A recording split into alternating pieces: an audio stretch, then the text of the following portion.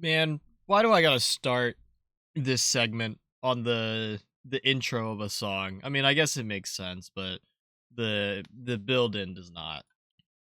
Also, hi, hello, welcome on in. kind of different. Oh, not really different start for the stream. We've started in just chatting before, but I wanted to try today and start in just chatting and get my like chatting stuff out of the way ahead of time. Um, and then we'll jump into the Borderlands stuff. It's a little on the louder side.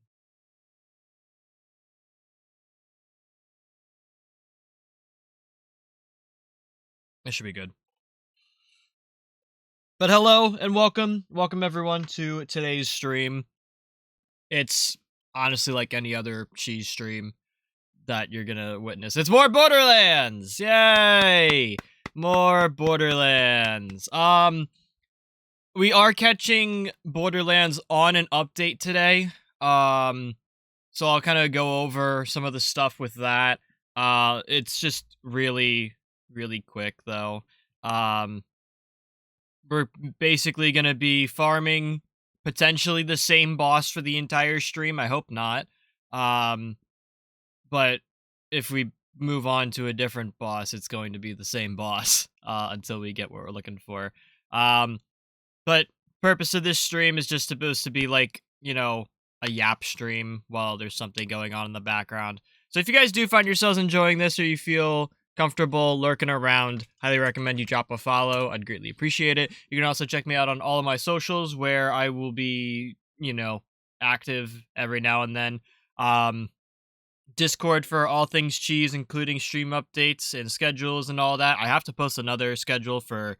I was supposed to post a schedule this week, for what we were doing, and I completely forgot to, until like yesterday or today. So I will be getting out a schedule for next week instead. And we'll talk about the plan for this weekend as well. You can also find updates on Twitter, Blue Sky, and Threads. Occasionally, I'll post my thoughts there, just regardless of whatever we're doing.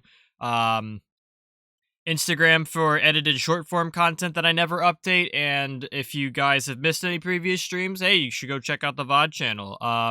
The last date everything stream is up.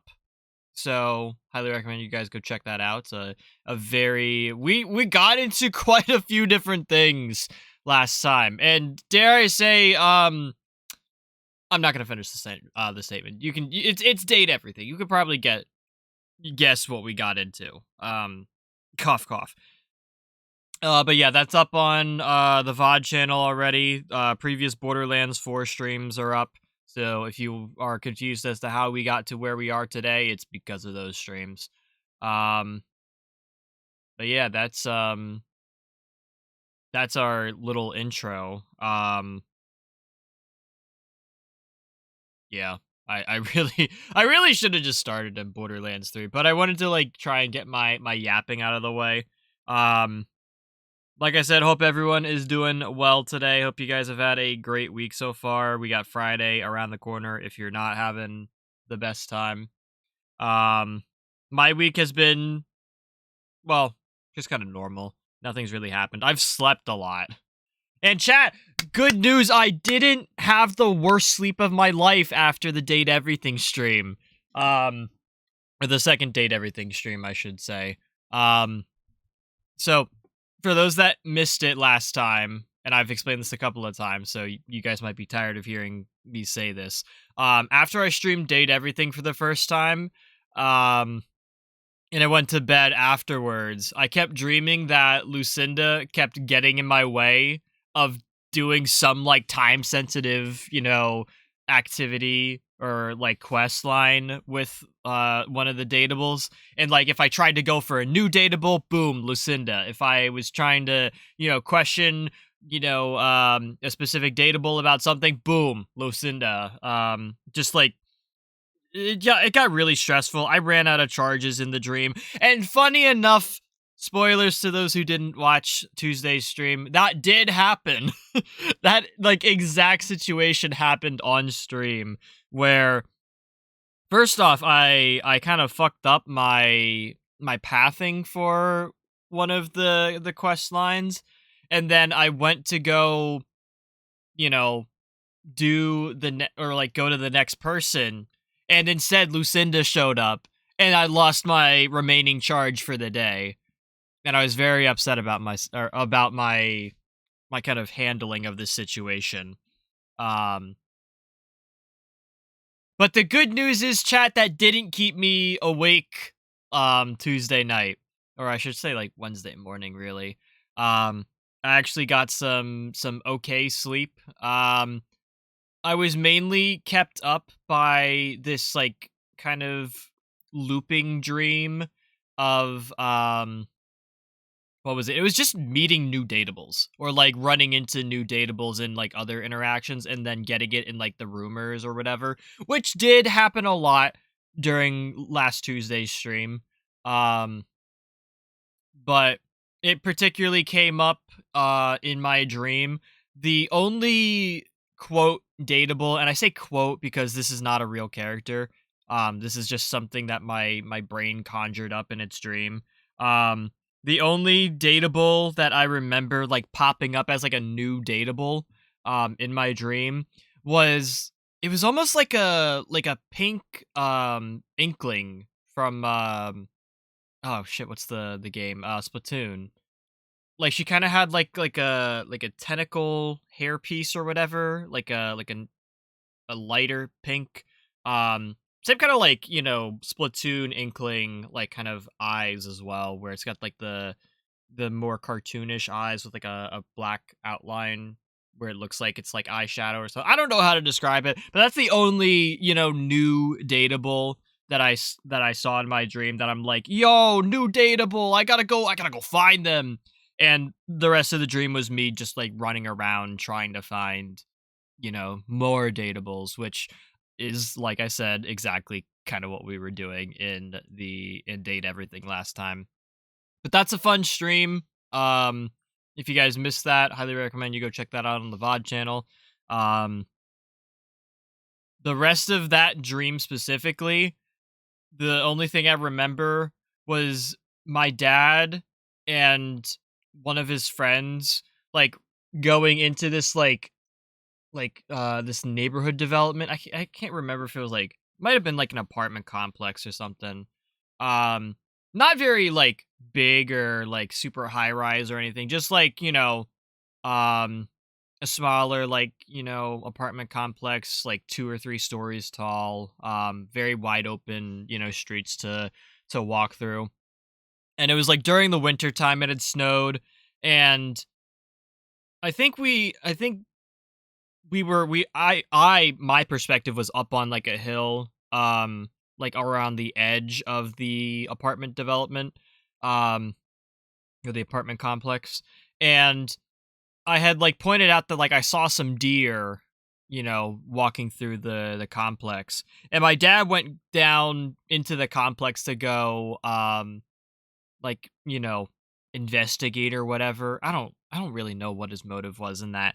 And as he was like, walking through the apartment complex, like the open streets and everything, trying to get to the deer, a fucking bear comes out of nowhere and like gets up right behind him and everything. And I'm just trying to be like, Dad, there's a bear behind you. You should really turn around. You should do something about it. And he did not do anything about it. And I think the bear started chasing him. So that was a fun dream in some sort of way. But other than that, nothing really particularly interesting happened. Like during my week. I think my Date Everything stream might have been the highlight of my week.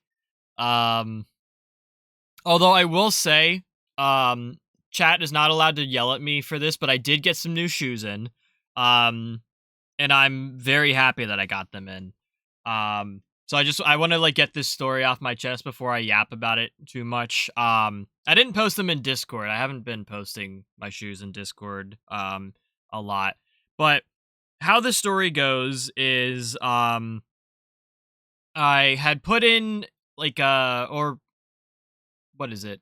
Um I've been watching for a pair, or not a pair. It's a pack. So it's a 2 shoe pack. I've been watching on the aftermarket the pack of LeBron James shoes that he wore during the 2024 Olympics. Not like his size, but like the pack that released in my size. I've been watching that for a while because first off, this I of course mean the 2024 Olympics if I didn't say that already. And I didn't watch all of the games for Team USA in the basketball, division of the Olympics, but I saw pictures of LeBron James wearing these super like shiny metallic shoes. One pair was like a bright blue, the other was obviously like a gold pair.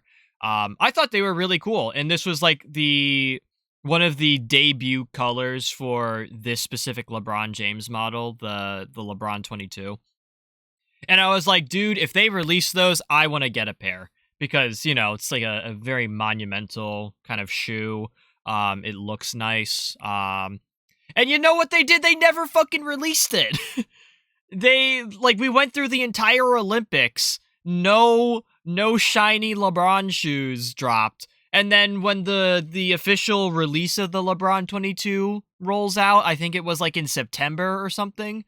It was some normal color. Like it was like a white shoe with some red and green details. It was not Olympics themed whatsoever.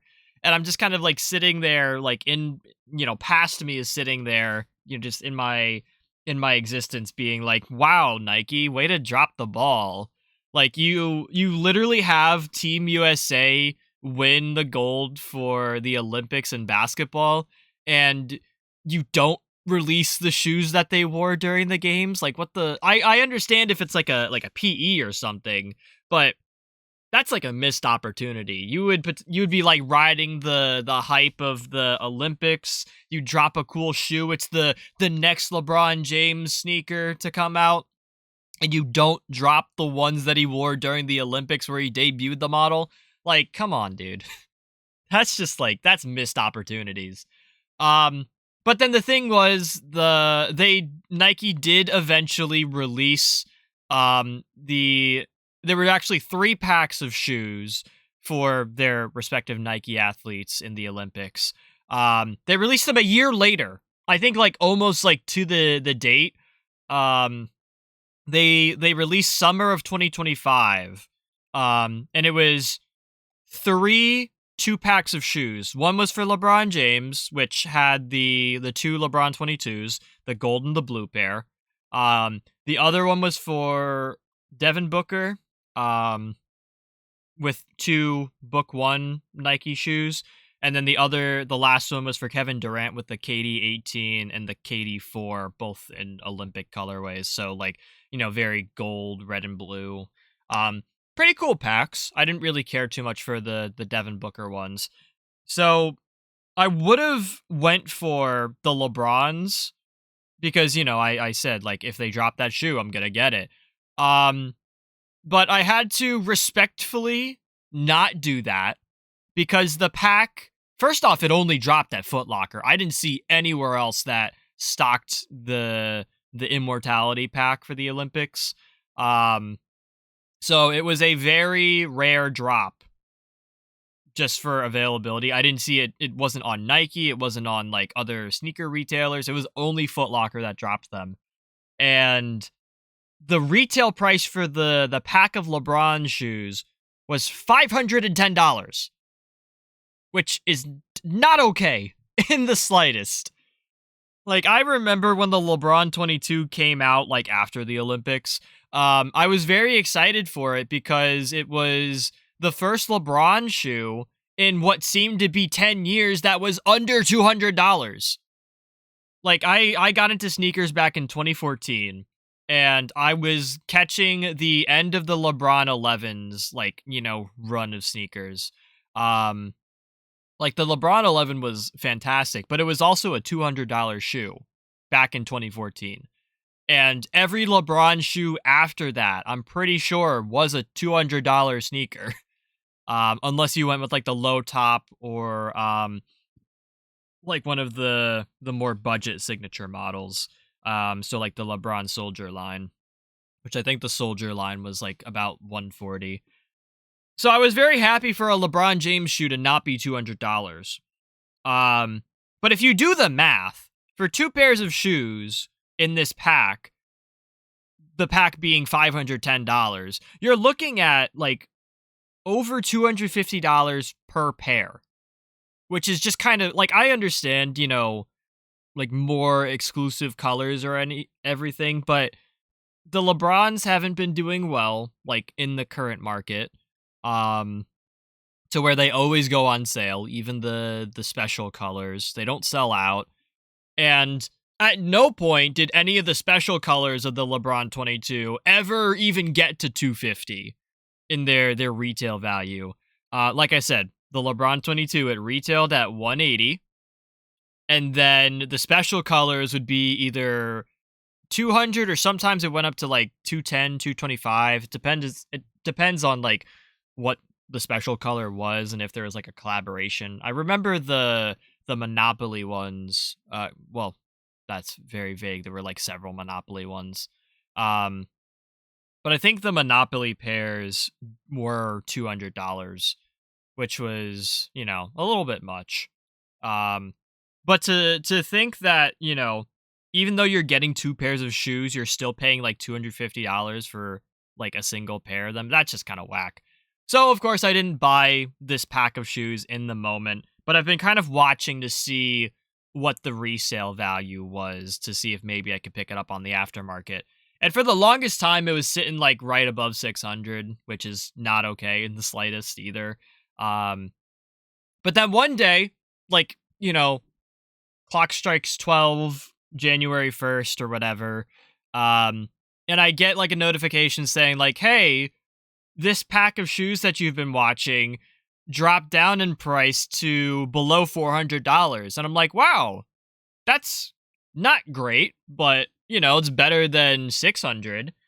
So I decided to put in like my own, like, offer bid, um to like see if maybe it would get accepted. So full disclosure, I put in a bid for $300, which again, if you do the math, it's about 150 per pair of shoes, which is kind of reasonable.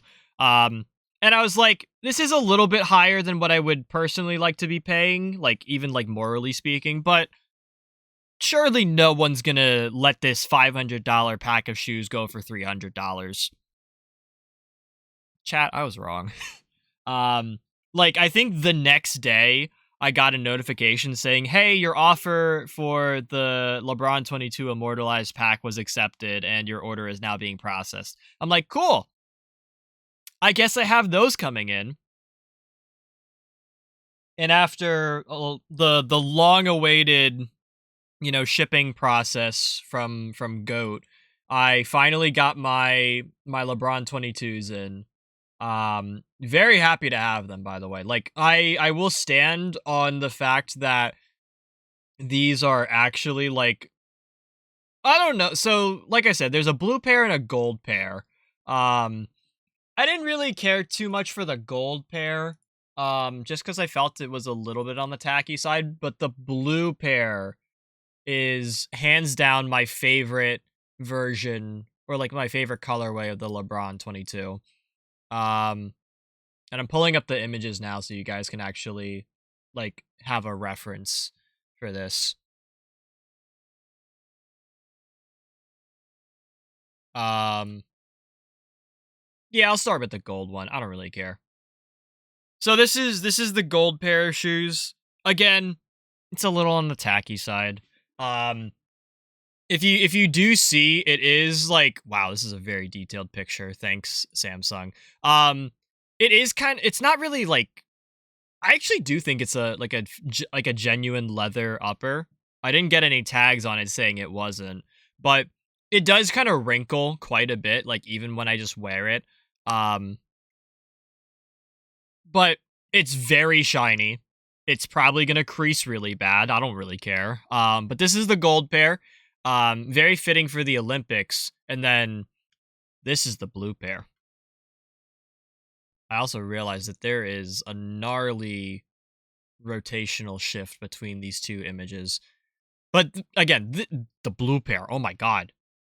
This is about like this is like probably the best image I could have taken of the blue pair. It is so shiny, it is so iridescent. Like I've seen like some images of this be a lot like a little bit more contrasted where it's like a lot darker but still like very bold. Um but dude, this shoe, holy shit. So nice. I'm so happy to finally have these. Again, I did pay 300 for the two, which given my kind of spending habits, that's probably what I would have spent if I had to buy them like individually. Um so it's not the worst, but I would have liked to have spent like say 200 on the two. So get it each pair for 100 cuz I know I can get LeBrons cheaper nowadays. But I did get those in. I'm very happy about them. They came in this big ass box, both like, retail packaging and shipping box. Which is honestly like this big box is so much better than the LeBron 23. Let me tell you, chat, that LeBron 23 box is big. Also, you should not buy the LeBron 23. Buy the LeBron 22 on discount and just skip the LeBron 23. But yeah, that's my other highlight of the week so far. Is getting the LeBron Olympic shoes in. But yeah, that's that story. Um before I go off on another tangent, because I do have one more before we potentially get into like actual stream stuff. I do want to kind of hash out the schedule a little bit for this weekend and as well next weekend. Um and I of course, for anyone watching the VoD or who missed it potentially, the schedule should, and I say should, be in Discord either after this stream or tomorrow. I'll try to get it in Discord as soon as possible. It will probably include this Saturday as well as cover the entirety of next week. But yeah, so we have today's stream. It's more Borderlands. My plan has been to have the streams be Tuesday is Date Everything for the time being. Thursday is Borderlands, and Saturday is kind of like a filler variety day. When we started off 2026, Saturdays were kind of in tandem with Sundays, because we were doing Escape the Backrooms with Matt. We did finish that up this past Sunday, so if you want to go check out the VOD, highly recommend you go stop by the YouTube channel. But now that leaves my weekend stream open for a new game. A new game that I really didn't decide on yet. I didn't expect to finish Escape the Backrooms so soon. But I guess that's what I get for playing an indie game. But I do have a game in line that I would like to add to the what is it? The schedule. Sorry, I couldn't think of the words. And I think it's a little bit appropriate. I know I said I wanted to potentially give myself a break from the Backrooms after completing Escape the Backrooms. But I think Saturday we start up Pools. For those that don't know, Pools is another like Backrooms type game, where it's just you walking around the pool rooms. It's meant to be more of just like a liminal, like kind of tension builder. Supposedly nothing happens. I don't really have any more insight on that. Like they literally say that it's just supposed to be like nothing happens there. It's just supposed to be the atmosphere, the tension that's created and you just being alone in the environment. And that's the game. Do I believe that entirely? No. I wouldn't be surprised if there's some sort of, jump scare.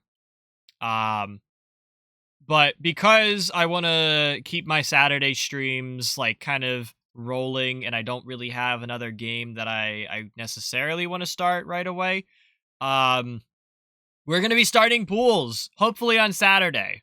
And I say hopefully because I did have I got word of a family event that was coming up this Saturday. Like I literally heard about it today, and I don't know if I have to travel for that. I'm gonna see if it like even aligns with my current like life and rest of family schedule to where like if I can potentially make it out on Saturday.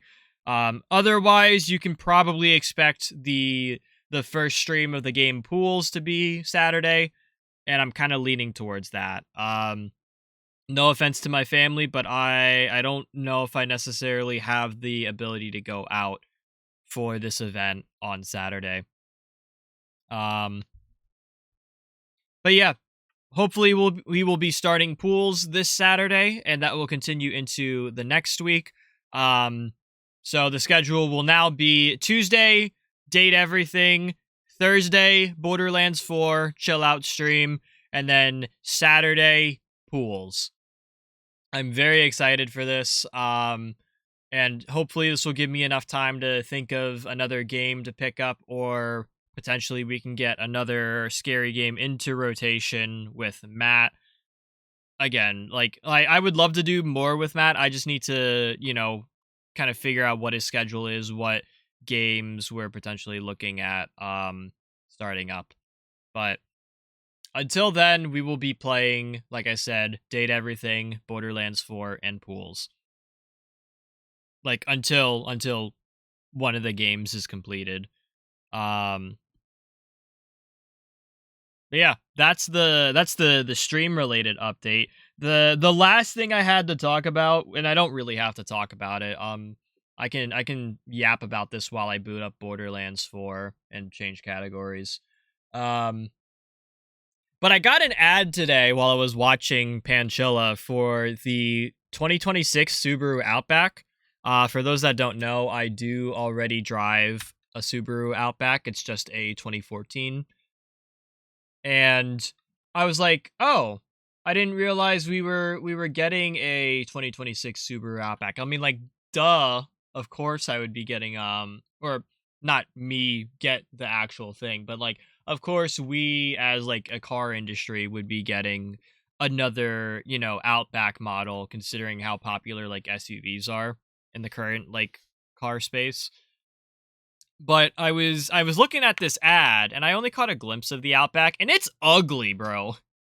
Like I hate to say it, but the new Outback is kind of gross. It reminds me of one of the Hyundai SUVs. I don't remember the exact name or like the exact model from Hyundai. I think it's either an EV or a hybrid. I don't know. I need Matt here for car talk. But yeah, the new Outback is a lot more boxy. It's also a lot bigger.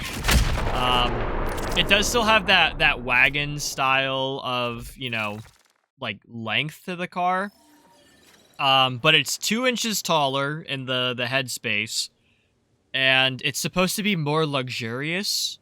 Which when I heard that, or when I heard the guy reviewing the car say that, I was like, yeah, I don't think I want the new 2026.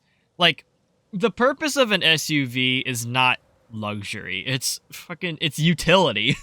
I bought an Outback because of its utilitarian purposes. Like, I needed to pack a lot of shit, and I needed all-wheel drive for what I have to inevitably drive in the snow, which I have done multiple times with my Outback. And I swear by it. But yeah, I went and watched a quick review, or like a quick overview of the 2026 Outback, and I'll admit there are some nice features. Mainly in the area of like blind side or like blind spot, viewing.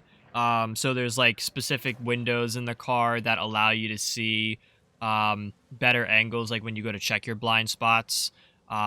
There are cameras that allow you to see like on the side and back of your car, which I kind of missed out on having a 2014 Outback. Like I had just missed some of those different features being added into my car. Um, and it's like it's all cool stuff and everything. I just didn't I didn't feel like a need for a new Outback. I don't feel like I need a new Outback now, but none of the features were enticing enough for me to like be like, yes, that should be my next car. Like I would much rather go get, if I can find one, a used Wilderness Outback for probably half the price. I still get all the newer features, but I get the kind of trusted reliability that was like a quote older Outback. Because again, at this point, unless I'm buying like a 2003 Outback, I'm not getting anything older.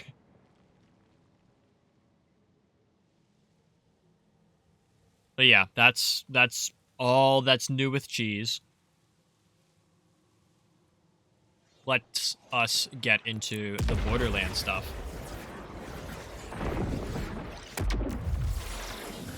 So,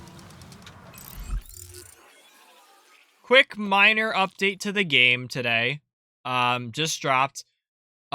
More so a like weekly activity reset. So different wildcard mission. Maurice's Black Market is in a different spot. I might go check that today. And instead of Gen 1, oh my god, Cheese Mango's lagging like a bitch. Instead of Gen 1 being the big encore guy for today or for this week, it's the Foundry Freaks, so like Frank the Furnace and everyone. We don't need to farm these guys either, but they do drop the what is it? Can I like stop lagging, Cheese Mango? The Foundry Freaks do drop the Lumberjack and the Chuck assault rifles. The Chuck being a pretty decent one, but it's not really something I'm looking for. So it would just be if I'm going for like Phosphine or if I inevitably want to do a TDR kind of character build. But again, it's not really that important.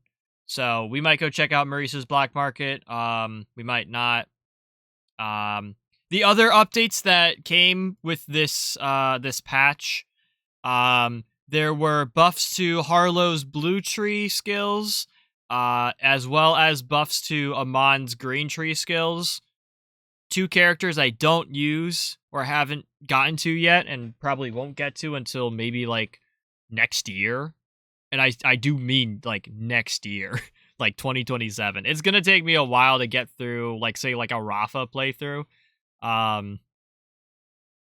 But I can't really offer any like thoughts or opinions on a Harlow or a Mon buff.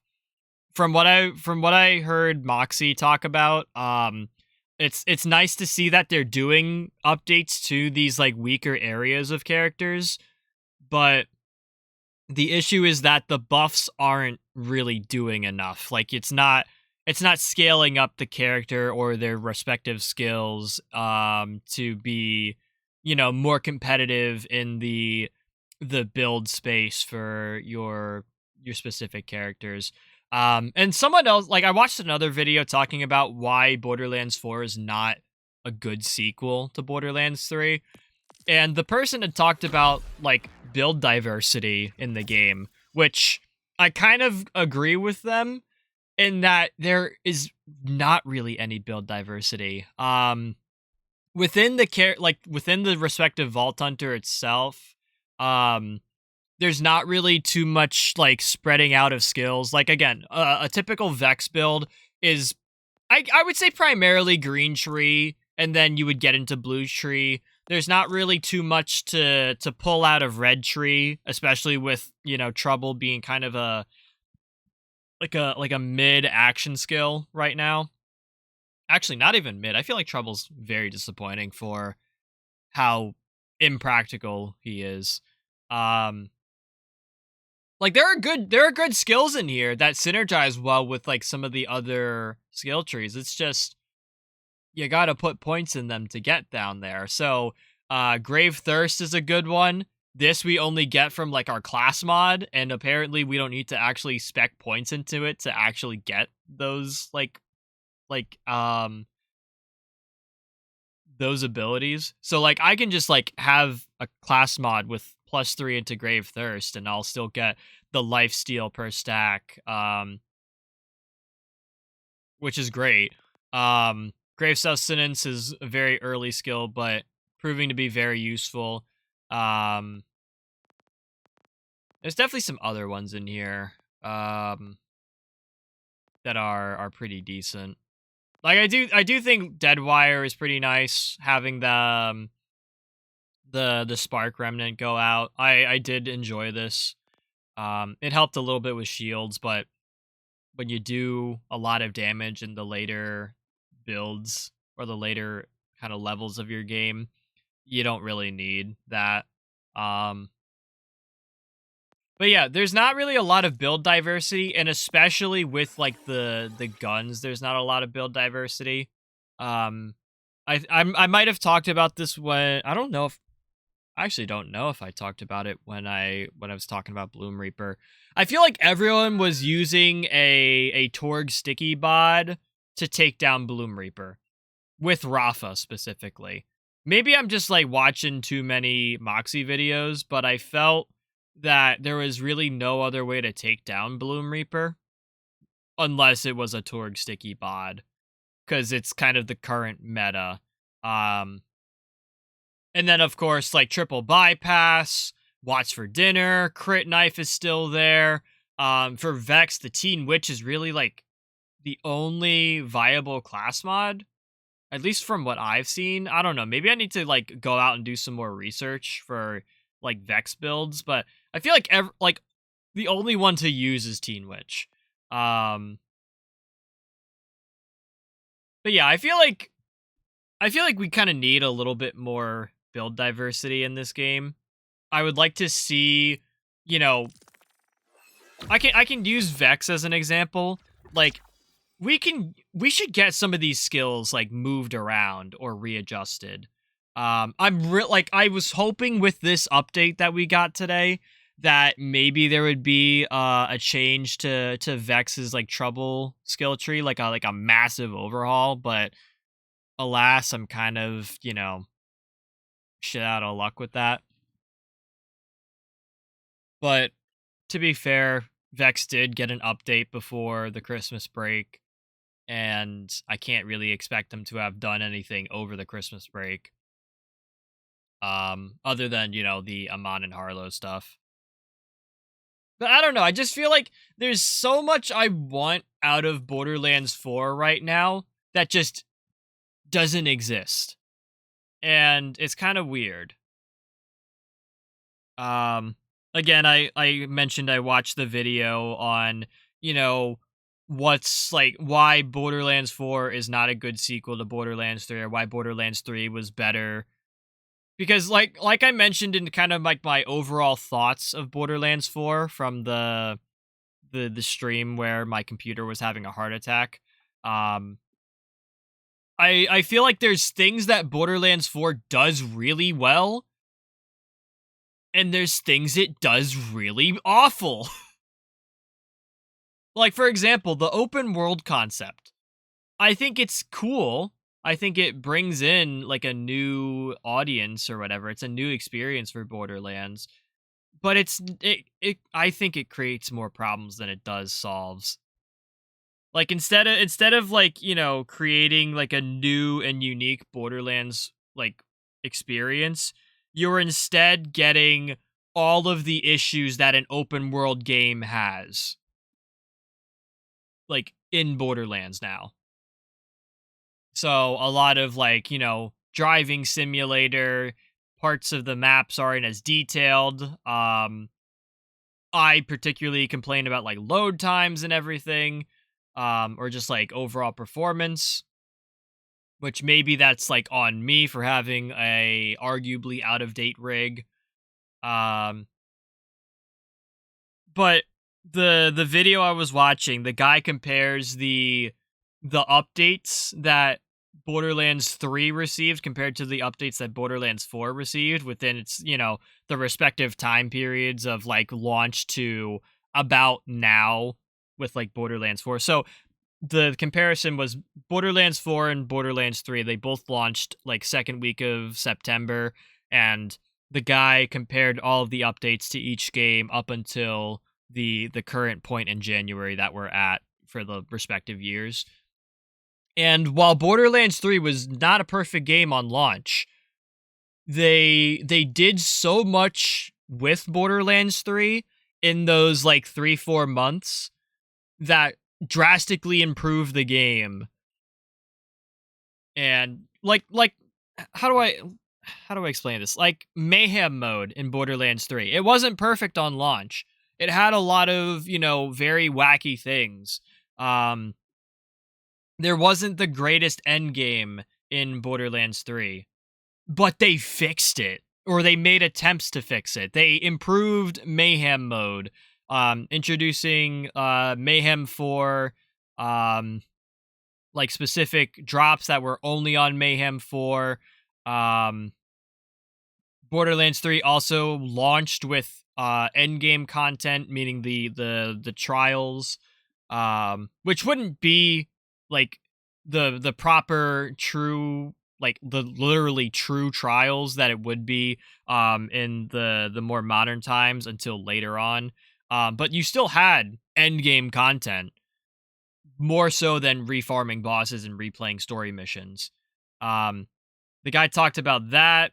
They also talked about how Borderlands, like in Borderlands 3, when we got to January, we already had a DLC. We had a proper, there was like a proper campaign-based DLC. There was a proper Halloween event too.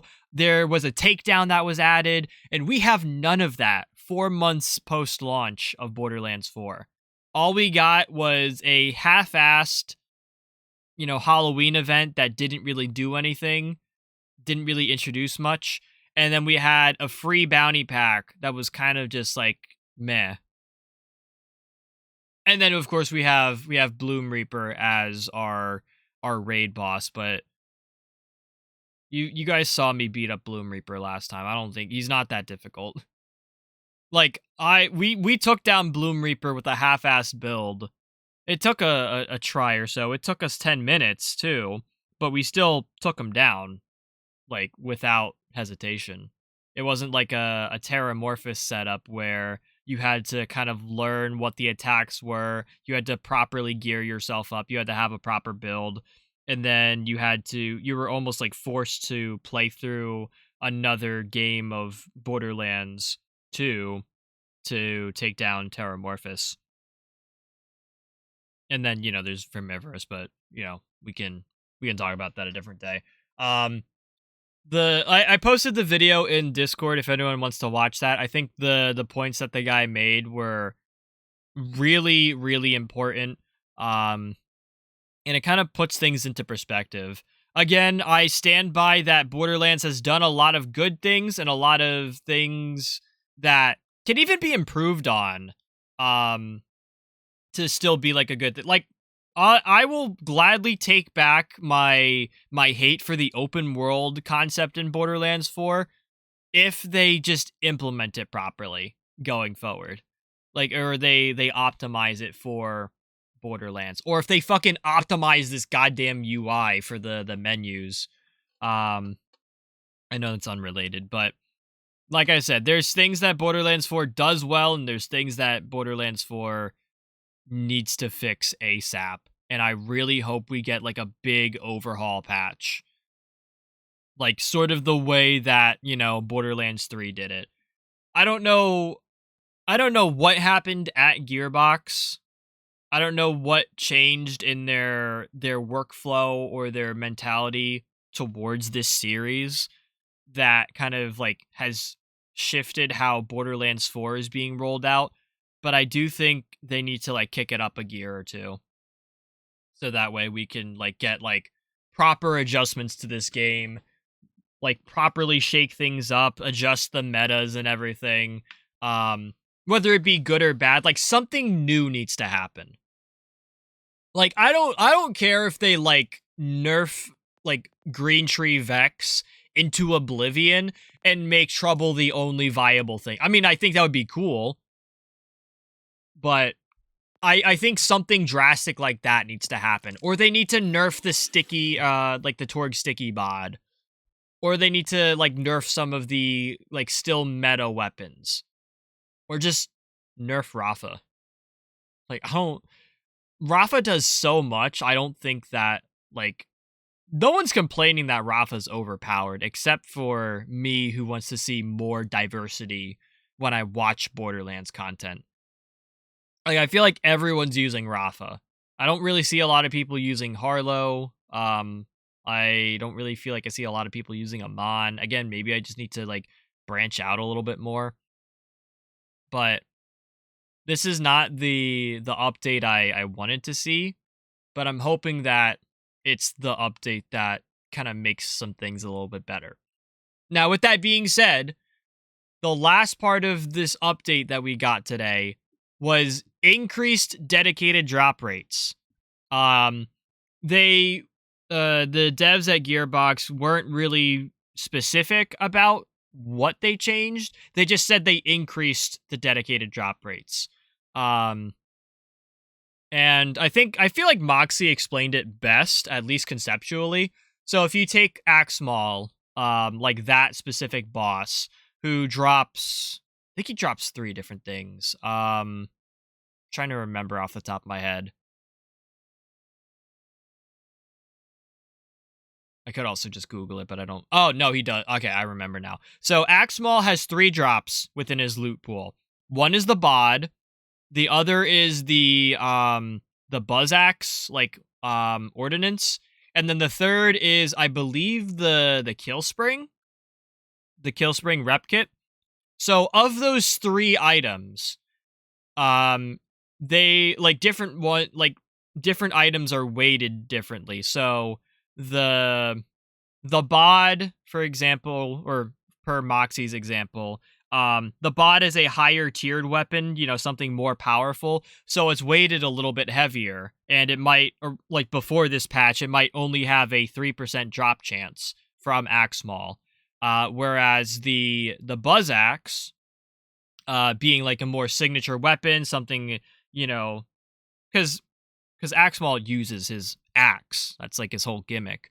But the axe, like the buzz axe, wasn't really that sought after of a weapon, and because of that, it's a lower tier legendary, and for that reason, it would potentially have like say like a 10% drop chance, because it didn't really matter as much if it dropped, because like people wouldn't be like abusing the buzz axe.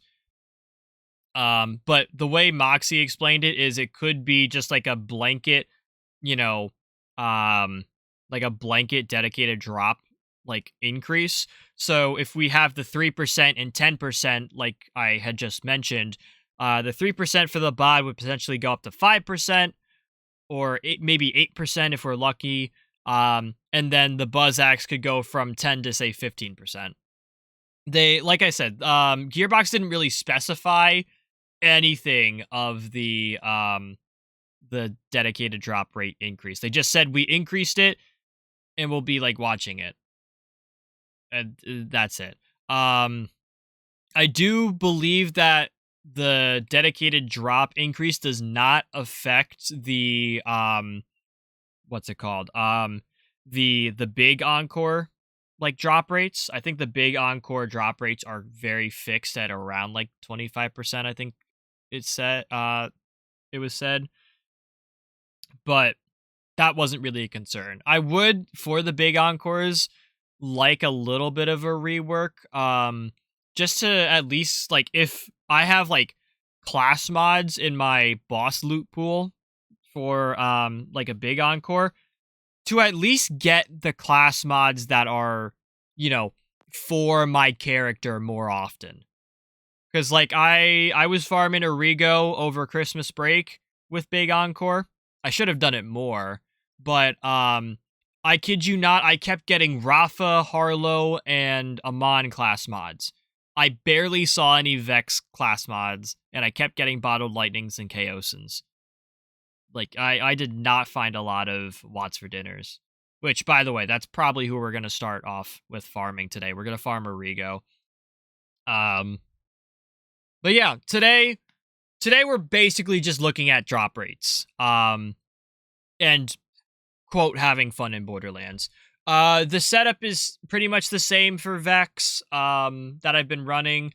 I have the Hot Slugger on for mobbing. I'll throw on the, where is it? Like the fireworks for like mobbing sections. So where I can just like, hit someone with a Hot Slugger, they explode, they shoot off rockets, and then those rockets go and kill other people, and it clears out areas really nice. I have been using this specific Dark Beast, just in general. I know I had talked about, in my, what is it? Oh, I actually banked the other one. I was talking about it at the end of the last Borderlands 4 stream that, I preferred having the Jacobs and then Atlas, what's it called? I preferred having Jacobs and Atlas parts on my Dark Beast, so that way I could use like an Atlas enhancement. Because this one is really good. I really like this for Bloom Reaper. Because it gives me the 30% extra damage with target lock active, and then the Sure Shot adds a tracker every 25 seconds, basically. So I'm never without a tracker, and I'm never without the 30% damage. But when I was going through some of the kills on Bloom Reaper at the end of the last Borderlands stream, I felt that it was detrimental to have the Atlas part on my Dark Beast, because then it would be applying the tracker to some other target like during the crystal phase, and my shots would no longer be aiming at the crystals, which was very problematic. It was cutting my run times down. So I just switched to a Dark Beast with Jacobs. Simple as that. And this one also has a 1.7 reload speed. So if I have to reload, it's relatively quick. So I've been rocking this mostly. This is basically my Dark Beast now. Everything else, like I mentioned, is in the bank. Because we're farming Origo, and because I've been farming Origo, I'm using my complex root with shock. This one specifically has the Jacobs crit ricochet part on it, which is what I would prefer. However, my other complex route that I run, it just has the Atlas tracker darts on it. It doesn't have Jacobs, and it's a fire element too. This works fine. Like, this might not even be like a good roll on like a complex route, but this consistently takes down Bloom Reaper. Even if I'm only hitting a gold finish, I do very much prefer this, complex route. I also do have this corrosive and oh wait, this is an Asher's Rise. Bank. I do not need that. I do have a corrosive complex route. This has a Ripper mag, and then it also has the Jacobs part. It also has a Singularity grenade launcher, which I don't need. But yeah, this is currently what we're running. Otherwise, my shock weapon of choice is the Oh My God. I haven't been running this lately just because there's not really like a proper situation for it. Although if we end up going to farm Radix at all today, I prefer Oh My God for Radix. And then I have the Wombo combo on here. We kind of looked at this last time. This is kind of like a crutch weapon at this point. Does very good damage. Triple bypass with amp on it. This took me a while to get. This is the other thing that I would like to farm today. We were farming it last time and just with no luck. Because I specifically wanted the amp shot on my triple bypass. Otherwise, I have I have another triple bypass here. This one specifically has Deadeye. The healing's a little bit better. Um, I also kind of want some more triple bypass. We have not found any more throwing knives, any more crit knives. I do have, yeah, it's this one. I do have one other crit knife that I can throw something on. Um, because spoilers, we are attempting to potentially move around some of our firmware. Um, but yeah, crit knife is still really good. Teen Witch, still really the class mod. Watch for dinner. I do have to talk about this, at least a little bit.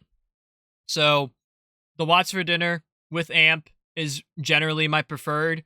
I know it gets up to triple amp, so you can get 150% gun damage for, I think it's like 30 or 38% or 35% like shield drain. I don't remember the exact stat, but I at first was only able to find a double amp.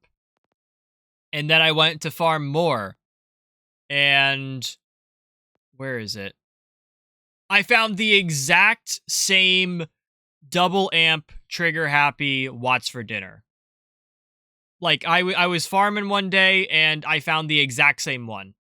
I'm like, there's no way I get the exact same parts on my Watts for dinner before I see, like, you know, even a single amp Watts for dinner, let alone a triple.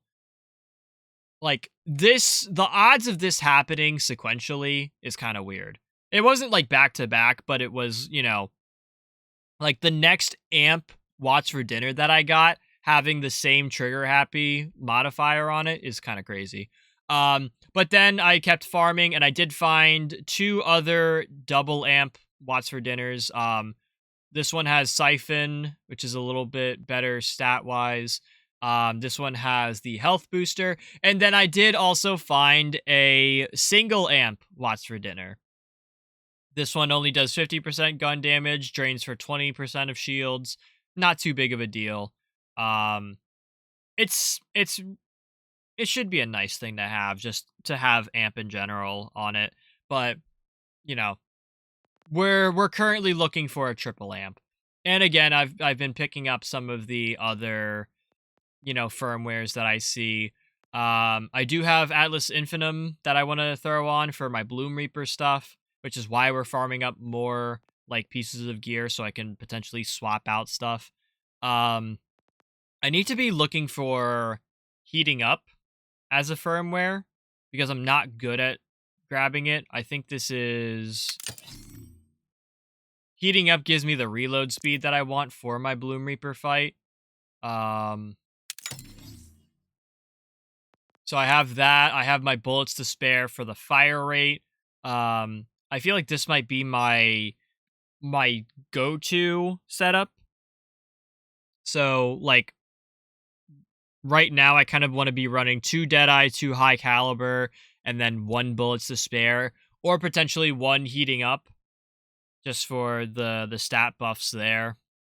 Otherwise, high caliber with the projectile speed, gun damage, and then Deadeye for the gun accuracy, gun crit damage. Um, and then firmwares, or not firmwares, enhancements. Sorry. Just kind of looking for better ones. So I have my Jacobs multi strike on right now. I have not found another multi strike. I did find a couple other Jacobs. The Quintain. So this is bounce pass and piercer. Um, Not bad. I have one with high cal here. I have one with heating up. Um,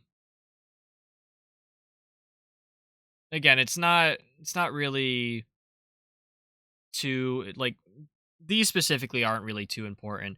I have been looking for I was farming Bloom Reaper to try and get um another Atlas enhancement because this is the only one I have. At least like the legendary one. I do have this purple one here, which is not the specific enhancement I want. Um and then we have the hero of bullet. This is kind of this is This one right here is the Wombo Combo enhancement. And then I kind of banked some of my other enhancements because it was taking up too much space in my inventory. But yeah, that's our current kit. There's not really too much else to talk about within the inventory other than I have other, you know, pieces of gear that have firmware on it where I can kind of move some things around. Again, the idea here is I want to be... I don't know. I thought I was supposed to be swapping out... At first, I was going to swap out Deadeye for Atlas Infinitum because I need 2 Atlas Infinitum for my Bloom Reaper spec. So potentially I could just throw Atlas Infinitum on a Teen Witch and a Watts for Dinner and call it a day. Then I thought about swapping out High Caliber for Atlas Infinitum because the gun damage I would get from the Atlas Infinitum would be a little bit better, and then the projectile speed wouldn't impact my complex root at all.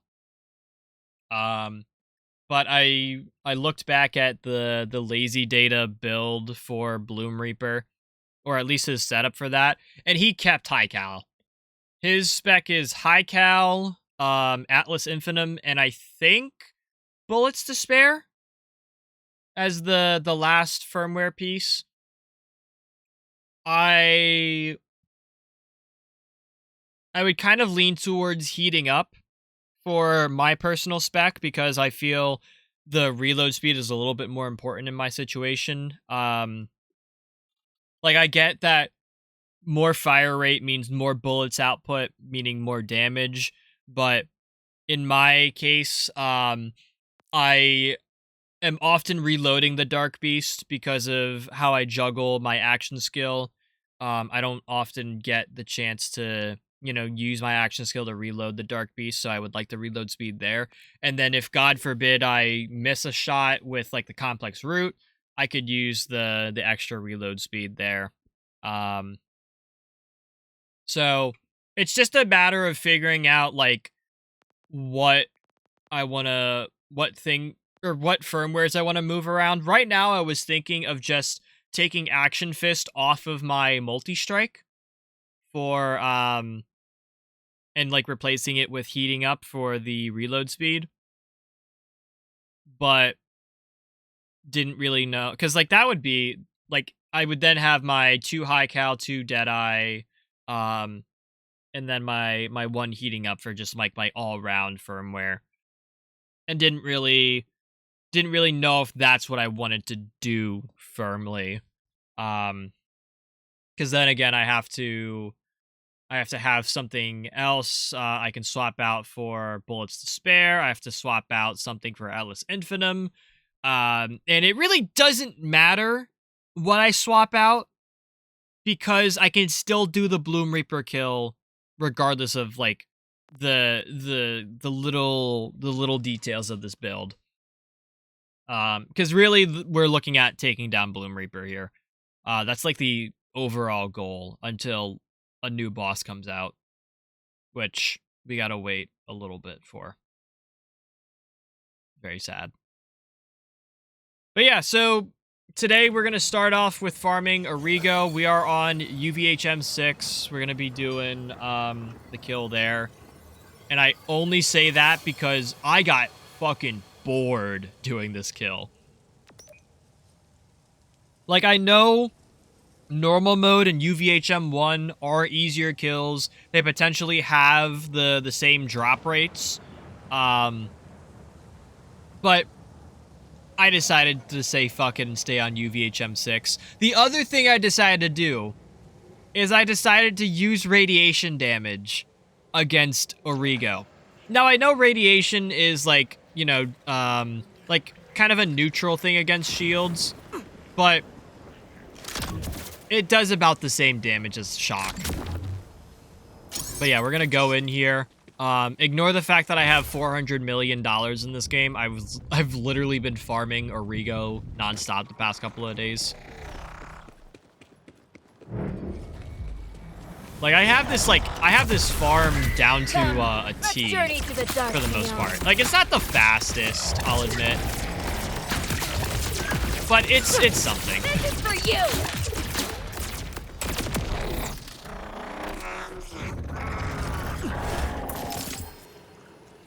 Okay.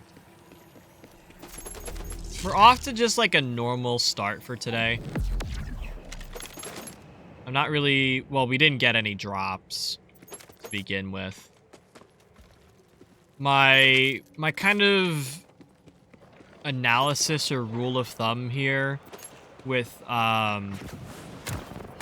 Origo and the drop rates is we're just looking for something to drop, and something to drop like relatively frequently.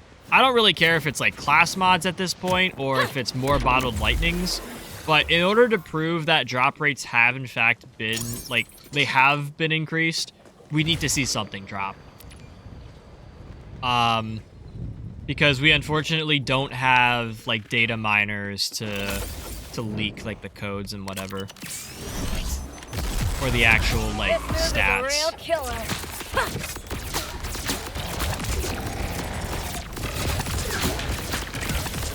Suffering.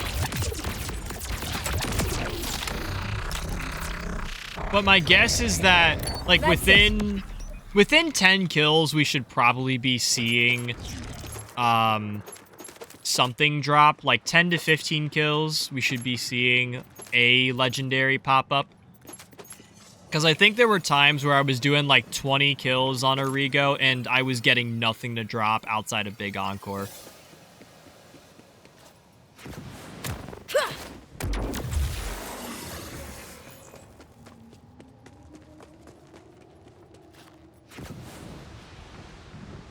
Like, there would be... Like, I would have that entire, like, arena filled with guns.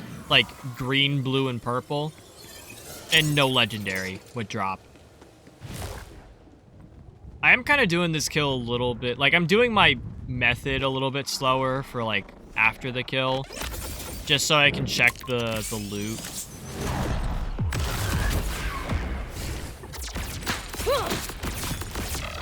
Fire! I'm unstoppable!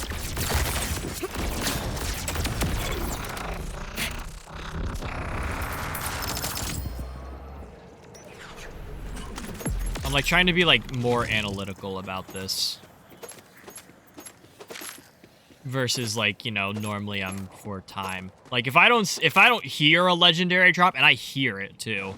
If I don't hear a legendary drop during this like farm, I'm usually just like already through the portal. Like the auditory cue is really clutch in this situation. In terms of like trying to get something more speedy.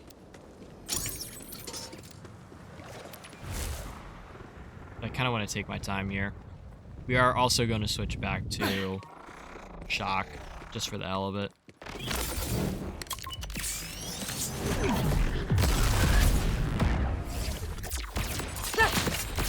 Like, it does about the same damage, shock and radiation. Even though it's like, you know, the shock is more effective on shields. Okay, here's our first drop. That was what, 4 or 5 runs in? We got a Chaosin. Cool. We'll go ahead, clear this arena too. This is how I'm getting like $400 million, by the way. I pick up all the purples. And I go sell them. It's also just like nice to not have a super crowded arena of guns.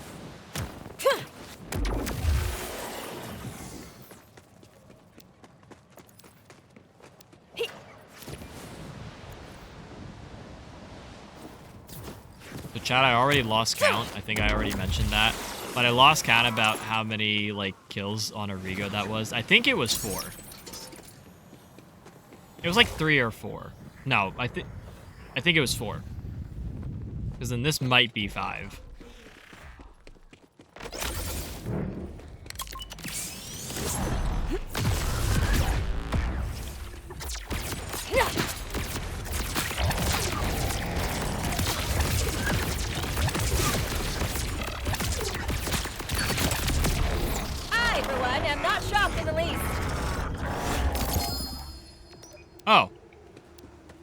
Maybe we are back, chat. It's another... You don't drop that. Sir, you... He's gone. Sir, you do not drop this. Okay, so we're still...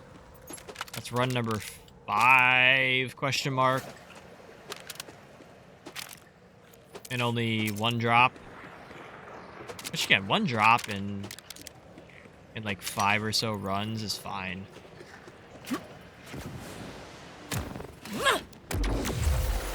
Again, I'm kind of expecting to see like a 10% or 15% drop rate from some of the less desirable gear from Origo, assuming that the drop chances are increased. So like we might not get like a triple amp watts for dinner, but we'll get bottled lightning more often.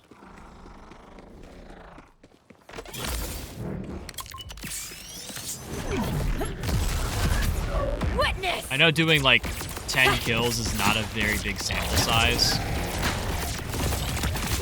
but I also don't want to be here for 100 or 1,000 kills. Okay. At Chaosin. Okay. So that was run number 7, and we have 2 drops. I could be lucky, but that's also looking a lot better than what we had before. Like, I kid you not, chat. I could do like 20 runs on Origo and have nothing drop. Like, I would be here for... I've literally, like, spent the entirety of, like, Matt's streams just farming Origo. And I would get stuff, like, while I farm Origo, but it was very infrequent. Alright, so I said this was 8 or something. I, like, genuinely don't remember. Bang! Same as always.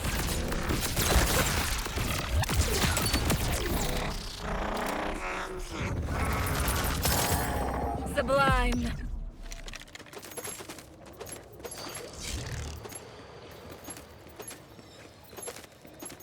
I'm also looking for crit knives. Because, like, there are no crit knives. I get knives to drop every now and then, but they're never crit knives. I think I've only found the 2. It's kind of annoying.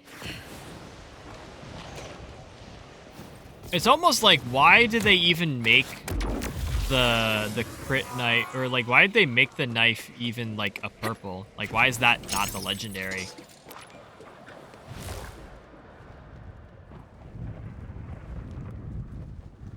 I almost feel like there should be like a tier in between purple and orange that's like, you know, the better purple. So like there are some, you know, purple rarity items that are essentially on level with legendaries in terms of like how good they are or how powerful they are. And there are also legendaries that aren't really that good, that are, you know, that could be like knocked down. And we could like put all of those guns into that middle tier. I think it'd be great. Also, I think the drop chances are definitely increased. I remember getting a lot of Chaosins from Origo while farming for Watts for dinner. And we've gotten 3 so far. And it's not even 10 kills.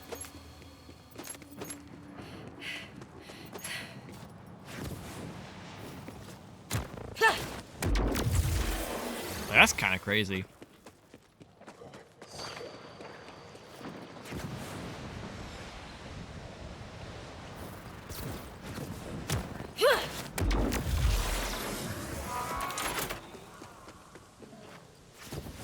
Also, one of the other things, like, I was about to tweet this out one night, like, while farming Origo specifically, but I feel like Borderlands 4 missed such a great opportunity to implement Ordinite as, like, a form of currency.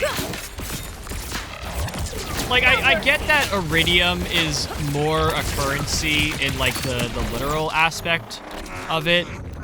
Because, like, it's like a token you can use to spend on different things. Like, and we're talking, like, throughout the Borderlands series. Like, Iridium was used for SDUs. It was used for spawning in specific bosses. In Borderlands 3, it was used for some of the cosmetics. You can get anointed guns early before, like, before mayhem mode and higher drop rates and everything, blah, blah, blah. Like, I know that there's Iridium in that regard, but I think what would be cool is if, like, say you beat Timekeeper the first time. He drops your first thing of Ordinite. Maybe it's like a 5-stack or whatever. Or maybe, maybe someone within, like, one of the hub towns is like, hey, Vault Hunter, we found this chunk of Ordinite, and I took it near the Moxie the Moxie Encore machine, and the machine started freaking out. I need you to take a look at this. And you potentially go into a very lore-accurate, use of Ordinite with the with the Encore machines. So, you see it here. You can purchase the big Encore for the standard currency. And then when you do big Encore, you have to pay Iridium, which it makes sense for Moxie, considering she mainly deals with, well, not mainly, but she deals with a lot of Iridium. Iridium is kind of that universal, like, super special currency. But my idea, and maybe someone else beat me to this, my idea is that you have a third option for the Encore machines, where if you have Ordinite, you can open a menu within the big Encore, or, like, within, I guess it would be the big Encore specifically. Like, you can open up the Encore machine and use the Ordinite, have it react with the Iridium like it says it does in the story, and then use that to respawn the boss, and then have the boss drop specific legendaries. Like, do you know how fucking cool that would be?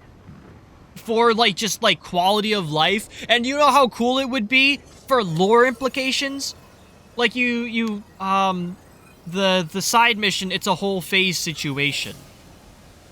They talk about in that mission how when Iridium, like, showed up on Kairos, that it started reacting with the Ordinite that was just naturally here, or naturally manufactured here. And it had negative side effects and everything. So you couldn't keep Iridium and Ordinite in the same thing, or, like, in the same, like, kind of container, without it going badly. And we also see that within I forgot what the side mission is called, with the Psycho that, attempts to cure the Ripper psychosis or whatever. Because she specifically asks for a chunk of Iridium as well as a chunk of Ordinite. So we already know, like, within the Borderlands 4 lore, that Ordinite and Iridium should not mix. And it potentially has more catastrophic, like, side effects, or, reactions. So why not use that concept to your advantage and give the people, like, the Borderlands community, what they want, and, like, give them, the dedicated drops they're looking for. Like, say we're farming big Encore or Rico. You would have to pay the Iridium to activate the big Encore to begin with. But if you have the right amount of Ordinite, you could potentially, you know, go into the Encore machine and, like, you know, kind of inflate your chances of getting, like, a Watts for dinner. And now, I think it would just stop there, being like, oh, now that you've activated Big Encore, you'll get the increased chance of legendaries. Do you want to use your Ordinite to get a specific, you know, legendary out of that group? And of course you would be like, yes, and then you use that to your advantage, and then just farm that specific drop, so that way you can get the parts on your Watts for dinner that you're looking for. Like, does that make sense, chat? And it makes sense lore-wise, too. Like, someone could have, like, walked up, like, maybe Zane interacted with the Big Encore machine. Like, he went to go fight maybe he went to go fight Splash Zone, and he had some Ordinite on him, and the machine started freaking out. So he calls you up and is like, yo, Vault Hunter, I need you to come take a look at this. And then you're back at Moxie's bar looking at the interactions between Iridium and Ordinite, and you go back to the Big Encore machine. You pay the Iridium. Imagine I paid Iridium there instead of cash. You pay the Iridium, and then another option comes up that says use Ordinite. And then you'll be presented with this very complicated ass menu, because for sure it will be a complicated ass menu. No one can help you that now. You know, shows you the 3 to 5 specific drops that your given boss has, and then you would then be able to say like, oh, I'm specifically going for this. Let me use my Ordinite to weight that in my favor, so that way I can get, you know, the drop I'm looking for. And then it opens up this whole new possibility of, you know, being able to get specific drops from bosses. Like, we have this great Encore machine that allows you to efficiently farm the boss. Yet we still have to put in just as many hours to farm up, like, the pieces of gear we're looking for. The pieces of gear that, honestly, we can't play this game without because there's little build diversity. And again, like, my selling argument of this is that it's lore accurate. Like, you see how much Ordinite is around here? You see all of this shit? Like, the Ordinite could be, like, you know, something specific to, like, you can only use it during Big Encore, or you can only use it for the Vault Guardians, being, you know, Origo, Inceptus, Radix, and Timekeeper. Like, maybe you can only use Ordinite on those specific bosses, where that's the only time it works, which I don't think... It makes sense lore-wise to have it not work on some random-ass Ripper that you're fighting, but I feel like it would make sense to, you know, because of how reactive Iridium and Ordinite are, that it would just work with any boss. But why not make, you know, why not make it where you can have that interaction? And like I was starting to say, maybe it could only be during a Big Encore that you can use it. I do think Big Encore should be like an all-the-time thing.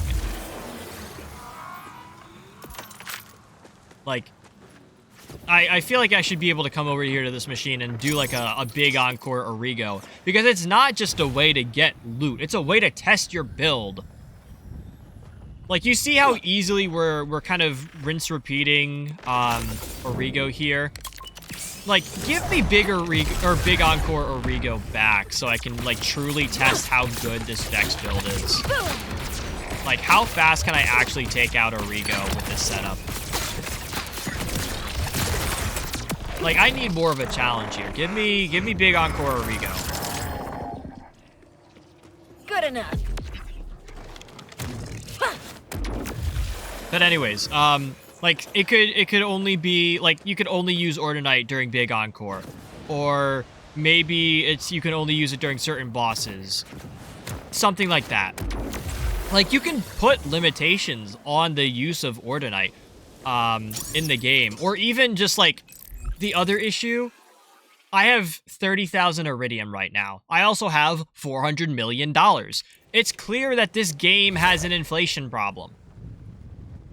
Or just you can get a lot of money. And I think Borderlands 3 had that issue too, because you could easily hit visual money cap and still go and not have to worry about losing anything.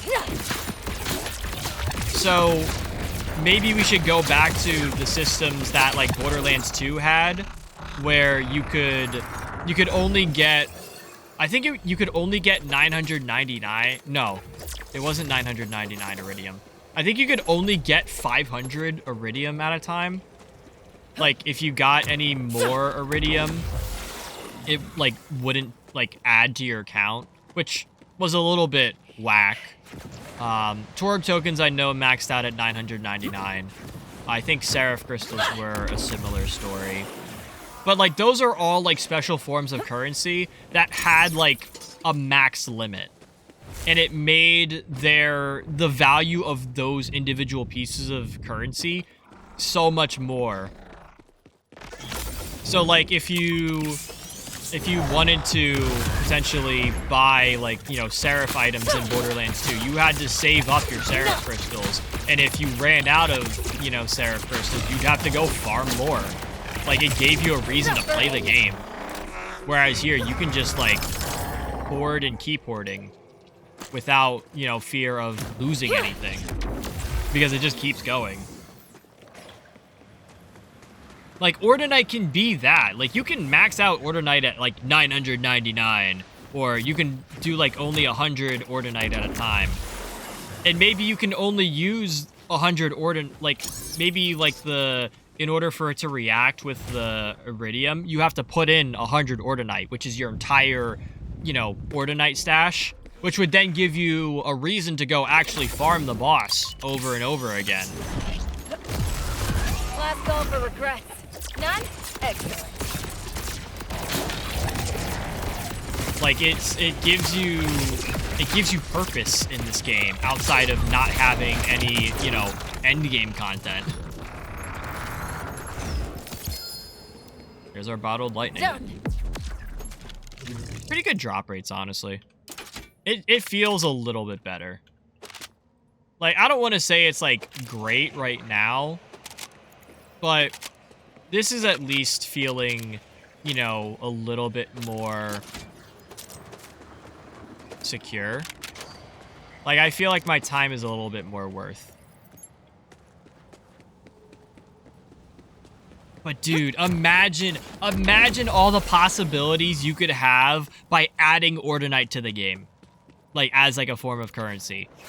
I remember Moxie mentioned his idea of, like, you could put the Ordinite into some, like, you know, order silo, and then every enemy in that area, or all the bosses within the radius of that order silo, have a chance to drop legendary gear, like a higher chance, as like a world drop or something, or like even increasing dedicated drops. Like, there are a lot of different implementations of Ordinite in this game. For how crucial of for how crucial this is to the story, Ordinite does not have any use post-credits. It's like, you have all this Ordinite lying around. It's used for everything. It's what makes up the bolts that are in the backs of everyone's heads. It's what makes up these very particular vault monsters. Like, you know, all the, you know, the 3 guardians of the different areas. And you don't provide anything else out of that?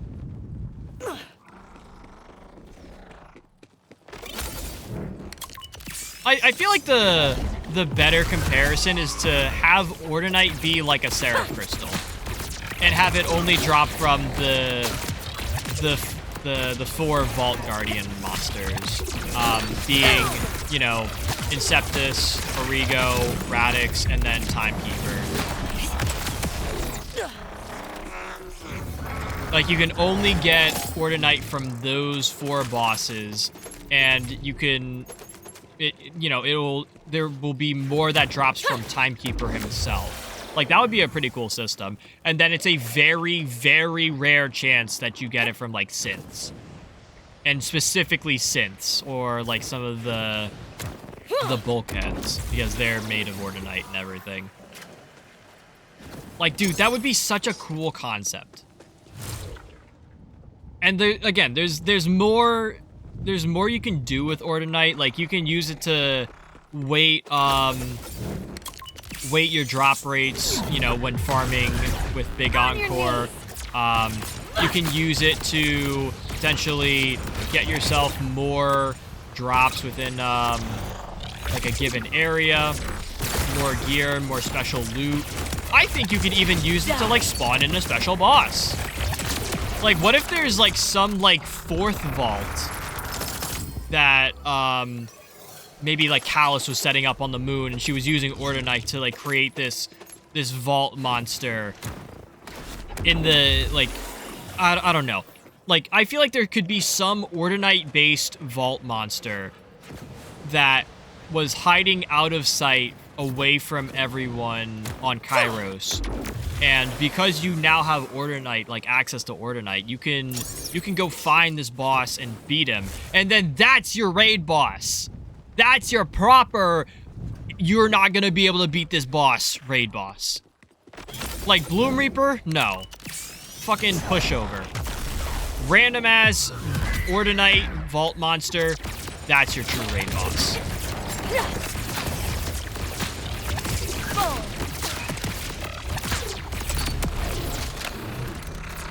And then while that boss might, like, drop Ordinite, maybe he doesn't drop enough for you to farm him again. Like, you hear what I'm saying? Or what if, dude, oh my god, it's clicking now. What if, instead of, like, if you go to RJ, because remember, chat, I fucking hate RJ. I hate RJ, how he was implemented into the story, and how his boss fight went. Like, RJ was more of a pushover than Origo. As you can see, we are fighting Origo. Like, I really wanted RJ to have, like, some sort of second phase where he becomes this unstable creature mutated by the phase and by the experiments that Violactor put him through. Like, I was ready for that shit to happen, and it fucking didn't. It would have made RJ's fight so much more, like, enjoyable, so much more, like, rewarding, and it would have had those, like, you know, lore implications of, hey, this is why you shouldn't, as a normal human being, be exposed to the phase, because it drives you crazy, and that's potentially why psychos are psycho on Pandora and everything, which was never answered in the Krieg DLC. And say, like, you know, say because it's Violactor and he was doing the experiments with Iridium, maybe some of the Ordinite got caught in and RJ found it or whatever. Or, like, you know, something, the Ordinite mixed with the Iridium, and now RJ is a living god that should not exist, but does. That's your Ordinite boss. And that's, like, your proper raid boss for, like, your proper secret raid boss for Borderlands 4. Like, dude, you know how fucking cool that shit would be? And then all the, like, the 3 remaining pieces of gear that don't have a drop source in Borderlands 4, give them to Final Form RJ. Like, Ordinite, Vile Ordinite RJ. Like, give those to him, and then it just, oh, dude, it would make so much sense. Oh my god, chat, they need to hire me at Gearbox. Actually, I don't want to work for Gearbox. Someone can take my idea. I'll take the credit if you really want to dish it out. I just need to see this shit happen. But yeah, if you could give me the credit, I would appreciate that. Ouch. Yeah. Like, again, for how important of a resource Ordinite is in this game, there's no mention of it, like, after Timekeeper's dead. In fact, there's really no mention of it, like, anywhere in the campaign. I think it's only, like, the side missions that really talk about it, which is just kind of... It's... Dude, there's so much that I want out of Borderlands 4, and it just does not deliver. And I know I keep referencing this video that I just watched. What was I gonna say? Oh, the guy had commented in that video that Borderlands 4 seems to have heard all the complaints from Borderlands 3, and instead of, like, delivering on, you know, like, a better version, like, delivering a better version of Borderlands, like, after Borderlands 3, they took the safest route possible. So, like, they... With the dedicated drops and everything, or, like, the... I'm here to take you away. I forget what the example was. But, yeah, dedicated drops. They, like... They turned the drops way the fuck down. So that way no one would complain that, you know, things are dropping too often. And here we are asking them to turn it up again. Which they have done, and I'm very happy that they did. It's like, because the other thing is, like, the Gearbox, like, talked about in their lead up to Borderlands 4 that, like, oh, we've heard your complaints about Borderlands 3, and we're here to say that we fixed them in Borderlands 4. And they then proceed to release a game that does the exact opposite of that. Like, what the fuck, man? I'm telling you, there's so much that Borderlands 4 should have been and just isn't. Or there's so much that Borderlands 4 could be with the things that it has, and it just doesn't deliver. Like, you have fucking mission replay for the first time in history of Borderlands without using, like, a save editor. And you know what you can do with that? You can get more XP. You can live the thrill of your favorite missions over again, instead of farming, like, mission-specific gear. Like, what the fuck, bro? What's the point of doing, like, a mission replay in Borderlands 4? Other than, like, oh, I really like this mission, I'm gonna play it again. Like, bro, I can do another playthrough and get that same thing. It's like, how do you create a game that's replayable but also not replayable? Like, how can I replay the game the most times without having to start a new run?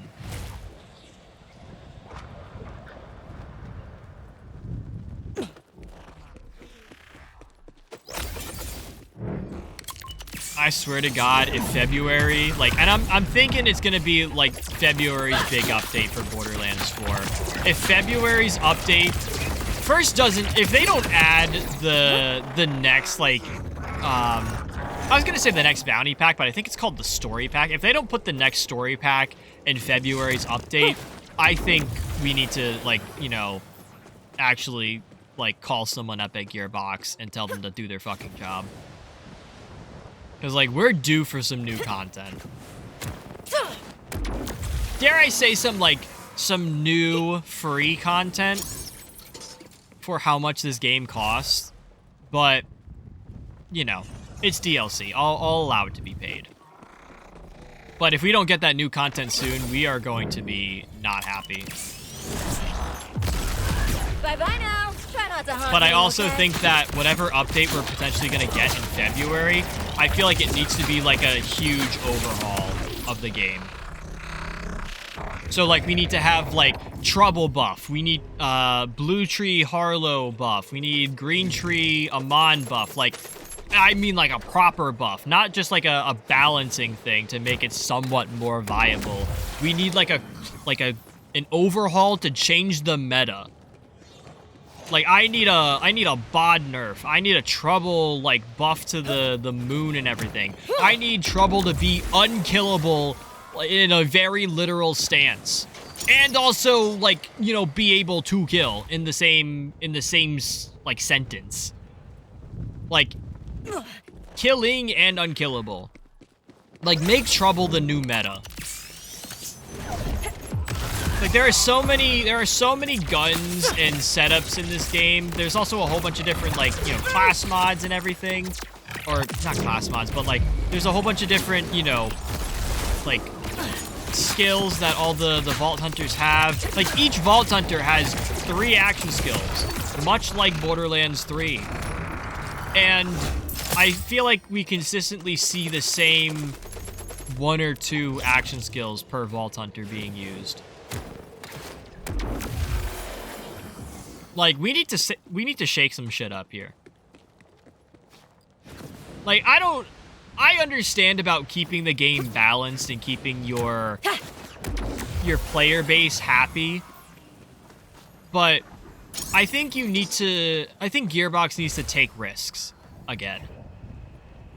Like, put out an update that's polarizing. Like, fuck the meta up. Force players to, like, do something they don't want to do. Oh, I gotta double press. This is why you don't fight sirens!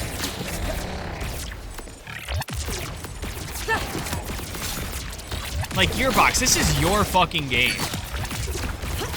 I know that your player base is kind of important for, you know, keeping your game alive. But at the end of the day, if you at Gearbox are not happy with the game you turn out, or that it's not doing well, I think you need to change something. I mean, the other thing is, like, this is a PvE game. Like, we're not taking our Vault Hunter builds and going out into public lobbies to see who's the strongest Vault Hunter. If anything, we're taking our overpowered Vault Hunter builds and we're, like, collectively smashing Origo, and not in the sexy way. Like, we are sending this guy to Kingdom Come. We're having him meet Handsome Jack. As in, we're killing him. Like, I don't see why there should even be nerfs in the first place, other than just promoting build diversity. Like, the point of these, like, player versus environment games are to create the craziest, most overpowered builds in the world that don't abide by any rules, that potentially just break the game. Like, that's the point of these games. And I don't see why they shouldn't be that, other than to increase build diversity. And you can increase build diversity and still have those other pieces of gear or those other setups be equally as powerful. Like, I don't get why we're holding back all of a sudden. Like, what happened to, like, letting your creative limits take flight or whatever they told me to do in elementary school when I said, like, you know, oh, I'm into art, or oh, I'm not good at drawing, and they're like, oh, you just gotta let your creativity fly, and being creative is good. Like, what the fuck, man? What did, like, all of my schooling go to? What did all of my $70 Borderlands 4 purchase go to? Did it just go to giving Randy a bigger paycheck? Or, like, giving him more revenue to make up for the fact that the Borderlands movie flopped? Like, what is happening with my money over at Gearbox? I act like Gearbox is the government and they took out taxes. But in a way, I have provided Gearbox with, you know, funding, i.e. my purchase of the game, and the purchase of every other Borderlands game that I've ever played and bought multiple times because I enjoyed them so much and I played them on 2 different consoles. Like, what is all of that going to? Is it just going to laying off people and implementing AI and, you know, dumb shit? Honestly, chat, if you told me that Borderlands 4 was written by AI, at least to some degree, then I would probably believe it. Blam! Like, for how safe of a game this is in terms of, like, you know, updates and builds and whatnot, it seems like maybe Borderlands 4 took the safe, like, oh, AI, how do we create a game that is going to appeal to everyone route. Like, I would not be surprised. Especially in this day and age where everything is AI. Speaking of, I got an ad for Progressive, like, earlier today when I was watching Twitch. And I wasn't really watching it, to be fair. I heard something about, like, animals and, you know, like, everyone's a different animal when they drive. And then I looked over at the end, and it was a llama. Like, well, it was Flo, you know, Progressive Flo. It was her her voice behind a llama. And I just, like, look at the llama, and I'm like, yeah, I think that's AI. I'm pretty sure it's AI. Because it didn't look like a real llama. Like, I know a llama's not a person, but if we're gonna be putting animals behind the wheel for, like, a you know, a metaphor for society and why you should buy car insurance, you can at least, like, get a llama, like a real llama. They're just, I don't want to say they're just, like, sitting around doing nothing, but llamas are available. There are farms that would be willing to, you know, to provide you a llama. Granted, at probably a fair price. Or maybe they'd be willing to volunteer it to you. Like, if you really needed a llama, someone would be able to provide it. And you could, of course, just, you know, provide them a reasonable compensation for your llama. Make sure the llama gets paid minimum wage for appearing in your car commercial. Like, isn't that what, like, Subaru does with the dogs that drive the car and everything? I got one of those ads today, too. Like, the dogs in the Subaru ad are real. They are very real. They're not AI. I don't know how they do it, but it's very real. Shout out to the Subaru dogs. Like, why can't we get more shit like that? We need to employ more dogs. No, Cheese, but that's animal abuse. You can't make animals work for under minimum wage. I mean, we can pay them a livable wage, can't we?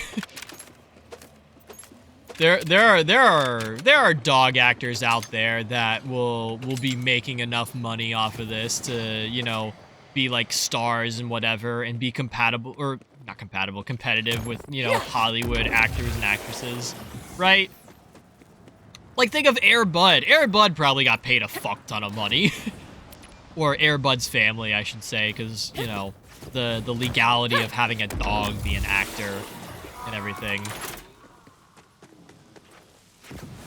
Like, why can't we have that with llamas or whatever? I guess maybe for the sake of the Progressive commercial, it's, you know, there were, like, a bunch of different animals. I looked over at one point and I saw, like, a ram or a sheep driving a ram truck, which I thought was, you know, kind of creative. Well, it wasn't really driving, it was crashing a ram truck. But, like, there's probably a ram on some farm or in some zoo somewhere that, you know, they could, you know, lend out or whatever. Like, they could pay a zoo to, you know, use the animal in said commercial, and then the zoo can then take that money and either put it towards, you know, some greedy, you know, capitalistic scumbag kind of move of, you know, just making money and paying the big corporate bozos, or they could actually, like, you know, do some, like, humane work with the research funds and blah blah blah. Or not the, I guess it could be research funds, but you get what I'm saying, chat?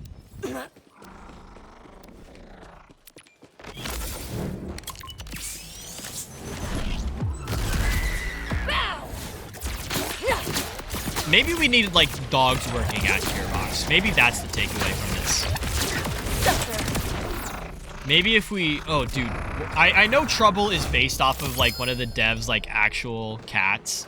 But what if we let Trouble the cat, like the IRL cat, like what if we let that cat decide the future of Borderlands?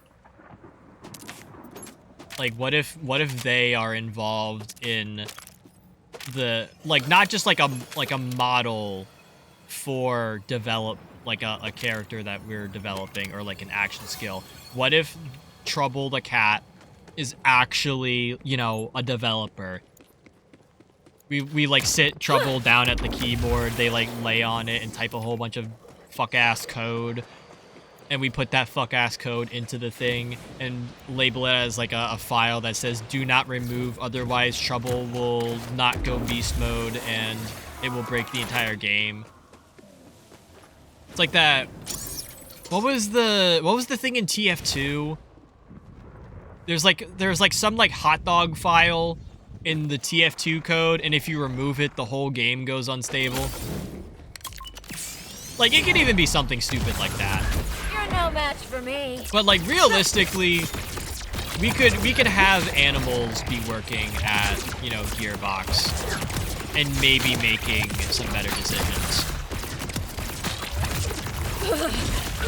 I should also probably clarify, for my own sake, I guess, as to not offend anyone. I do know that there's people like at Gearbox that put like their heart and soul into Borderlands 4. And I don't mean to like shit on the game, to like, you know, I don't mean like to go against like them specifically and all the good work that they put towards this game, despite, you know, being under a lot of pressure, being under a lot of like scrutiny from the public eye and everything. Because I get that it's a lot to, you know, to take in and process and deal with.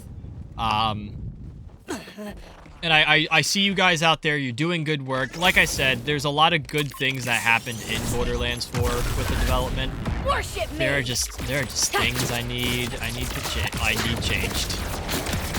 And I really hope that they get changed and they change for the better and all.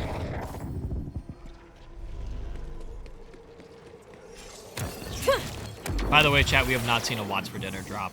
We've seen so many Chaosins. We've seen a couple of class mods, a couple of bottled lightnings. I think it's only been Vex class mods too, which is nice. I'm glad that was kind of fixed. Although in these normal runs of Origo, I feel like I would see more Vex class mods than I would any of the other ones. It was just in Big Encore that I had noticed it. Ooh, that was not a good rock.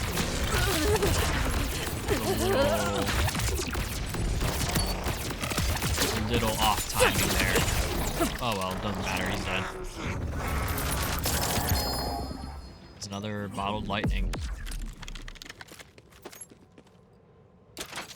Like, bro, this is how much I've farmed Origo. I can like properly tell the silhouette of the drop. I can also usually kind of guesstimate what the drop is based on like how often I've seen it. Because I do see the bottled lightning drop a lot. I ironically see the Chaosin a lot. I feel like the Chaosin should be a higher tier drop. Like, you can tell that the Watts for Dinner still probably has like a 5% drop chance from this guy. And the Chaosin's like 15%. I should probably grab more ammo, that would be nice.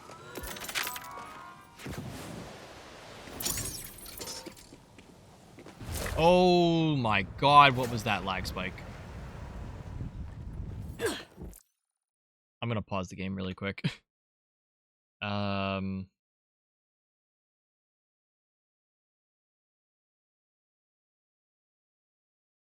I'm checking some notifications.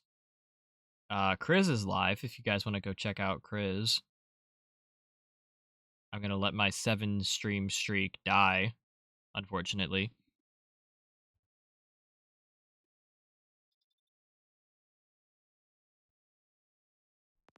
Okay. Let's lock in.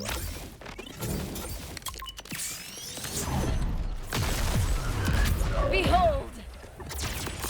Oh, we got ads starting in a minute.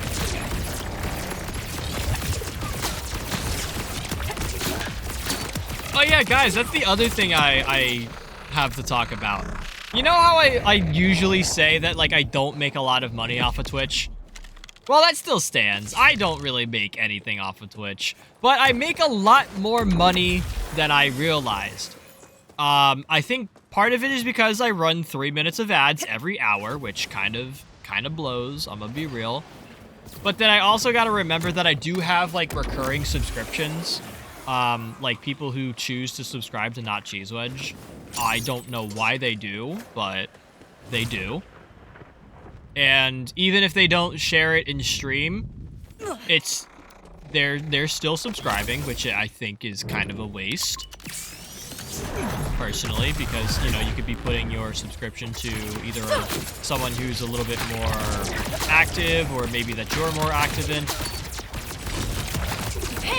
But it's kind of interesting to look back at some of my stats. Oh, hello, where'd we go?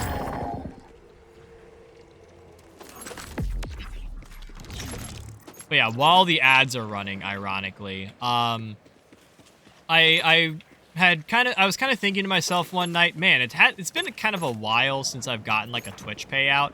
I feel like I definitely made enough from ads to potentially get a payout, and I didn't remember when the last one was. So I logged onto Twitch and I went to my my monetization tab, and I checked all of my stuff. It said that it first said that my payout information was incorrect, or that it needed to be updated or reviewed. So I'm like, okay, let me go double check that. And after I got it sorted, I was looking at my previous payouts from Twitch, and I actually got paid 3 times last year, which I didn't realize. So I take it back at least half of what I've said. Because with that, like, you guys gotta remember that the Twitch payout, like, threshold is $50. So if I make $50 or more, it, like, triggers a payout within Twitch's system, which is pretty good. At least in terms of you getting your money frequently, especially if you're only making, like, piss or shit from your ad revenue, which that's totally a phrase now.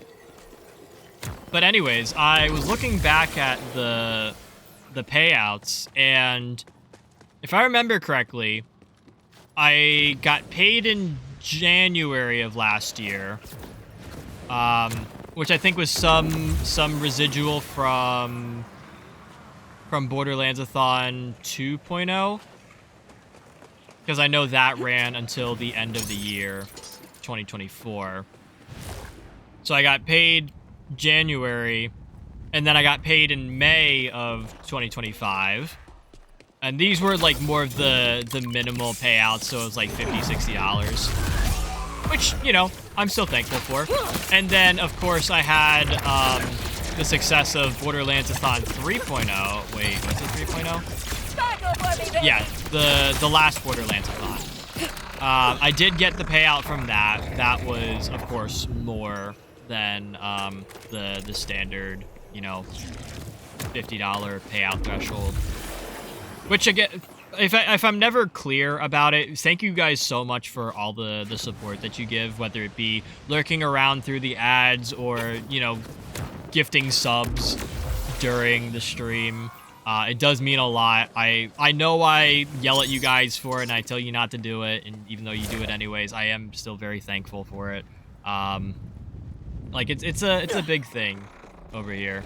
Because I never feel like I'm worth any of the donations. Mainly because, like, I feel like my attitude isn't always there. My content isn't always as great as it could be. But, like, just a serious, like, thank you to everyone who supports. Because your support does, in fact, go a long way. But I was looking back at these, like, statistics, and I'm like, damn, bro. I actually get paid a lot more than I thought. And it's all thanks to you guys. So like I said, really appreciate all the support, whether you just forgot to renew or forgot to cancel your subscription, or you sit through the ads, yada yada, use Twitch Turbo. I really do appreciate it, like, from the bottom of my heart. Like, I'm always grateful of that. I know sometimes I feel like I don't sound grateful because I'm always complaining about, like, the ad revenue, and I would honestly like a few more people to subscribe because we can then use really cool emotes and everything. And I think these emotes are really worth using.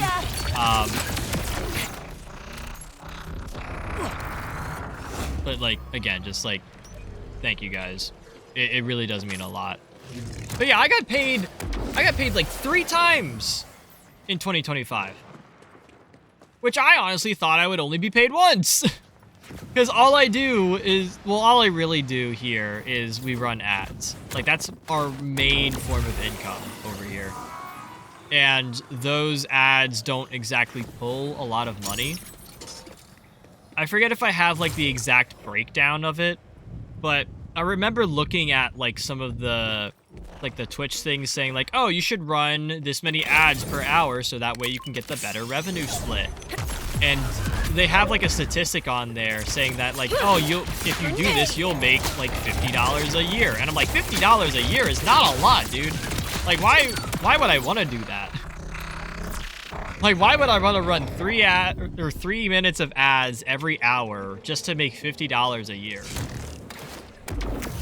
And it's like, that number is super discouraging. And that's what I've always based my, like, you know, my knowledge of my payouts on Twitch of. But apparently, when you stream more and you run more ads, you get paid more, even if it's, like, minimal. Again, I don't make big money from this. I don't want anyone to, like, think that, like, oh, Cheese is now rich for some reason. No, I am not rich. Even if I was rich, I'm very bad about spending money, meaning I spend it all the time. I literally started stream off by talking about how I spent $300 on 2 pairs of shoes in a pack. So, like, don't think, like, I actually, you know, do good things with my money. I mean, I put it towards, you know, like, giving people livable wages and everything, and I try to donate where I can. That's the other reason I yell at you guys for donating, because I don't use my money properly. Like, I don't put it away in savings. I burn it from my savings. If anything, it goes... in the best situation, it goes to a new game for stream or an upgrade for the PC. And it does so immediately. And it usually doesn't do that, which is why I always feel bad. Like, never enable me to do things with money. I will never forgive myself for my failed TwitchCon trip. Not that I wanted to go to TwitchCon in retrospect. But, like, I feel like that TwitchCon goal was not...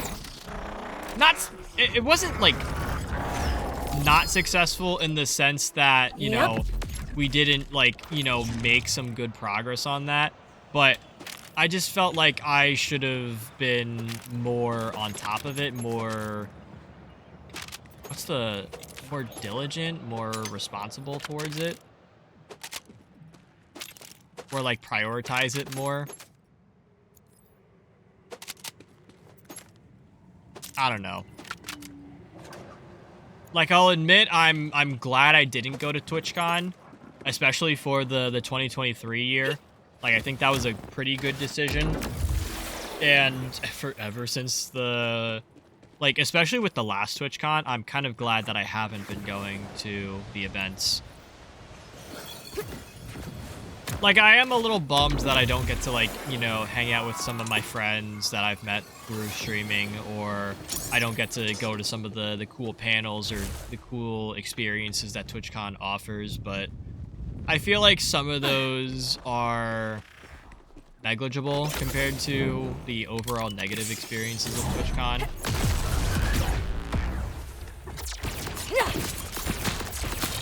Like, I feel like if we did, like, a quote con, like a blank con,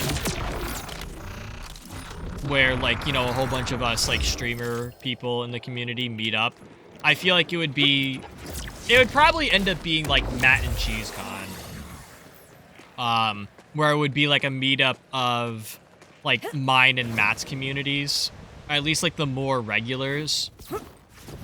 Like I'd rather a quote convention be like that. And I am kind of stealing the idea from someone else, like kind of more outside of this community, but that like stream group did like a meetup just with them. I think a couple of people did. But I feel like that's more of the experience I want, where like I actually get to meet my stream homies, like some of my regular community members, at least within, you know, respects and everything. Like, no offense to some of you guys, but like I think some of you need to stay home. Partially because some of you guys are on the other side of the world. I don't want you guys like coming over here wasting money and then you get to spend your day in New Jersey. Like, what a fucking waste of however many thousands of dollars it is to get over here and, like, you know, room for, like, a week or so.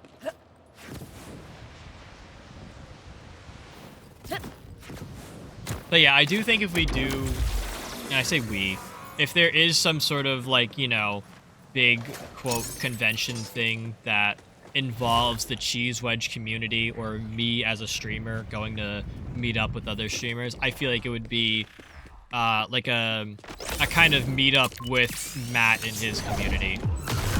This is how your story ends. I did kind of think about it for the Cheese Wedge community specifically, because there's a few of us that are at least a little bit more local, or at the least, you know, willing to travel over here. I would. Maybe I'm speaking for people when I shouldn't be.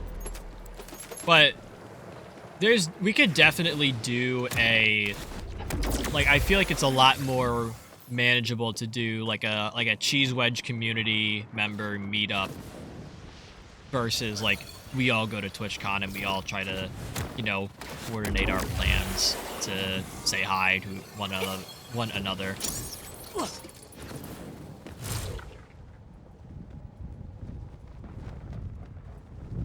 And even though that would be cool, that's also a logistical nightmare. I don't know who would be available. I feel like we would have to be planning this out now, and it would be for 2027. I also feel like where we're at as a community is not... Like I kind of alluded to, I think there are some safety concerns. Like, I don't want, like, some, like super new person who has, like, just joined the community that we don't really know. I don't want, like, someone like them to potentially show up and, like, ruin it with some, like, fuck-ass drama.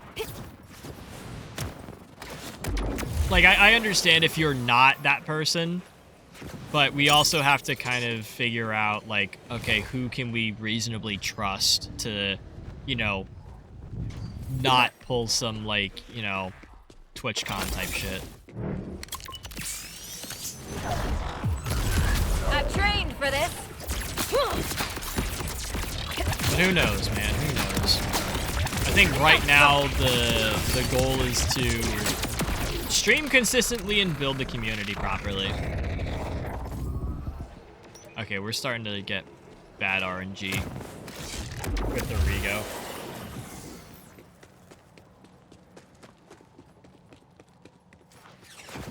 I also think I'm running out of talking points. I mean, I did exhaust like 2 hours of fucking dialogue that I had today. I don't know if I have anything more in me. I mean, I could talk more about shoes, but I don't know, man. I feel like I might just need to, like, shut up for, like, 5 minutes. I'm also probably due for a hydrate and a snack. Catch this! Wow, how did I not get hit by that? Darkness incoming! Also, that's level 101 for our walk run that we're completely done with. Oh my god, it's a watch for dinner, chat! We got one. Ah! not an amp one! No! Oh. Chad, I feel like we just stopped farming enough of Arito that. at this point. Look at all the fucking loot on this map. I feel like we definitely can move on. We've tested our drop rates here. We can go test them farming another boss that we need to pull loot from. And if you had to take a guess, it's that we're going back to Back Hive. Cause I need more amp triple bypass. Like that's kind of like a universal piece of gear that I need to get. The triple bypass itself is like really good, but I feel like the amp triple bypass is more crucial. Oh, I could just go here. Where are Foundry Freaks again? Are they like down here? Oh. It's a little bit far away.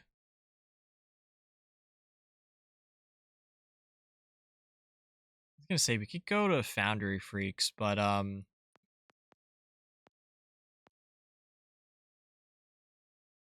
have to see where. I think this is where the Maurice's black market vendor is. So maybe we'll go there. We'll start there. We'll take a little bit of breaking. We'll take a little bit of a break from farming. We'll let our shaders compile. Also, if you guys have been enjoying the stream, feel free to drop a file. I greatly appreciate it. Especially because these Thursday streams are probably going to be a whole bunch of yapping. Like, I don't think there's any getting around that. But, yes. Hi, Alex. Welcome on in. Congrats on 12th. Hope you're having a good day. Alright, let's see.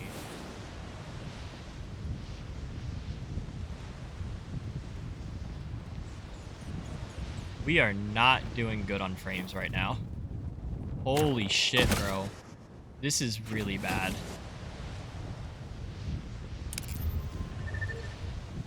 This is really, really bad. Am I... Hang on, let's get over... Oh, shit. Okay, my PC's not overheating. That's good. That's a good start. Sure you want to do this? I spy a delicious nap. No, I don't want to use fireworks. Oh my god. Holy shit, I was not ready for this. Sorry, what are you gonna do about this? Oh, what the fuck? Enough.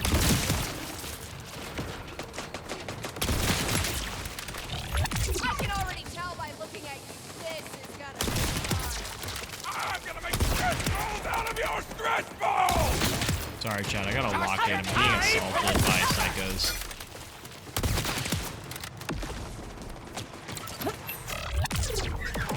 Get out of the... Try killing someone like me. Oh, you know what?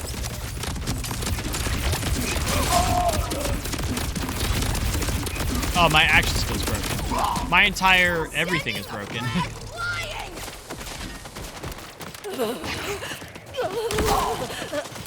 Why is it... What the fuck? Chat, okay, there we go. I was gonna say my guns aren't there. But my action skill is supposed to be... Oh. Hello, legs. Oh, okay. Legs has gravity pull. Who is shooting me? Where are you?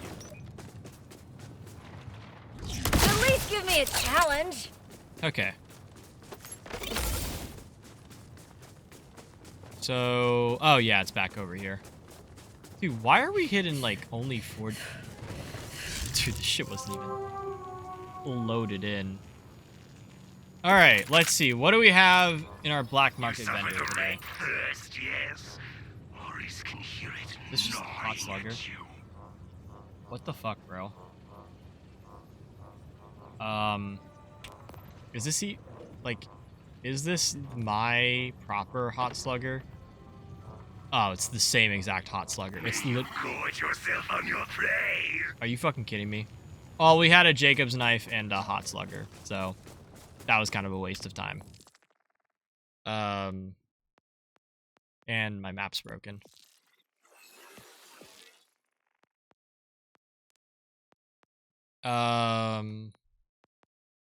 Going to back hive. I'd much rather go back hive.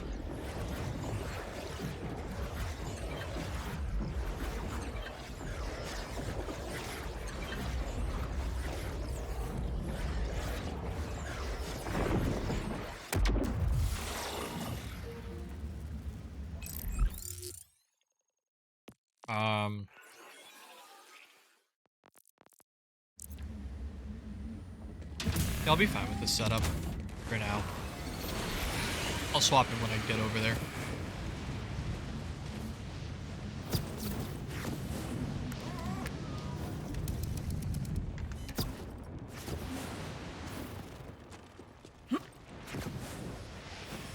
I'm almost tempted to do back hive on UVHM1 or like normal mode. Just to like test drop rates over there. I also feel like the kill's gonna be easier if I go down. My main concern is just using a wombo combo and like shooting back hive while he's like, you know, in my face, because he always is in my face.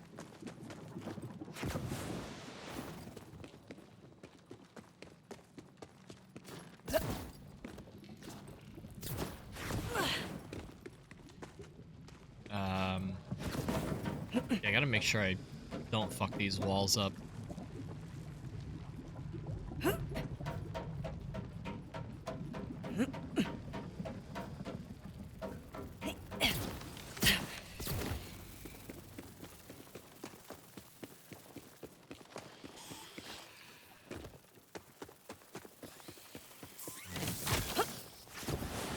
Anyways, how's everyone's day going? You've had a wonderful week so far. And if not, I hope you enjoy Friday and Saturday. If you didn't hear, we are starting a new game on Saturday called Pools. It's another backrooms game. And it's just walking around the pool rooms. Which is probably going to be very boring.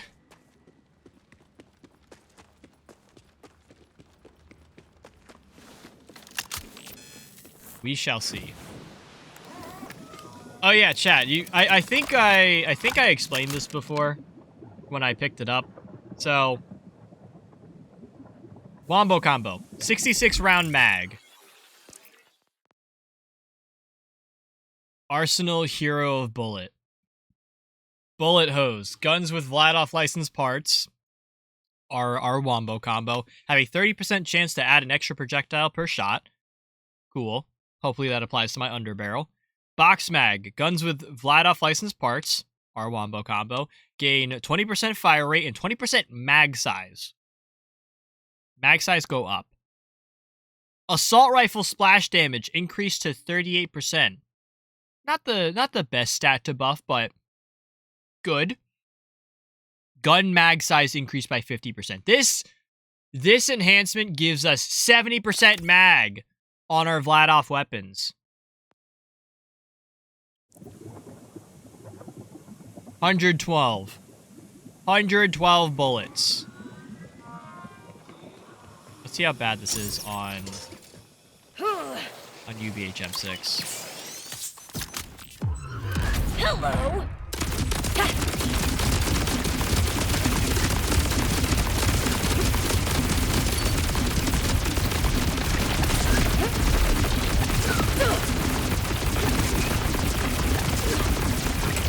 There's definitely a faster way to kill him.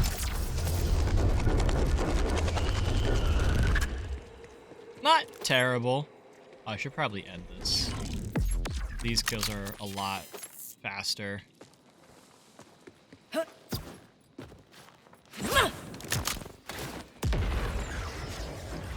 Okay, here, chat, we're looking for triple bypass. It's got to have amp on it. If it doesn't have amp, I might take it, but I really need amp on it. Go boom!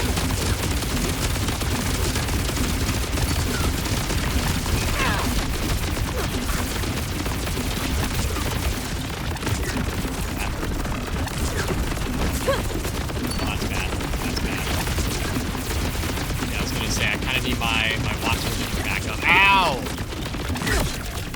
I hate these little shits. Oh, I hate the wombo combo. This is why I don't use wombo combo on this boss. More fun. Ugh. I was gonna say, you piece of shit. You would drop me a triple bypass first try. That's not the one we're looking for, though.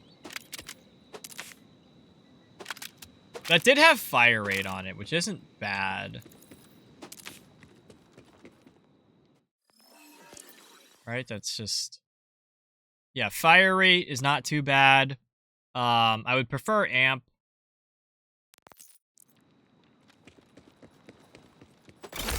But I won't be... Well, I'm going to be really picky about it.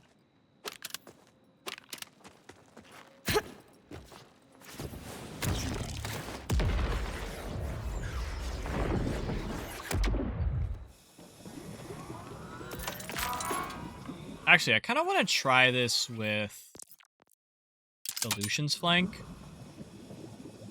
Let's see. Nearly 200 bullets in this mag. Extra projectile per shot, which means potentially extra ricochets, extra fire rate, no splash damage. Okay, so we're not really getting too much out of this, but we'll give it a try.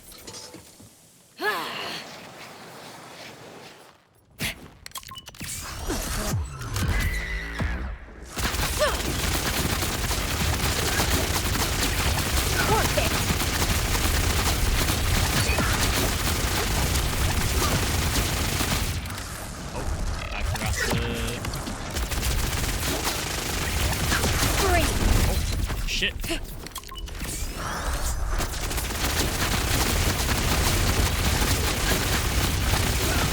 It's not doing too bad.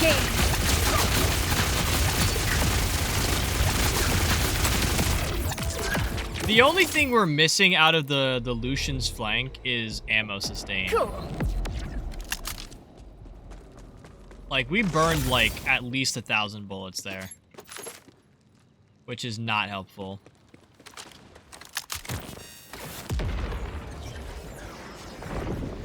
Otherwise, I would agree that the Lucian's flank is the safer, you know, farming method for Backhive, especially because he just runs into my face all the time.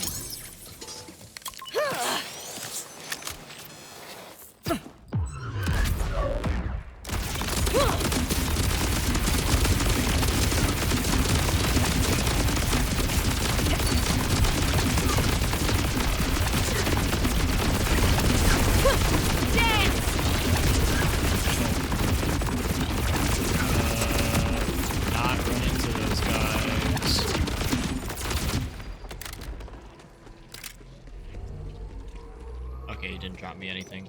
Wonderful.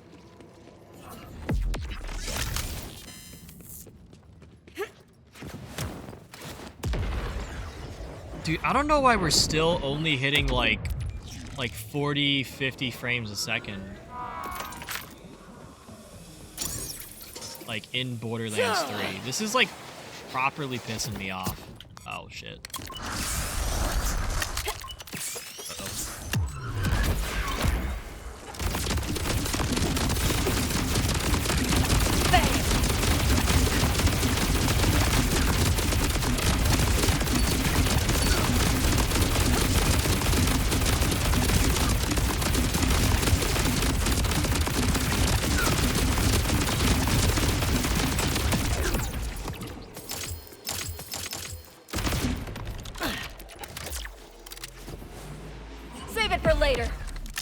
Bro, I don't even think my graphics card is really using that much. I think it's all just going to OBS, and I'm still, like, having issues.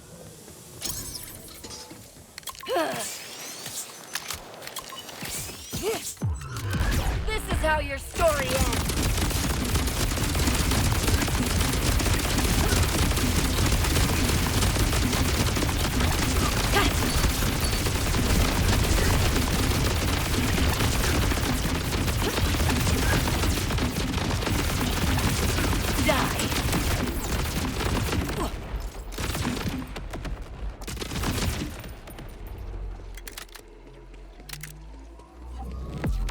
Also, Goat, I need you to stop sending me notifications.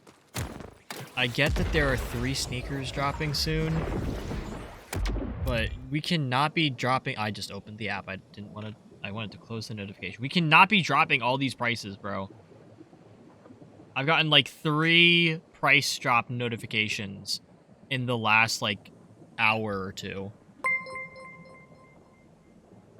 Also, Tenebros, thank you so much for the follow. Hopefully I'm pronouncing that right. Welcome to the Flamingo Flock. Hope you enjoy your stay. Alright, is it Tenebros? I've heard that name before. Welcome to Borderlands 4.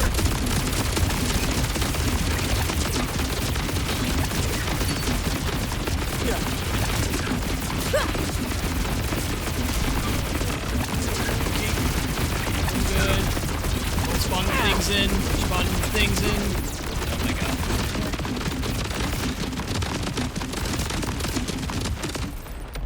god. Okay. That's everything. Yeah, welcome on in. Hope you're doing well. Hope the day, night, evening, whatever time of year it is treating you well. We're playing through some Borderlands 4. Doing I guess you can call it the normal farming thing. We're specifically looking for a triple bypass rep kit with amp on it in this game. I have one, but I want more. And we're also testing drop rates because they recently got increased.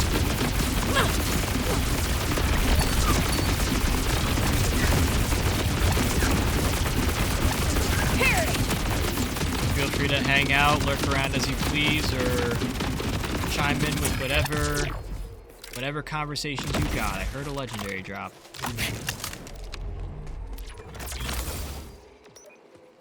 We're good.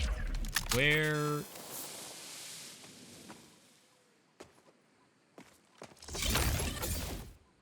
Chat, it's not here. Chat, it's not the legendary is. It says it's on. It says it's underground.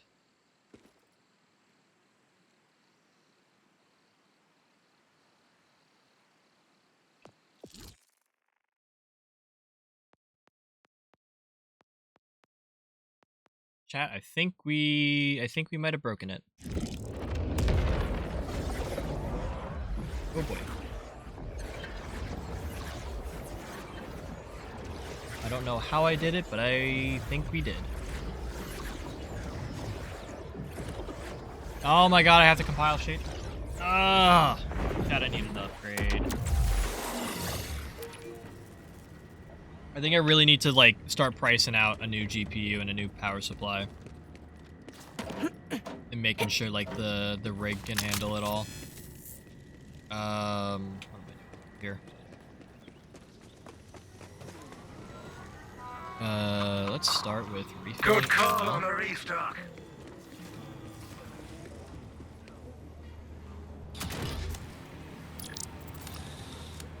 Okay, this is full and has none of the loot that I need. That's great. Chat, you think the legendary will pop up if I restart the game?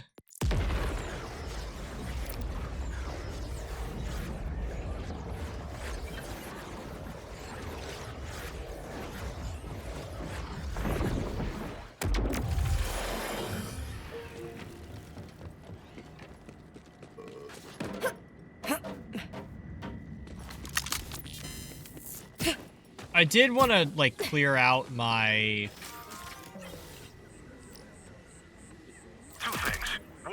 There's a file ripper who could I really did use want your to clear particular out brand this of lost violence. loot because it's And just two, full same thing, but to the with far rim. more cursing. Oh, Take it was a one, yeah. it was a cinder shelly. God damn it. Red launcher. Yeah, I'll clear that out again.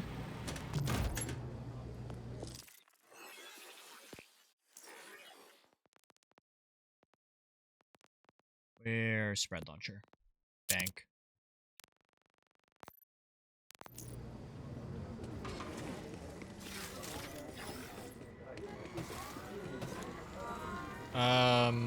Where's Chuckles at?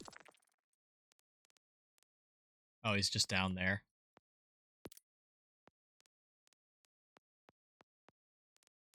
Yeah, we can go to that. We can get this vial bounty done. We can get some extra iridium.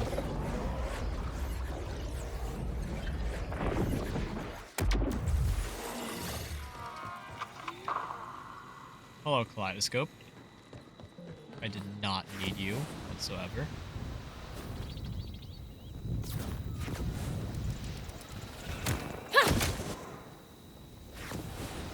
By the way, chat, I don't know if I've ever used the order silos correctly, because there are 4 grapple points, and I think they're supposed to direct you a certain way. Okay. Need to reload! Keep him off me! Moving in to get a better shot! Time to pay the piper, baby!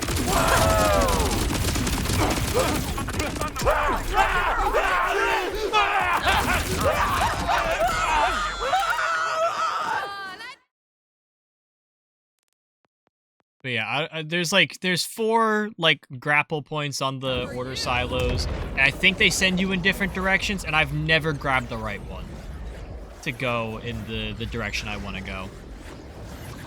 I don't quite understand it.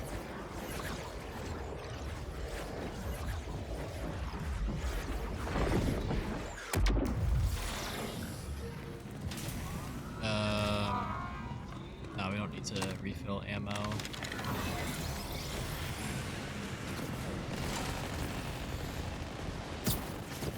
Do need to do is, well, we have a specialization point to spend. Cool. Action skill damage now benefits from gun damage. Don't really need that yet. Overkill would be nice. I don't really think we need to stress about that. One shot, one kill would be nice too.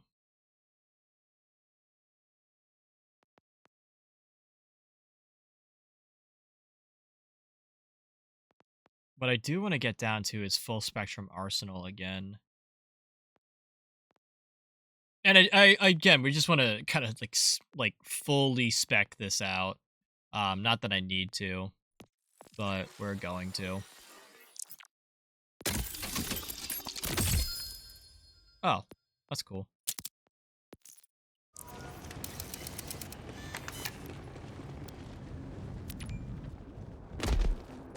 Guys, don't you just love getting legendaries when you're not looking for them?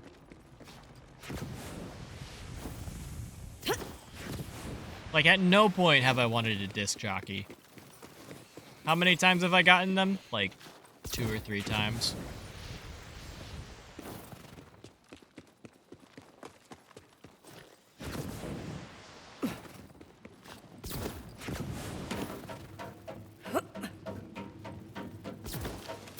Oh my god.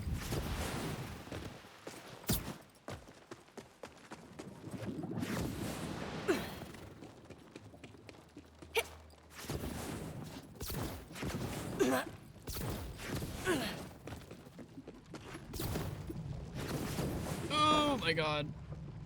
I hate these walls, man. They're like, they have such wonky mechanics tied to them. Like, I feel like you never grab onto them properly. They don't allow you to jump off of them properly. You don't move fast when you use them.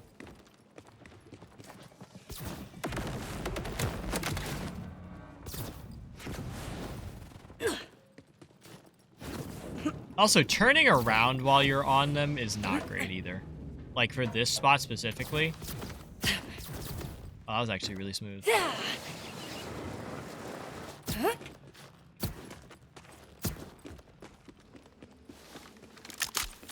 I'm actually quite proud of that. Alright. Back to farming.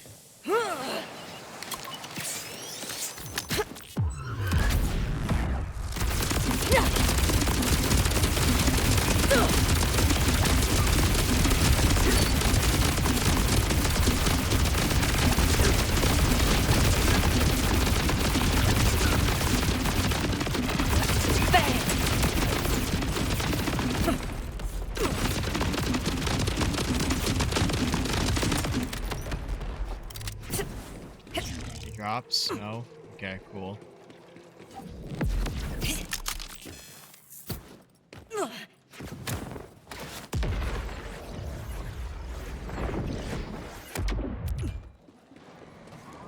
Alright, run it back.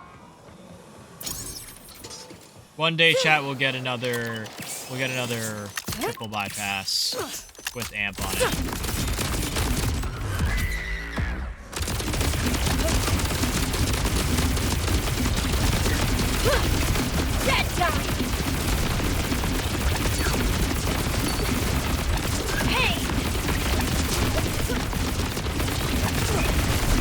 Oh my god, ow!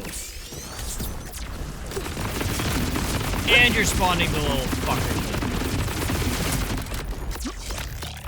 Good choice.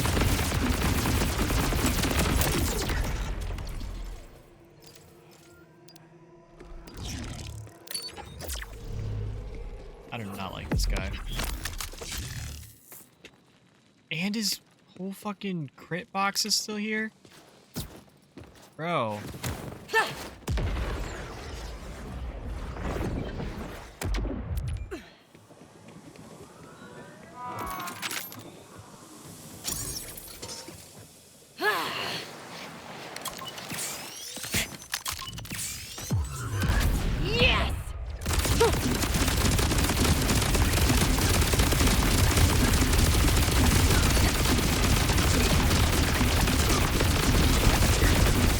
You know, I kind of wonder if maybe, maybe not the wombo combo would be good for this, but the convergence shotgun. Ow, that hurt. Maybe we throw convergence on. Where is it? This awful UI. Yeah, because we have the Jacobs on there. We could use our multi-strike.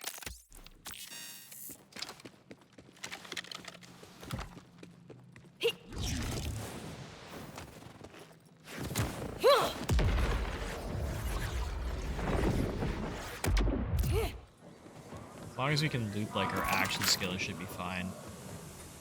And surely this won't explode in my face, right?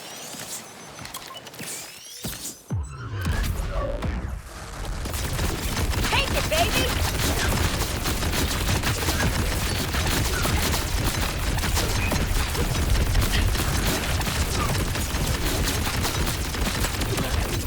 Oh my god, it's so much better, chat. Oh my god. Holy.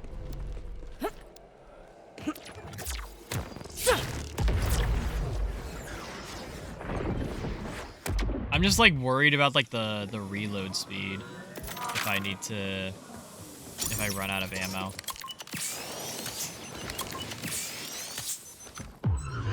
This move is a real killer. No mercy.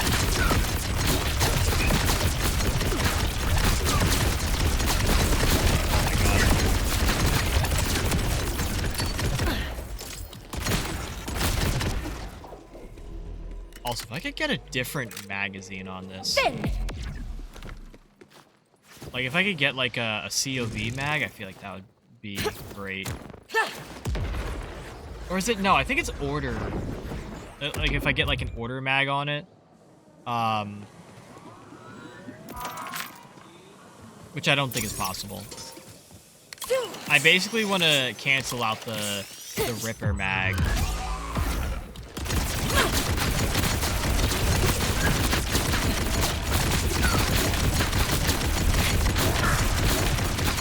Oh, my action skill bugged out. You hear me?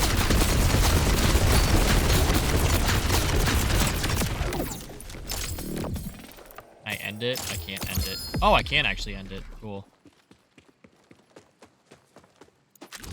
Yeah, this is like the first time I've seen the action skill bug in the game. Like I was watching a K6 playthrough, or like a K6 challenge run for Rafa, or maybe no, it might have been I was watching some big Borderlands streamer. I forget if it was K6 or Moxie, but they were commenting that the action skill would bug out every now and then, to where if you use, or if you go to use your action skill, like you'll be off cooldown, but it won't have, like, you know, it wouldn't have, you know, reset or whatever. And this is like the first stream I've encountered that. Maybe I need to use my action skill more, but I don't know, man. Kind of weird. Also, no crit knife on that. And hitbox still there.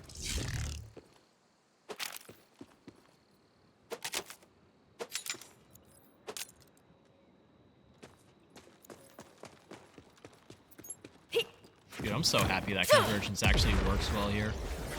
I just need it to not be so fucking bright.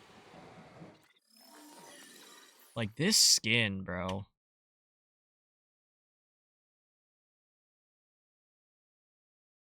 Is there a skin on this? Is this just the default? I would kind of like that on there. I wouldn't mind this. Oh, wow, that's bright. But that's also pretty cool. I'm kind of thinking this. It's what I run on my complex route right now. That is so bright. I need something that's, like, cool, but also not too flashy. Like, I'm literally getting flashbanged by my, my convergence. Like, this is too much. That's cool. I also want it to be red. That's pretty good. That's a little too bright. That's cool. That's gold. That's green. That's not too bad, but I don't feel like it fits the right theme. That's Christmas. It's not too bad. Nah, I think we go with the pink one. Oh, it's so much better. Oop. Kneel!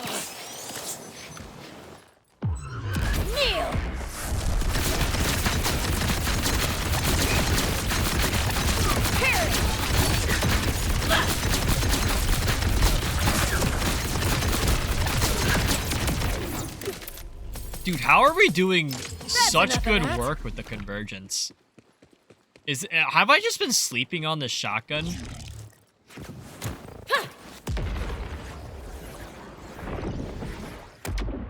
This is like...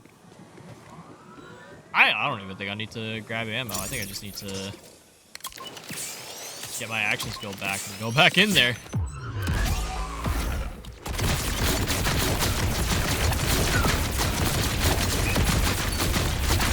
Also, convergence does have like 20 bullets for the kind of slow fire rate that it's got.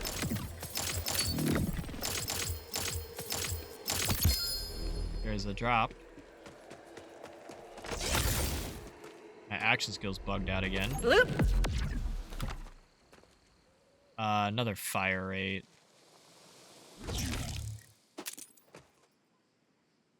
Ooh, bullets to spare.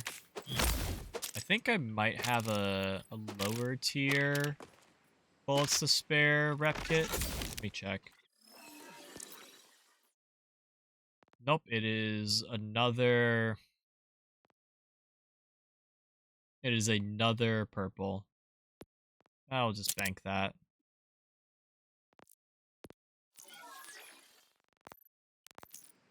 Save it for another build.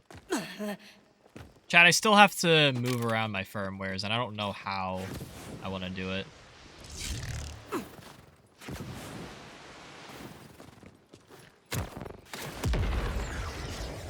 Like, I need to keep my high caliber, arguably. Actually, I don't know if I need to keep my high caliber. But like, I need to put Atlas Infinitum on 2 different items. And then I also need to put either bullets to spare or heating up on something.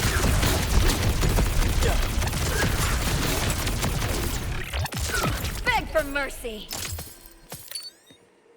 And I don't know what to put it on. Like, I need like my Borderlands experts to like tell me like, oh, you should put it on this piece of gear versus this piece of gear. Although I feel like they're also going to tell me like, oh, it doesn't really make a difference what you have it on. You just need to have it on something. Because like I'm trying to make it so I have like an efficient setup where like I only need to change like 3 pieces of gear around, like 2 to 3 pieces of gear to get like the items I want. Or the firmware pieces I want. Good enough.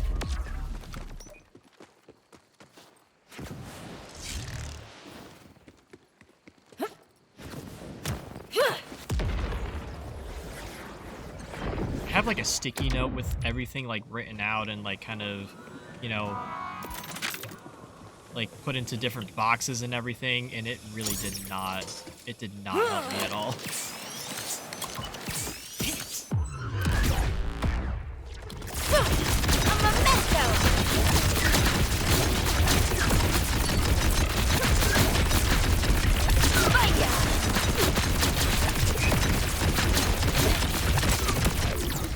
Because like ideally, I want to have the firmwares that I need to keep on.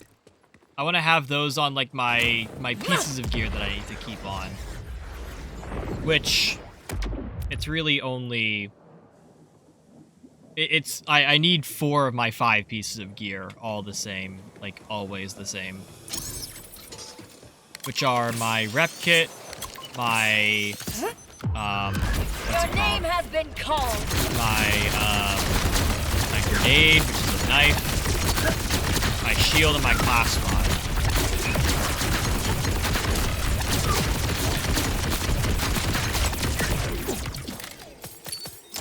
So like those are the ones I need to keep like on my Wondrous. character and not switch out. But then I get, you know, what is it? And then I'm supposed to, you know, put my, I think it's my heating up or my bullets to spare on my enhancement, which I would realistically be switching out. But then what do I put my Atlas Infinitum on? And what do I switch out for Atlas Infinitum? Because that takes up 2 slots.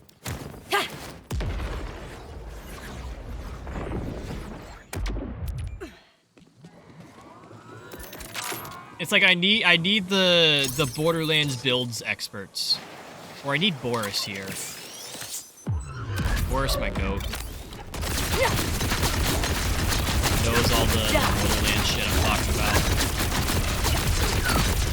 Not to call anyone out of order or anything.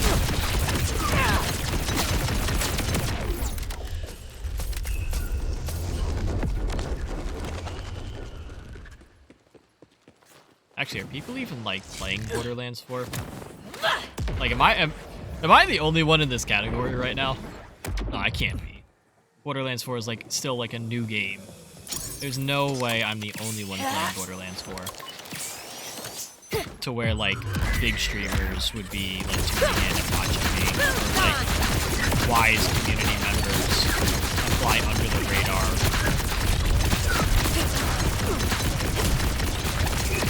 Be hiding out. Oh, that's was it Cinder Shelly? Question mark. Oh yeah, it's a Cinder Shelly. Man.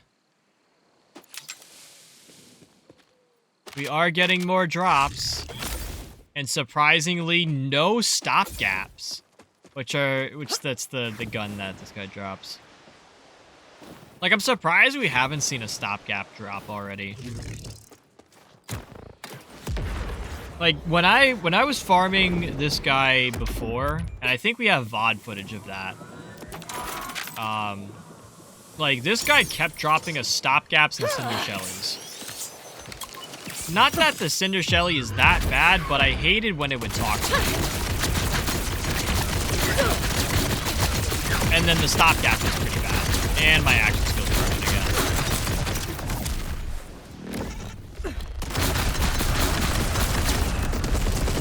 I hit my reload button instead of whatever my grenade button is.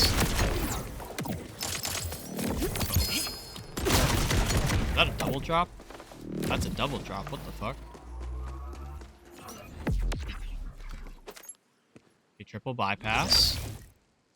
And our stopgap.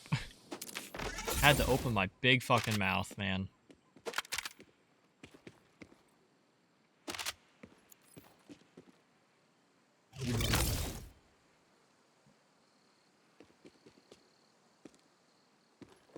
Forgot I'm supposed to be looking at firmwares. I need more heating up.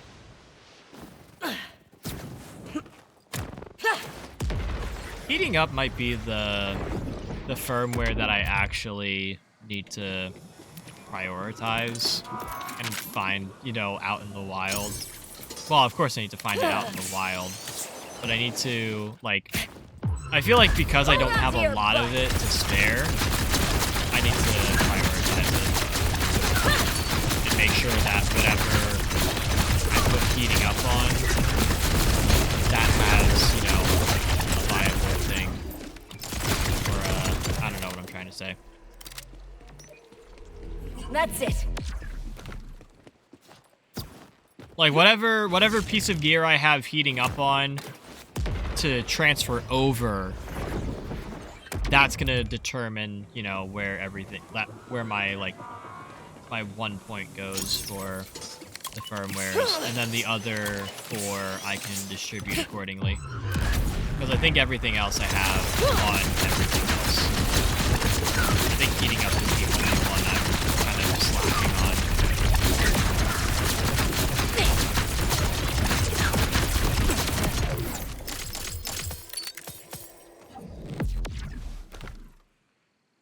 I almost want to go check my bank for a Ripper.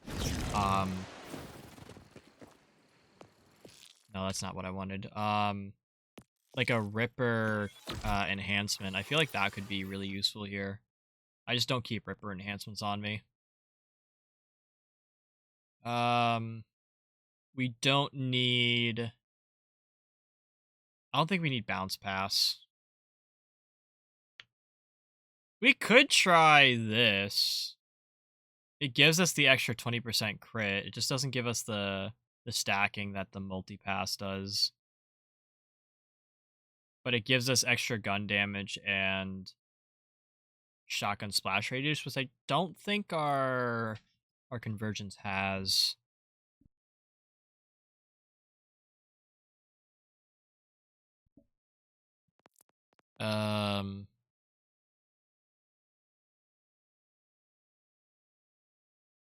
Consecutive critical hits, stacking 5% for a max of 8 stacks, so that's extra 40% damage.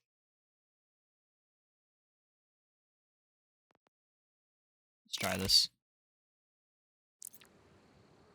I think we're gonna lose out on a little bit of damage potential. But we get a flat... What is it, a flat? We get the flat 25% from just gun damage. We we get the extra 20% crit chance, and then extra ricochet, because I guess that works too. Also, we have... Oh my fucking god. I was about to say, if this is an amp watts for dinner and I just had to read it, no, I'm leaving that there. I don't need that. We have ads starting in less than 30 seconds, so if you guys need to take a break, now would probably be a good time to do so. Or consider subscribing. I will never force you to do so.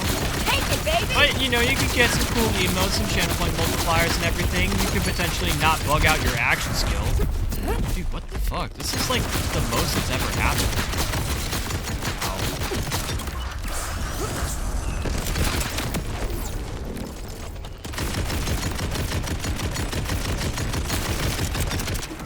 Respectable.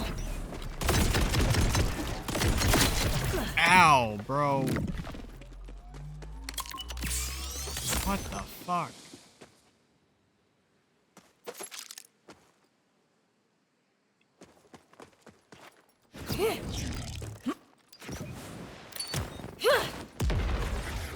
I'm glad that we're getting triple bypasses to just drop in general. I feel like that's a huge plus.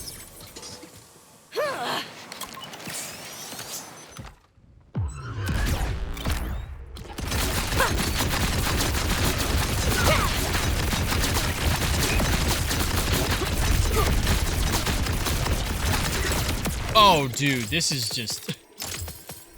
This might be the class mod. At least with the passive that we have. I don't know if that was just a good run, but I think we're good.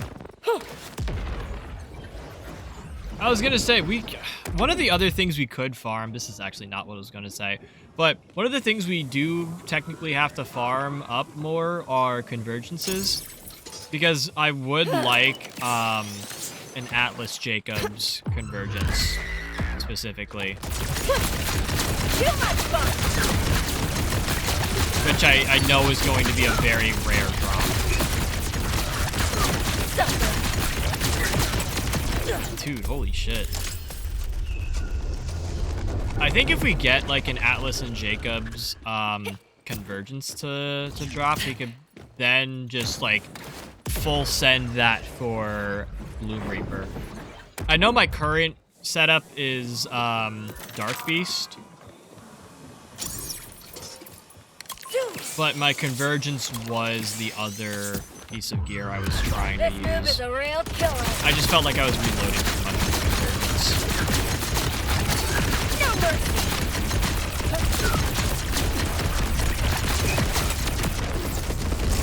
Oh shit. This guy actually got that shit off.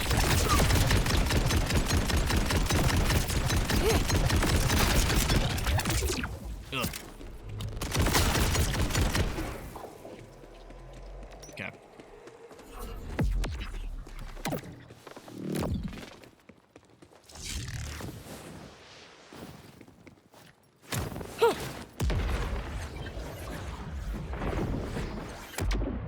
But yeah, I don't think we're gonna be able to get around the Ripper mag on the...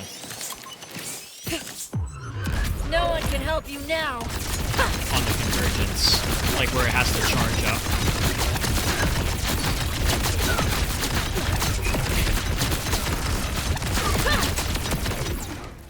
That was such a good run. I really do like the convergence now. Why, chat? Why have I not been using convergence? Why has no one been telling me about this? Actually, I understand why chat doesn't tell me. YouTube! YouTube. I'm calling you the VoD frogs out now. Why has no one been telling me to use convergence or using other guns other than what I normally run? Where are you guys on these VoDs to say that I've been doing it so wrong?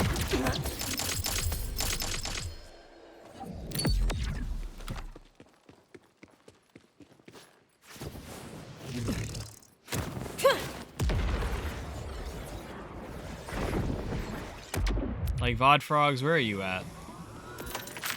Also, if you're watching this on the YouTube, consider dropping a like, subscribing to the channel if you enjoy more, or if you'd like to see more content, and then comment your favorite part, comment what I've done wrong.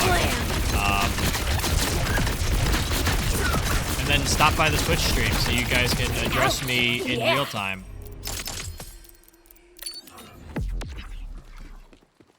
Even though I don't allow backseating.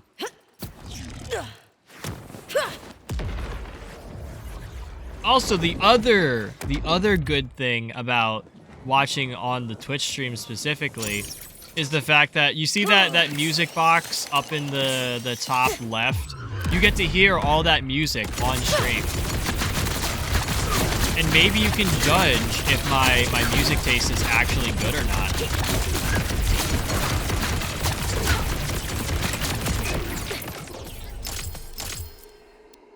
But yeah, all the VoD frogs don't get music. If you want music on the cheese stream and you're a VoD frog, you just gotta play it yourself. Like, open Spotify, open YouTube Music, open SoundCloud, for fuck's sake. Turn on your iPod Touch. Because surely you have that. Surely you're old enough to know what an iPod Touch is. I am diabolical. Surely yours still works.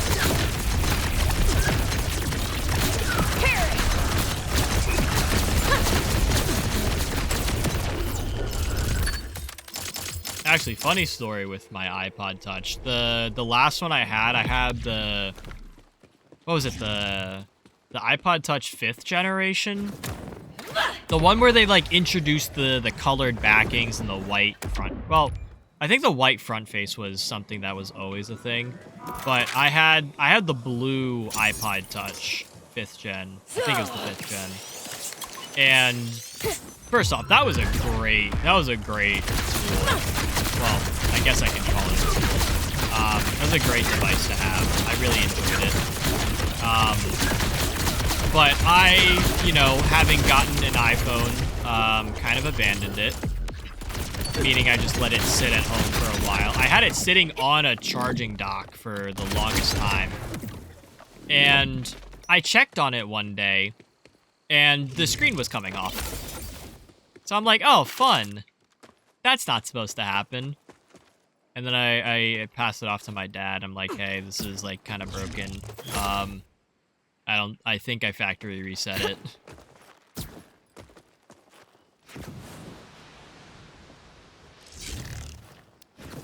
But yeah, it was really crazy just to see, like, the screen part of my iPod Touch just, like, delaminate almost.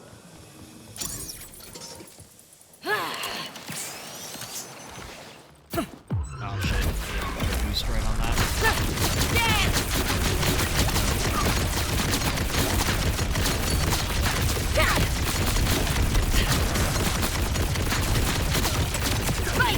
This has a much bigger mag than I realize.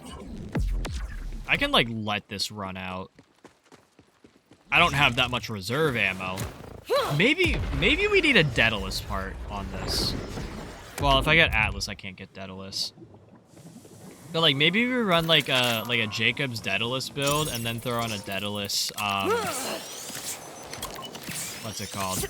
A Daedalus enhancement, which would regen the ammo properly. Oh, oops. Didn't time that right.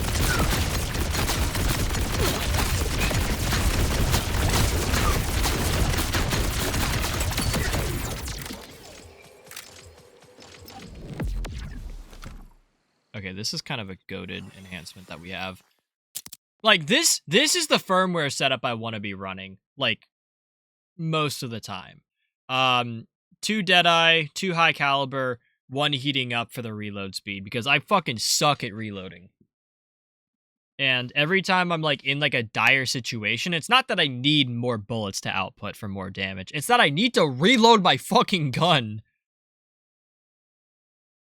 So yeah, heating up would be kind of nice. But, like, this is ideally the setup I would want to run. This should not be banked. It should be favorited. Glad it didn't send that to the bank. But yeah, so the 2 high cals here, the 2 dead eyes here, and then the heating up down here. And then if I want my bullets to spare, swap out to the other what's it called? Yeah, you know what I mean. Although I feel like if this is sufficient, because I really run the multi-strike for the piercer, and then the sequencer is just, kind of bonus damage. But we could just forego the multi-strike at this point if the quintain is that's how I pronounce it. If this is sufficient. We could also run a triple high cal on it. Gun crit damage is not too bad. This might get us a little bit more damage. But then it's we gotta guarantee crits. Where this is like a 25% like straight damage.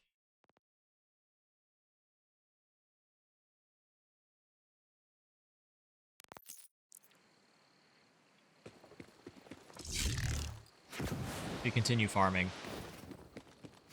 I at least want to see 1 amp triple bypass today. If we get an amp triple bypass, I'll stop farming back hive and we'll go to Bloom Reaper.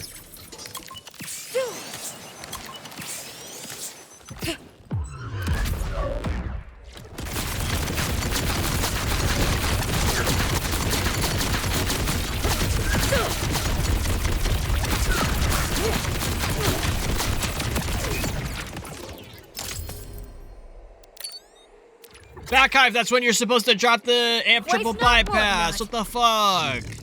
Bro is not with the program.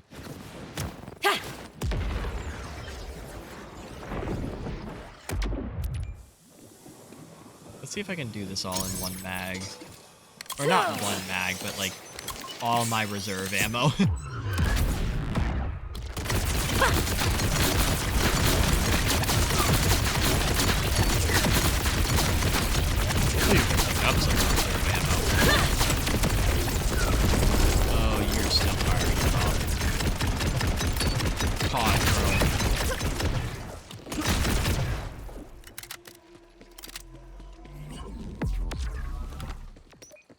Could also just go farm convergence. I feel like that would be a little bit more fun. Go take on Bramble Song.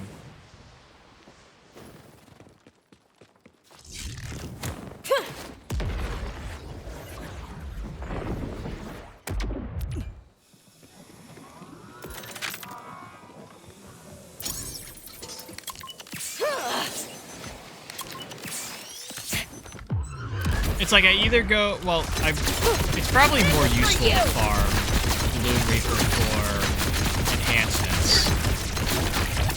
Like those legendary enhancements, I was getting a lot from Origo yesterday when I was on. Like it was kind of crazy how many I was getting. Like I would see a drop on Origo's platform, and I would be like, oh, that's probably a class mod. Oh, that might be a Watts for dinner. And no, it was a fucking legendary enhancement. I got like 3 yesterday. It was so weird to see. Because like those just don't drop ever. They don't have any dedicated sources other than the Bloom Reaper chest. They only have a chance to drop. But they typically pop up. Catch this!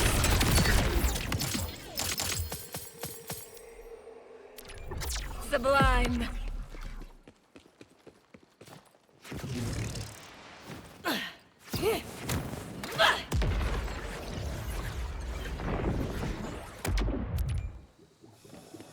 Maybe what Borderlands 4 needs is another like trials kind of run.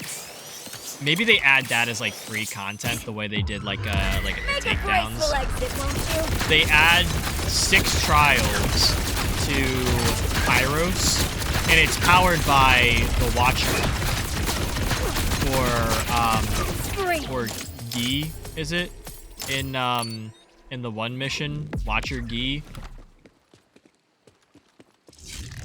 Like, you meet up with Watcher Gi, and he's like, here, take this portal into a completely different unknown world. And by going there, you can then do these trials to really prove that you're a Vault Hunter. And to level yourself up even more. And maybe that's how you unlock the last 4 levels of UVHM. Because surely they're going to go to UVHM 10. Like, I would be surprised if they stop at UVHM 6. Or if they don't, like, give us, like, some sort of additional level system afterwards. You're pathetic. Like, UVHM 6, Mayhem 7. Sorry, I made a 6-7 joke. I didn't mean to. But you get what I'm saying? Like, they can't just stop at UVHM 6. That's just kind of a weird number. Fear me. Although Borderlands kind of likes it. They kind of like the weird numbers. And my action's still bugged.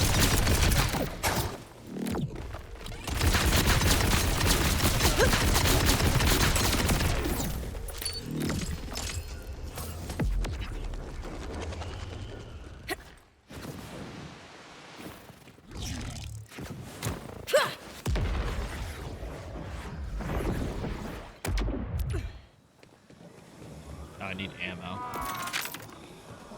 If I did not buy ammo, that was not going to end well.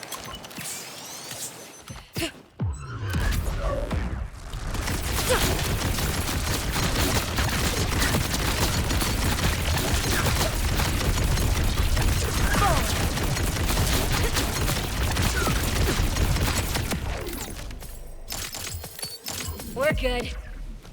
Oh my god, bro. He is not dropping us anything.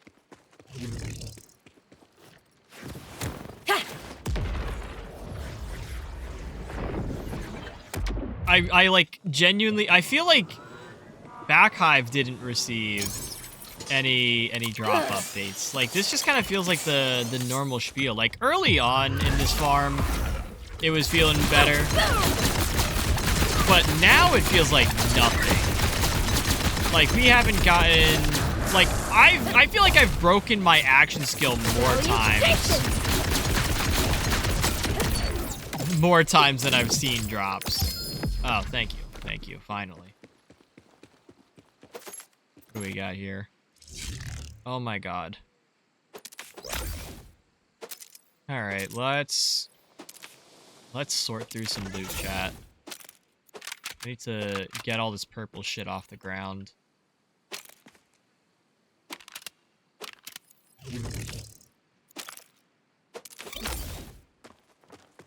Like, there are so many items here that do not need to be here.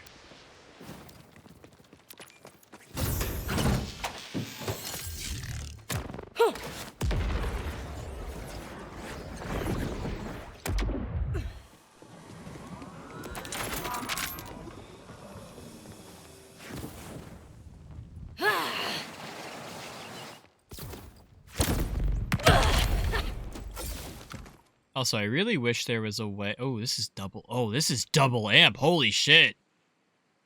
This actually. Oh man.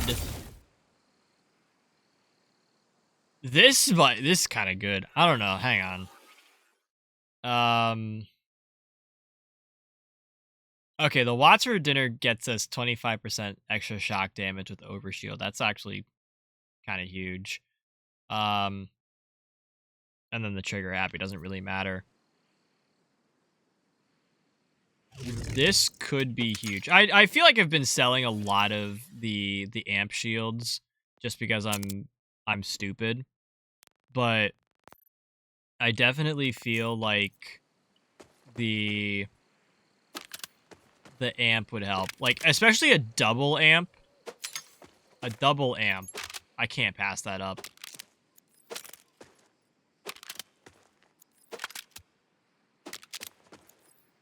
I was gonna say I'm probably gonna like watch this VoD back and look at all the double amp shields that I pass up, like just the standard double amps. not like the legendary Watts for dinners. Like, I'm gonna look back and be like, man, I should have grabbed that. Man, I should have grabbed that. But I'm also not going to do that. I'm not going to comprehend any of the purple gear I pick up. Actually, I don't even know if I'm watching this VoD back. I don't know what there potentially is to clip. I could just let this VoD expire. And then all the cool Borderlands 4 ideas that the devs could steal, they're just not going to be there anymore. Like, you missed your opportunity, bud.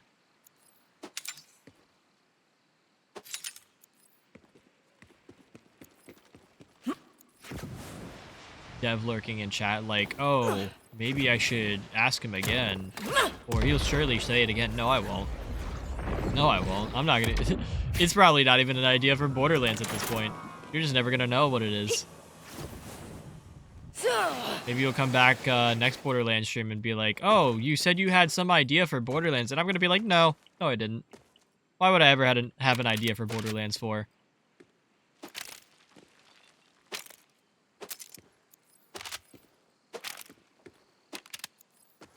Actually, you want an idea for Borderlands 4? Fix the game.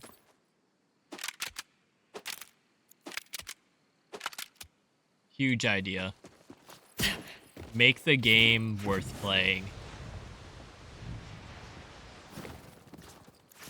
Give me more shotgun ammo, so I don't have to keep visiting the vendors to refill. Make the big Encore machine a fast travel spot instead of having to travel through the different areas of the map. Let me just spawn there.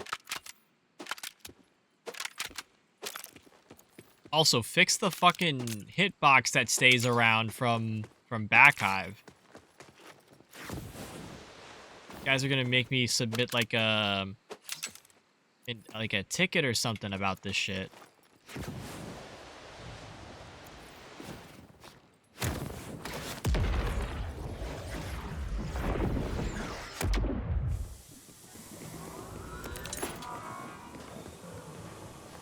Okay, one more round of selling purple gear, and then we go back to normal farming.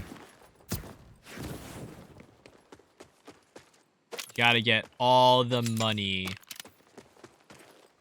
I gotta get to $1 billion in this game.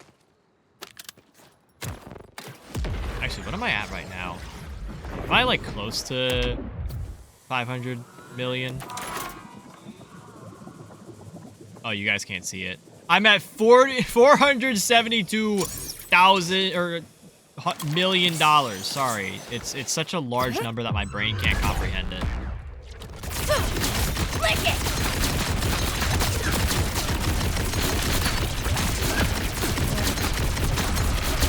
Worth it!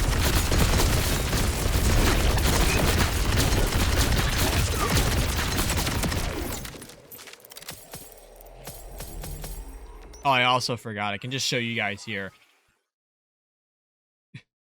$472 million. I think Borderlands 4 might have an inflation problem.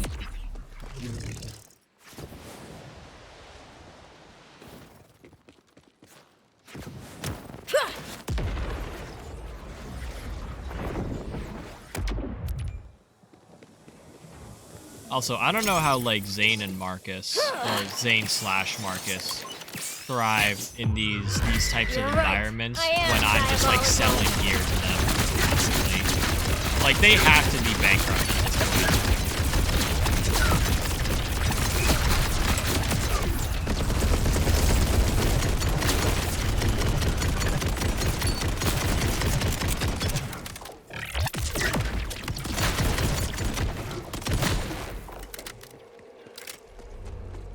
Oh, nothing dropped.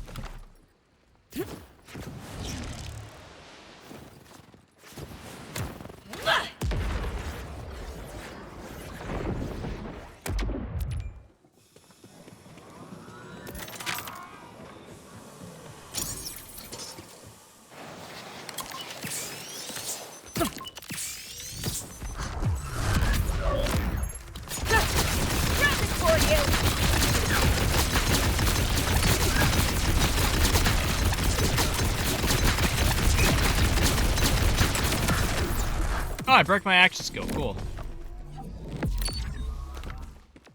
I love this game. Chat, why have I broken my action skill more times in this stream than I have in my entire Borderlands 4 playthrough? Like, in 4 months, I have not broken my action skill like this. Is this like a recent thing?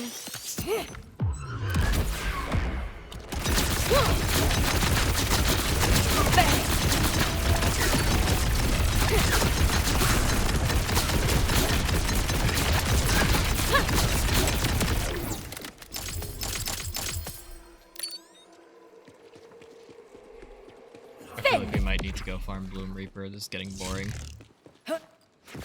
There's also no way we haven't seen another drop. Like, I need some of the Borderlands 4 quote data miners, because I know data mining in this game is hard. But like, I need some of you data miners out there to figure out what the fuck the drop rates are. Or Gearbox, give us the numbers for what the actual drop rates are. Like, don't just tell me you increased the drop rates. Give me, like, oh, we increased the drop rates, you know, for this boss from, or of this piece of gear from this boss from X to Y. Like, I don't care if you have to write an entire essay report. I would rather see that than just the blanket statement, oh yeah, we increased things. Like, no the fuck you didn't. Come, let's journey to the dark beyond. If you can't prove it with the hard facts, then it's not hard. Sorry, I lost the seriousness in that statement. If you can't prove it, then it didn't happen. And like, I, as a Borderlands player, don't want to be spending the multitude of hours to prove that your drop chances actually like increased. Like, I don't have footage of every single boss farm like before this current patch. Like, to where I could like grab data from that. Yeah. I certainly don't have the time to be gathering more data. Like, bro, I got shit to do tomorrow. That shit to do is sleeping. No, I'm kidding. I'm probably not sleeping in tomorrow. I actually don't know what I'm doing tomorrow. Because I technically have a day off. I'm not working or anything. Applause optional, survival not.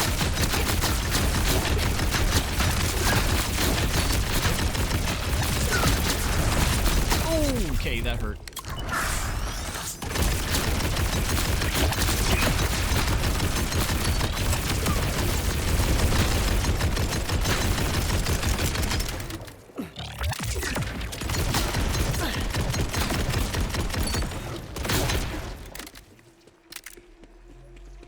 Yep. Like, bro, Origo was definitely a drop chance increase. That, I feel like, was right proper done. But Backhive doesn't feel like shit happened. Oh my god, that was such a bad frame drop.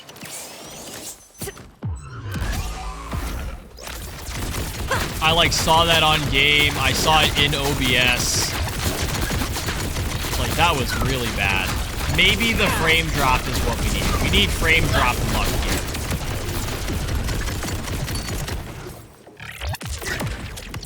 Okay, no the fuck we don't. That did not get us anything.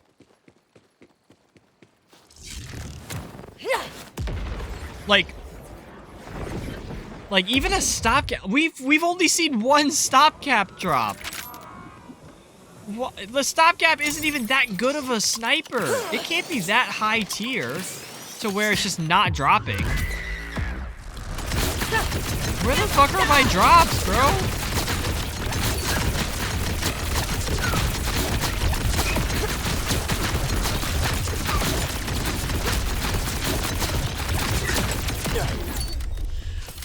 Like, please, a drop. Something. Thank you. 2 drops. Oh. And it's a stopgap. Like, I feel like we should be getting so many more stopgaps. Like, I feel like... Oh, that's a world drop. I don't even know if that's that good. But, like, I feel like when I farmed for the... What's it called? When I farmed for the triple bypass, like, in the last stream, the last Borderlands stream even, I feel like we had more luck finding Cinder Shellies and stopgaps than we did the triple bypass. Like, that I can understand, but we have rarely seen either of the two, you know, more common drops from this guy, which just does not click in my head.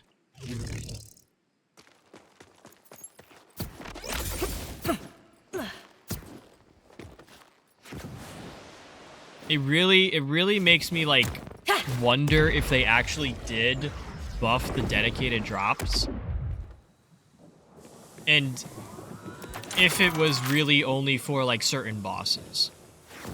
I think they said in the patch notes that it was for bosses and not...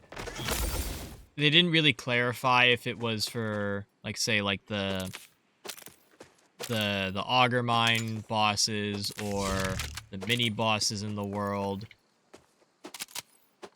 So, like, maybe it's just, like, Origo, Vault Monsters, and then the commanders, so, like, Callus and whatnot.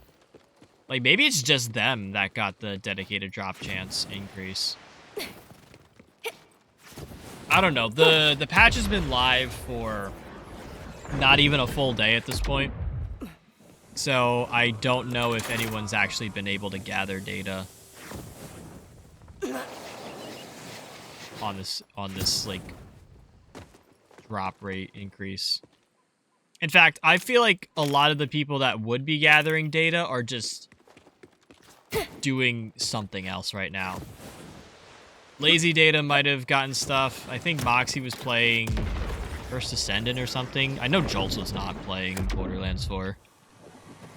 I don't know what some of the other guys were doing.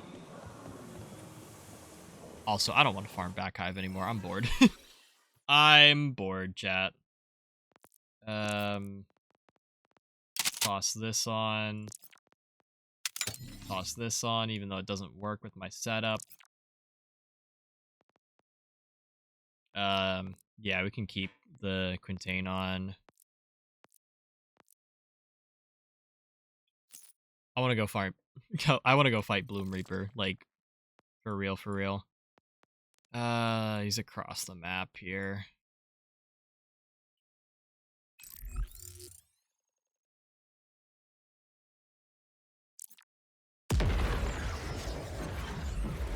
Bro, I honestly can't wait for, like, the next, like, big Borderlands update.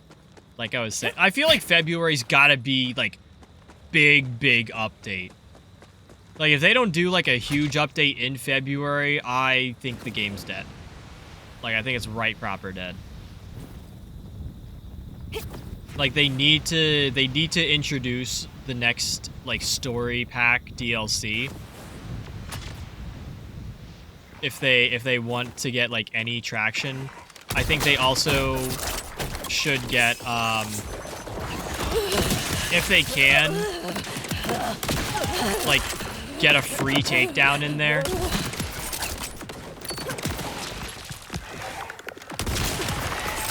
Yes, every time. Yes. Like, we in the Borderlands community have been asking for more content in Borderlands 4. I don't necessarily mean myself, because I feel like there is a lot of it already. But now that I've completed the game, there's definitely a lack of content, especially when you, like, finish the game. And I don't want to go back and play the story. Oh, shit, I should probably pop one of these.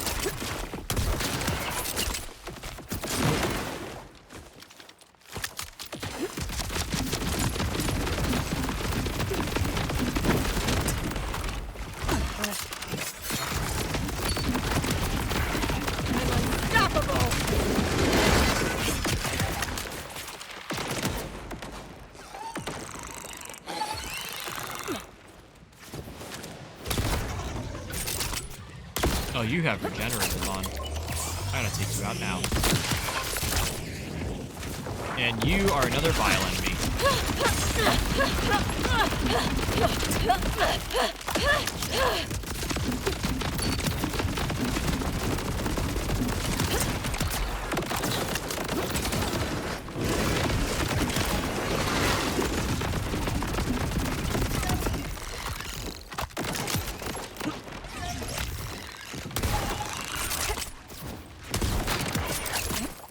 That's a scratch. Ow.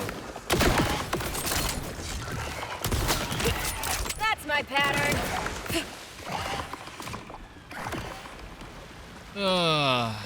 Borderlands, I need you to not piss me off today. Is that a tumbleweed? Did I just walk over a tumbleweed? I guess this is the desert, but it just doesn't feel right.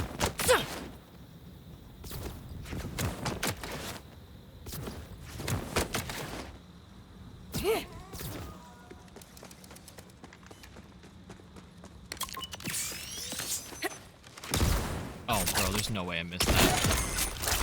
See ya.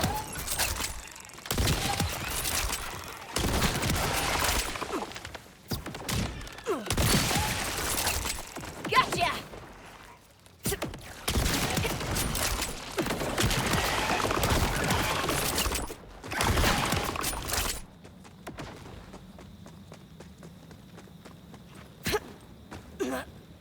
You'll be dead before you know it. Alright, vile enemy.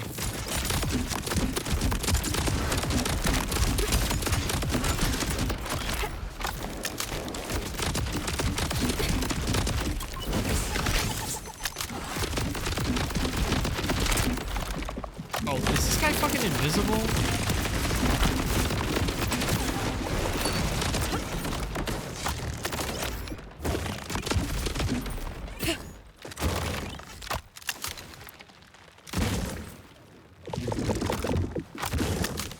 You want to come out or what? No, I'm putting on my other shield.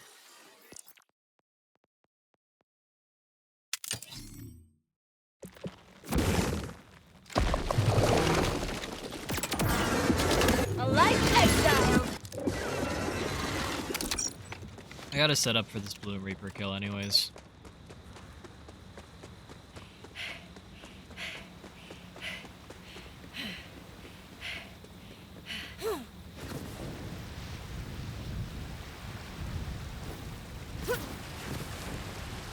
Also, we are doing this on UVHM6.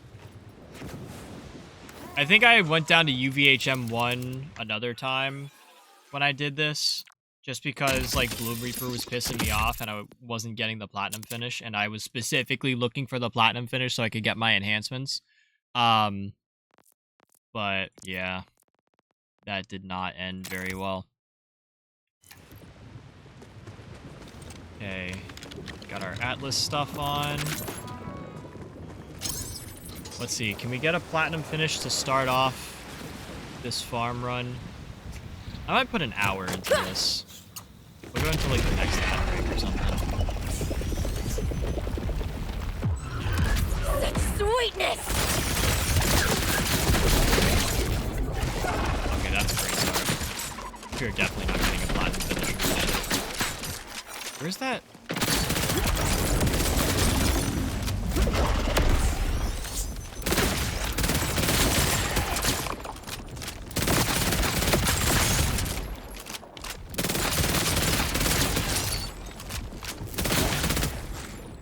Wait, where's your other... Really, dude? Oh my god, this is so bad, chat. This is so not Platinum finish. If he doesn't come down to this platform that I'm standing on...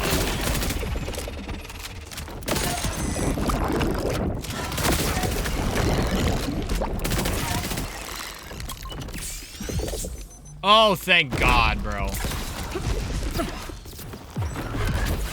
I was so worried that you were just not gonna cooperate with me today.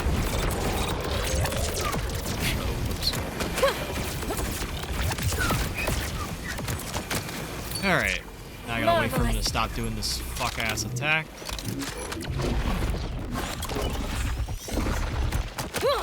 Okay, this back.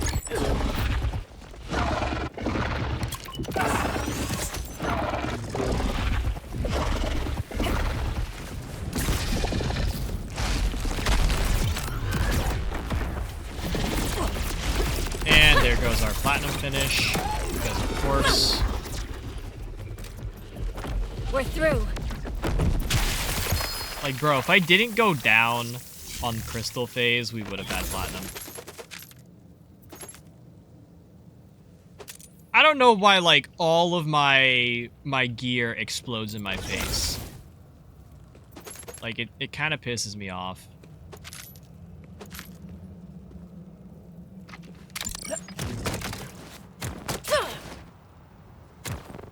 Like, the Dark Beast explodes in my face, the Wombo combo explodes in my face, the Oh My God explodes in my face. Are there any other guns that explode in my face without me having, like, extra splash damage on there that I need to know about?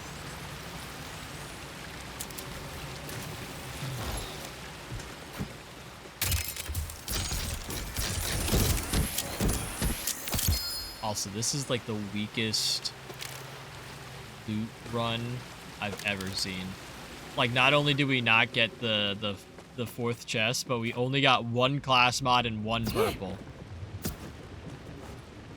I thought this was UVHM 6, where the loot quality is supposed to be better.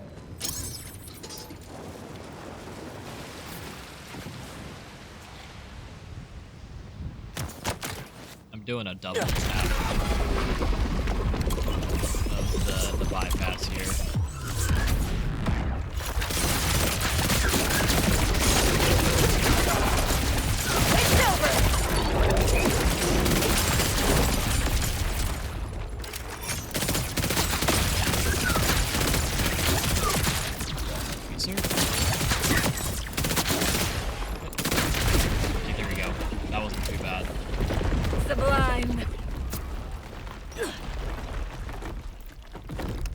That's more of what I like to see.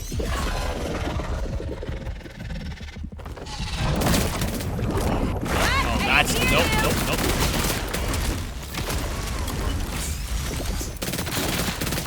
Bloom Reaper, where did you go?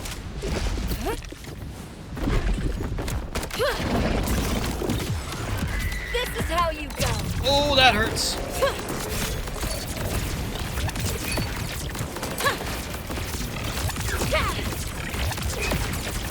Oh my god, holy shit.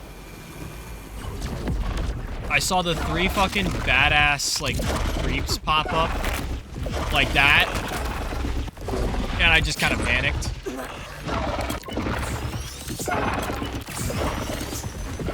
Oh my god, you get the fuck back here, bro.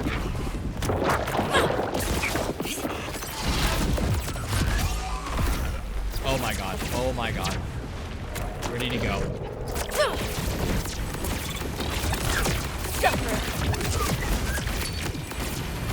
Dude, what the? Are you fucking kidding me? Zip. How are we at?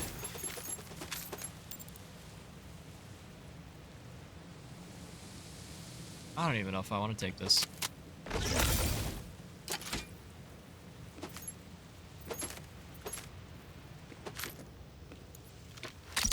Like, bro.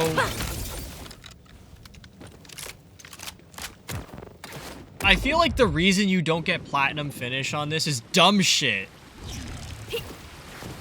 Like, it's... I go to the wrong platform that Bloom Reaper is on. Or I explode myself in my own face. Or I'm flying for too long, I hit a grapple and I don't hit the ground for the grapple to reset.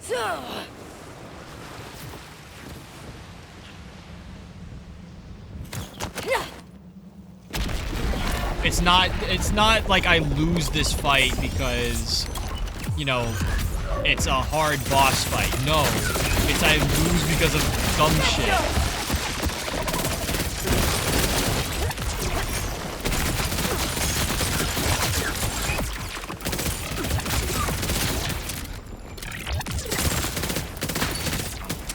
Hello?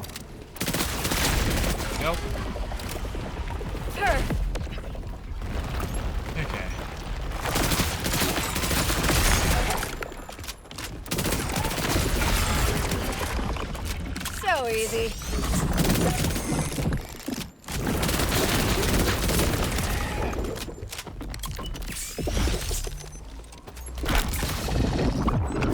No one can help you now.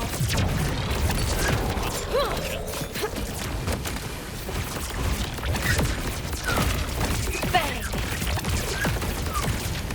Oh, God, just get me down here.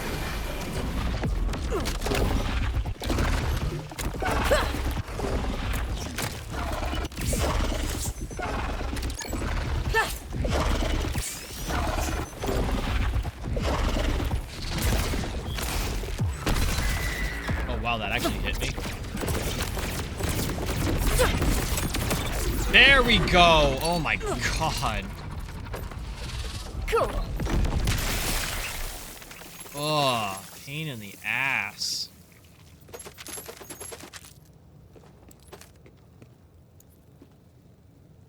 I don't really see anything here that I would want.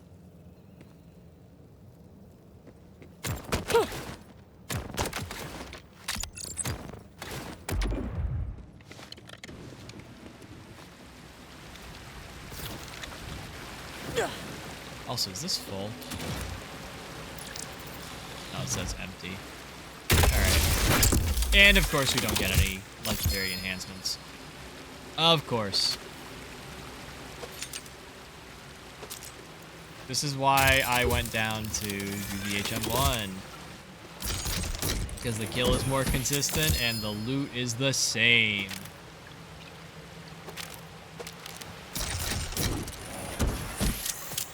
Oh my god. The only reason I do UVHM6 is to, like, prove myself. To prove that I can actually, you know, beat Bloom Reaper at the hardest difficulty. Also, I do want to double check.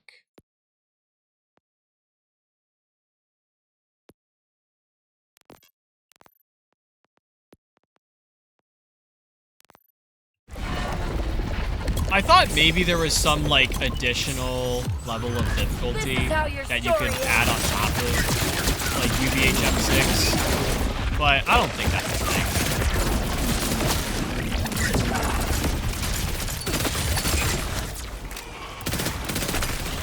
Nope. Dude, there's no fucking shot. Oh my god.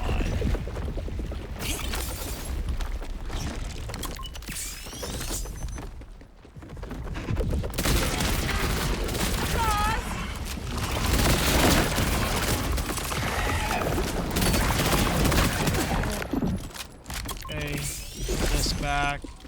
Swap. Gonna run away from me like a little bitch. Okay, that's a lot of damage. Oh my god. I don't know if I've ever hit his eye that soon. Ow.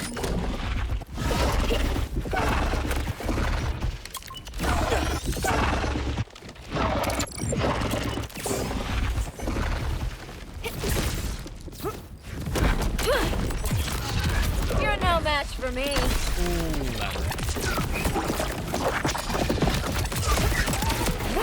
One down. Oh my god.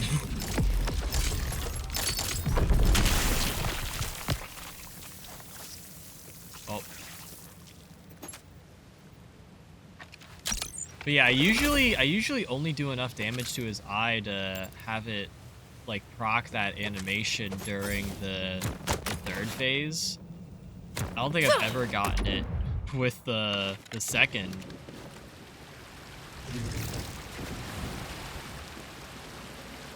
Empty. Alright, something legendary. Cool, enhancements. Ripper. I actually did want a Ripper one. I have a few in the bank, but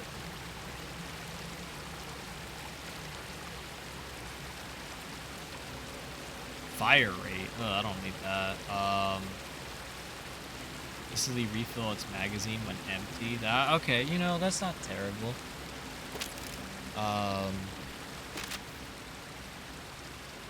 Atlas Infinitum.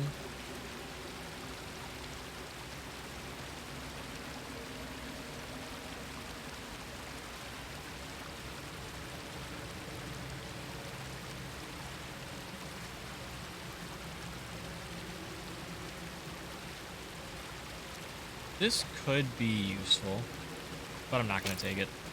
I know it has Atlas Infinitum on it. I don't really need it that bad.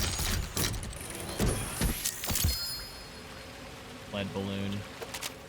I feel like there's not really, like, Torg is, I want to say, an underrated manufacturer in this game, but I also feel like it's not really that good.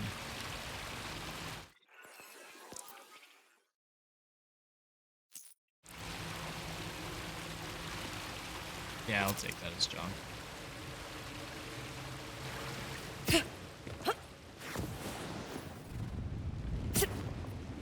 Like, Torg has so much to offer, like, as, like, a weapon, but I feel like the weapons themselves aren't good. It's when you get Torg parts on another gun, like the KOC, for example.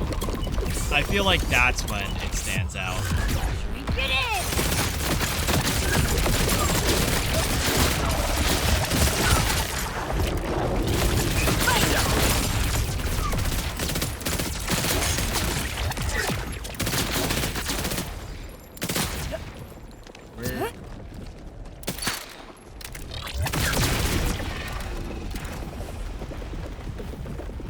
Finished.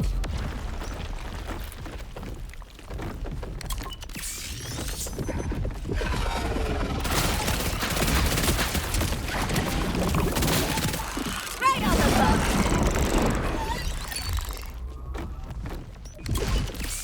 Oh, you fucker.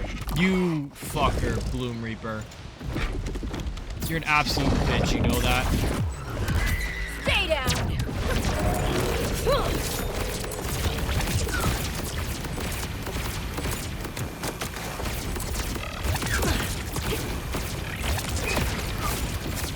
Boom time. Oh my god. Job done.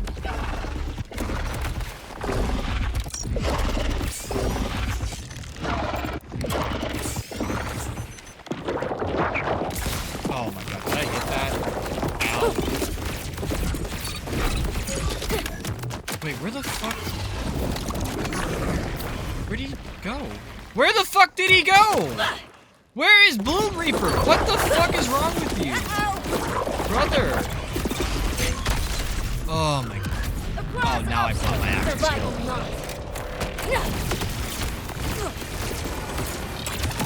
You're such a bitch, man. Fin.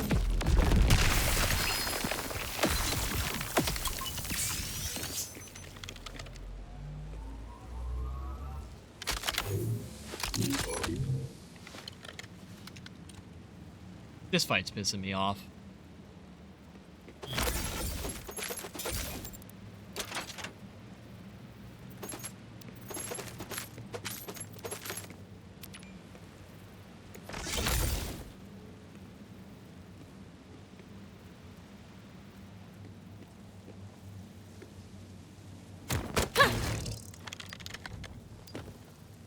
I still think Bloom Reaper is too easy. Like, for the times that we get a gold finish, it's like moments, like, when we should, it's like, how do I explain this? I hate words. It's just like dumb mistakes that, like, push time off of my kill for Bloom Reaper, and it's like 2 seconds. Like, I'm literally, like, about to get the kill. Like, he's, like, 1 HP. And it's like, nope, it's over. It's over 1.5 minutes. You're done. Like, has to be 1.5. Like, solid. Maybe just kill him faster, even though we put in the immunity phase, so you can't do that. Maybe just get better. Maybe just instant kill.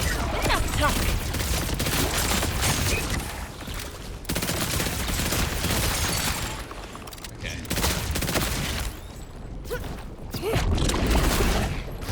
What is that?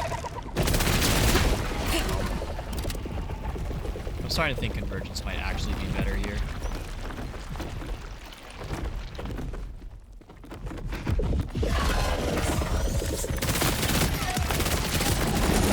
What was I saying? Oh my fucking god, bro. Don't do this to me.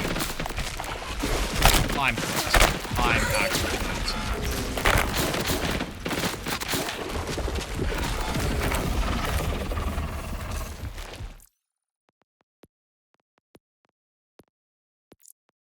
I don't give a shit anymore. This is like too fucking stupid.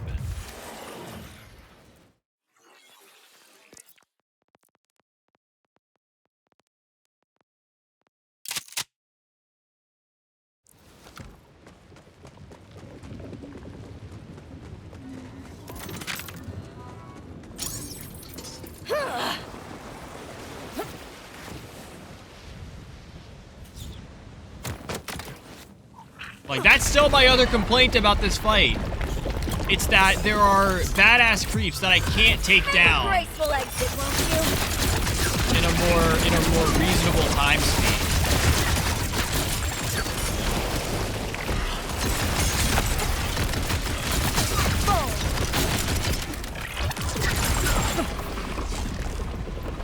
Snap. Like, the reason for having squishy enemies is second wins, not to piss you off further. I'm into it. Like, my fight is with Bloom Reaper, not this badass creep.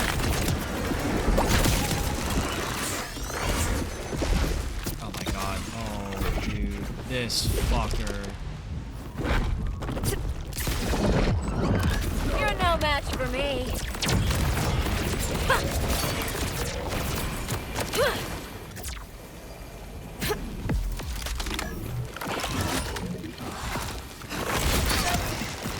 Worth the wait.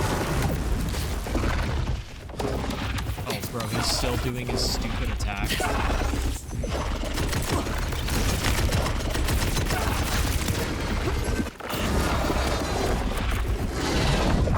Alright, Bloom Reaper. Get on up here.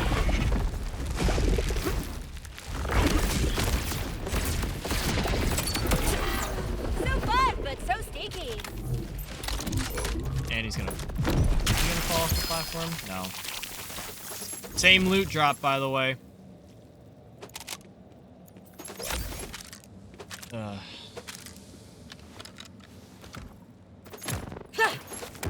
Also, my phone's dying. I gotta plug it in. Again. I feel like it needs a new battery at this point.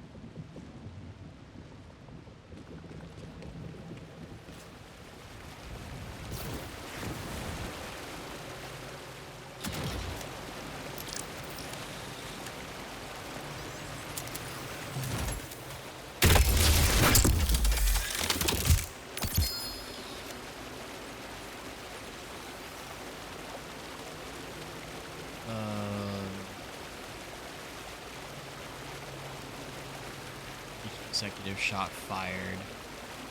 This would actually be kind of sick. Might bank that.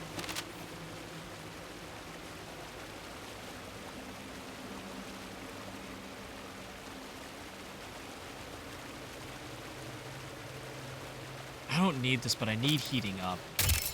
Also adds. Bullets to spare.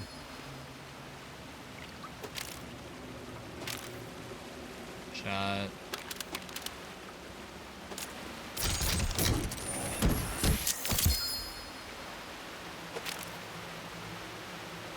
I don't need bullets to spare. Although, oh, backpack's full anyways.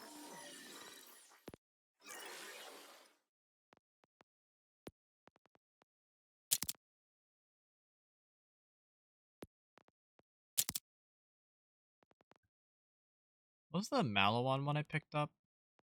Oh, heating up. Yeah, we'll bank that.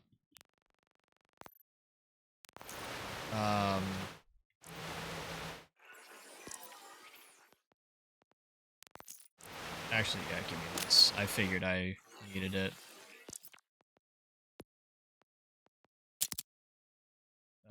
Send one item to bank.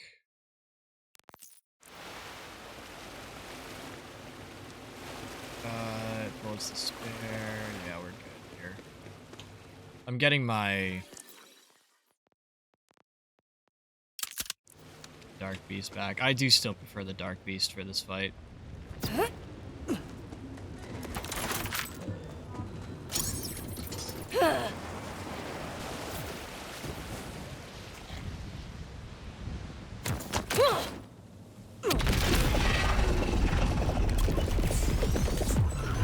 You did a bad thing crossing me.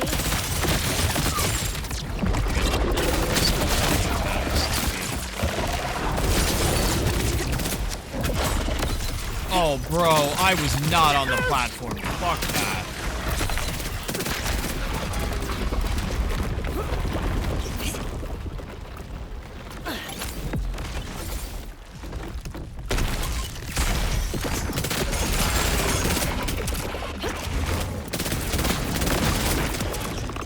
That was quick.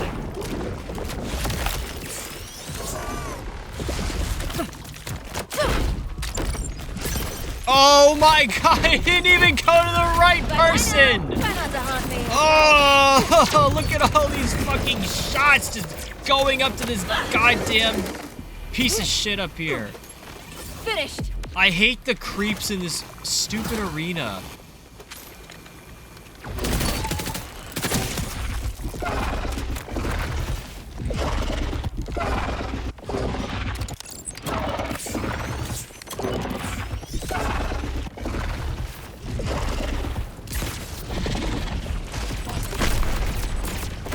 Oh, dude, don't give me shit.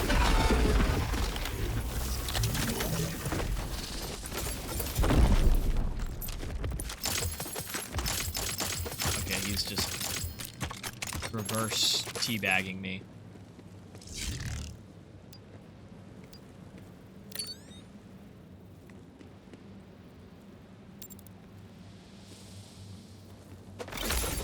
He like died and then squatted on me.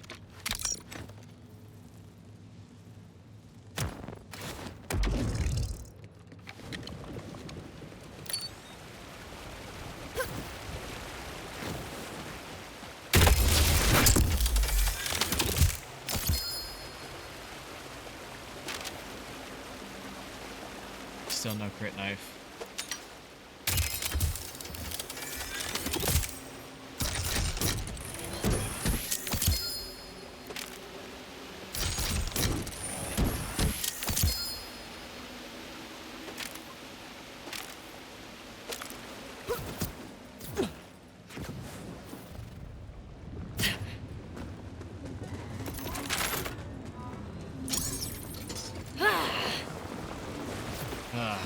Man.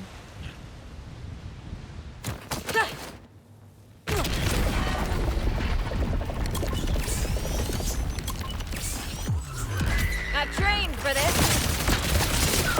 I think I only got like a little bit left. I'm trying to just like get something useful out of this like session or out of this like section of Bloom Reaper. God.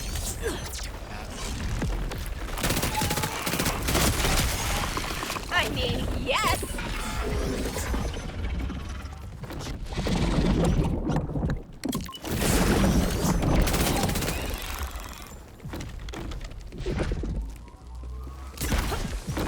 Come on, dude.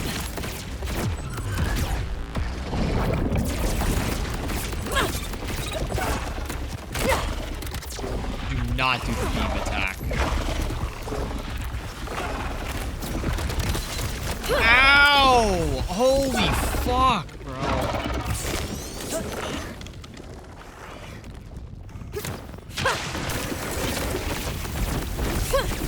Salutations. Ow! The creep. This fight's pissing me off. I think if I don't get any and like any legendary enhancements, I think I'm just gonna call stream here. We're at 4 hours. It's a long enough period. This isn't terrible.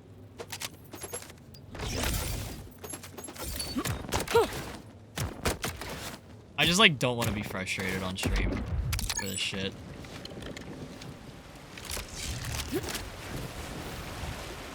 Like I'm attempting to like get rid of my boredom and hopefully have some sort of reward from it.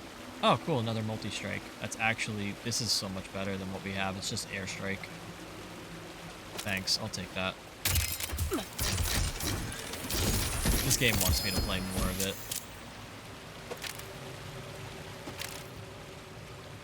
So much. Ow.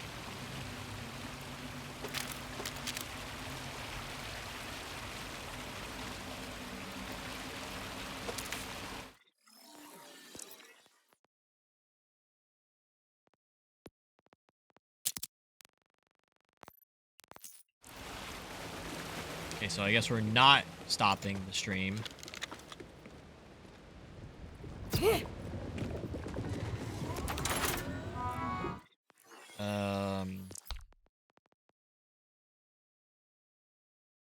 Gun splash, gun status effect damage. Yeah, this is a much better one.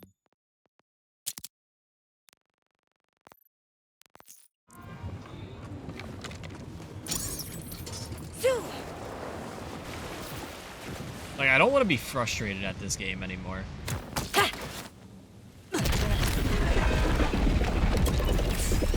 Like, we've barely proven that, like, drop rates are increased. Like, I don't think I have enough data, and nor can I go get enough data. Where's the last?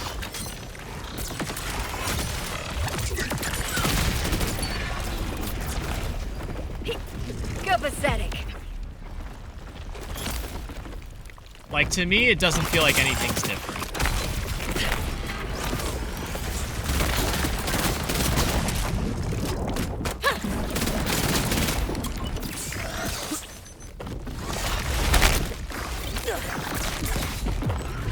It's just your time.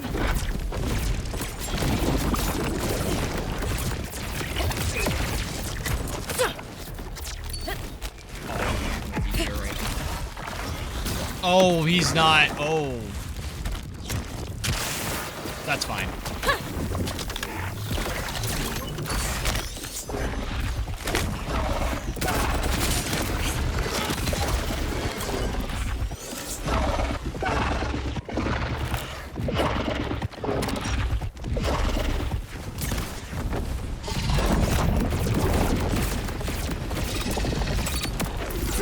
Always feels good.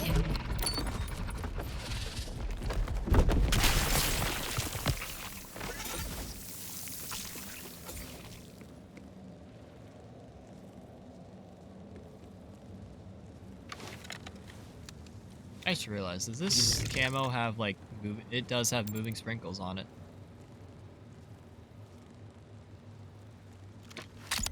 I only grabbed it because it looked like the original complex route. In that it's, like, a proper light pink. Like, the standard complex route is not really much different. But I prefer the Borderlands 3 complex route. What the fuck is in this pile?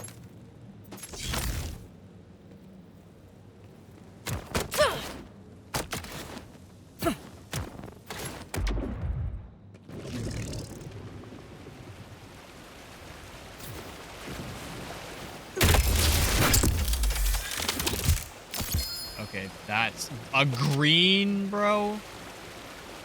Out of the good chest.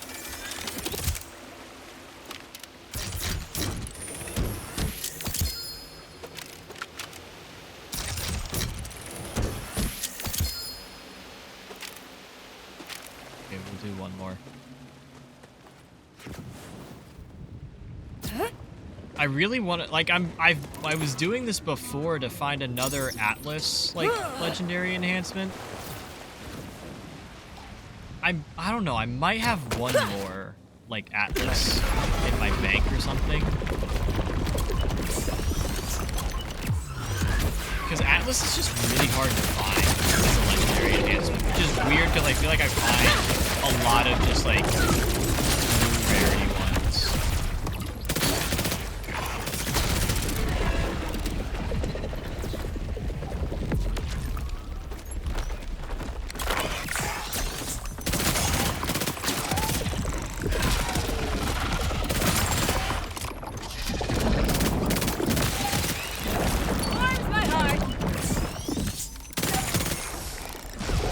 life over here. Jesus. Get roasted! Okay, that's good. We're through.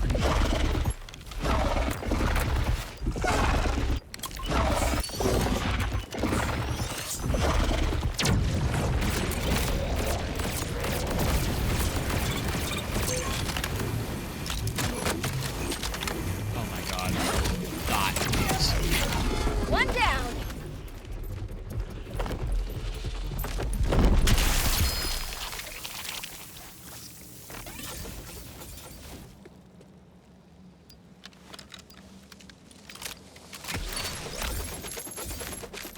Alright, where's the legend? Oh, it's an undershield. So much shit here. Look, an atlas! Oh, this is actually pretty decent.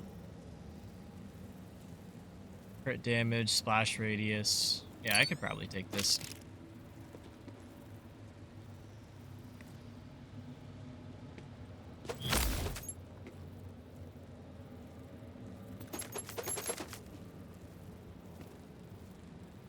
I don't really want to sift through the rest of this. There's too much going on.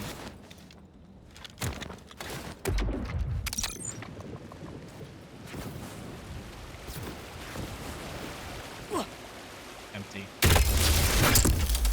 Oh, of course, you're not going to give me single amp. I'm looking for, like, if I look for a regular amp shield, it's gotta be like a double amp.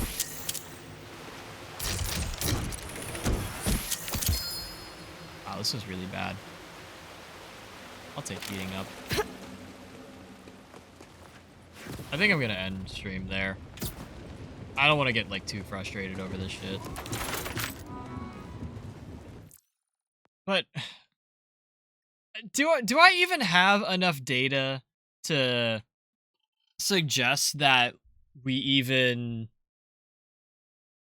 like got a drop rate increase for the dedicated drops? I feel like a Rego was kind of, you know, suitable data. Let me go check the patch notes again. Maybe it says it more in detail over there.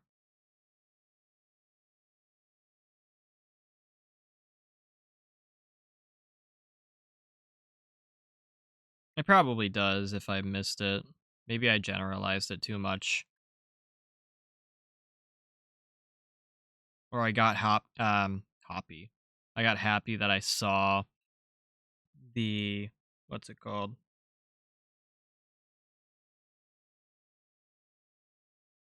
That I saw, like, oh, increase dedicated drop rates.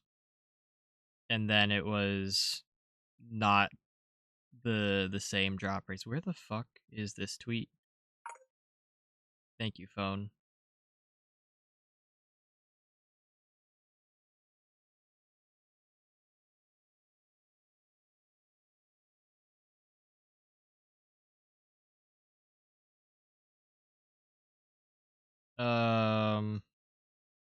Beginning this week, and I'm reading right off the patch notes. Beginning this week, we are permanently increasing the dedicated drop rates on bosses. They do say bosses specifically. I don't know what the exact classification is. These changes are a careful way for us to balance the game so that the loot drops feel like a meaningful increase from the base game. You'll be able to get more loot faster without breaking the systems that make Borderlands 4 unique, like Moxie's big Encore machine.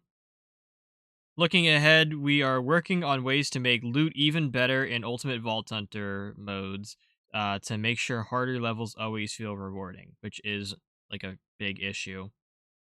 I think I've said that before. I feel like there's no reason to play on UVHM 6 other than test builds to see if it can do it all.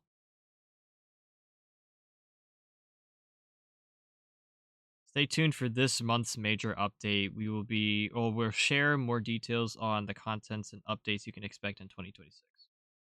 So there is supposed to be a big January update. We are running out of January to have that update, though. again, I think February. If we don't get like new content by February, like if they don't announce that, hey, we're adding the new story pack DLC, in by February. If we don't get that by February, game's dead. Like I don't make the rules. You just refuse to add content to your game. I don't know if it says if they're added, like what they're planning on adding. I think I have to go to a different roadmap tweet or whatever.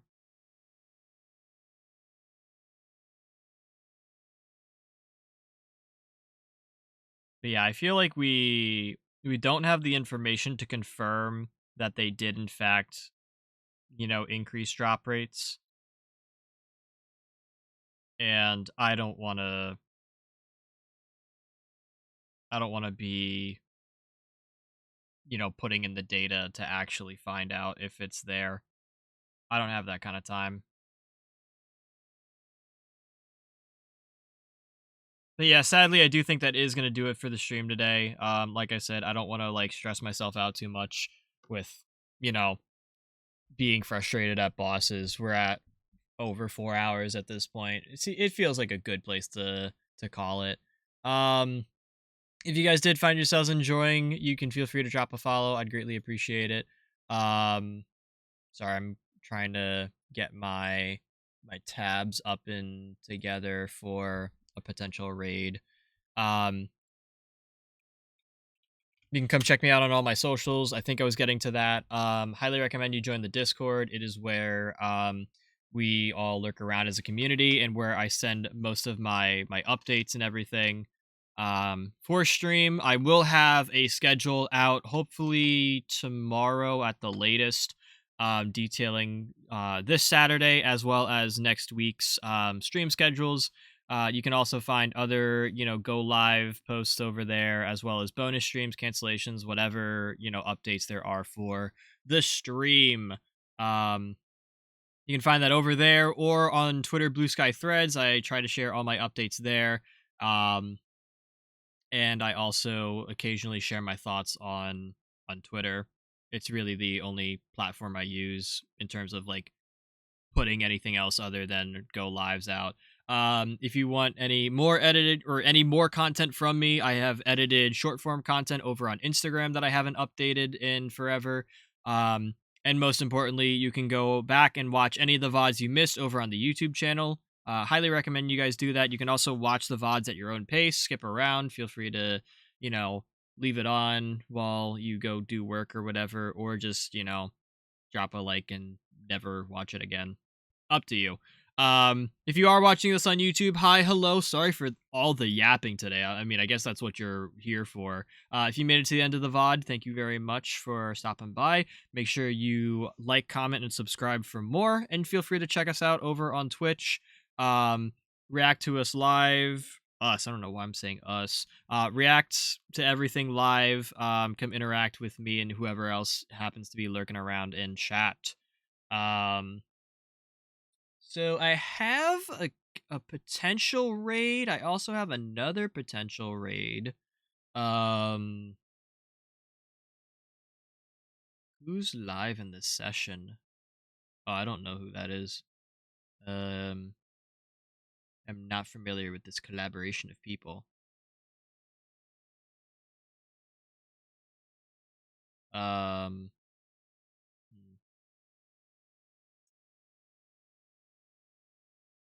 Sorry, I am contemplating raid targets. Oh wait, how long have you've been up since before I went live? Although I don't get to raid you at all. I don't get to raid any of these people, actually.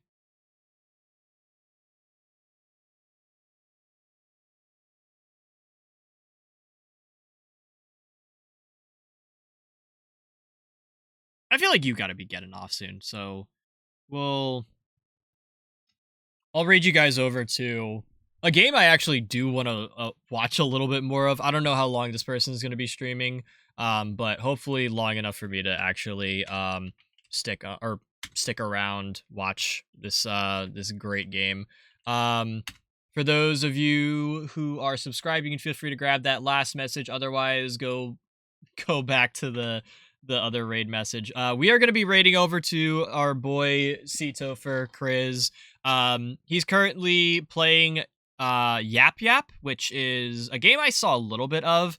It's a fun kind of, you know, hot mic wizard game where I think you have to do damage to the air, like the surrounding area. It's like disrespect your surroundings.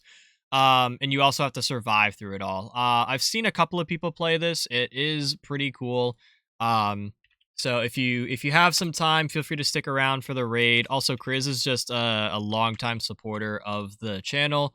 I believe he's one of the OGs, like one of the OGs.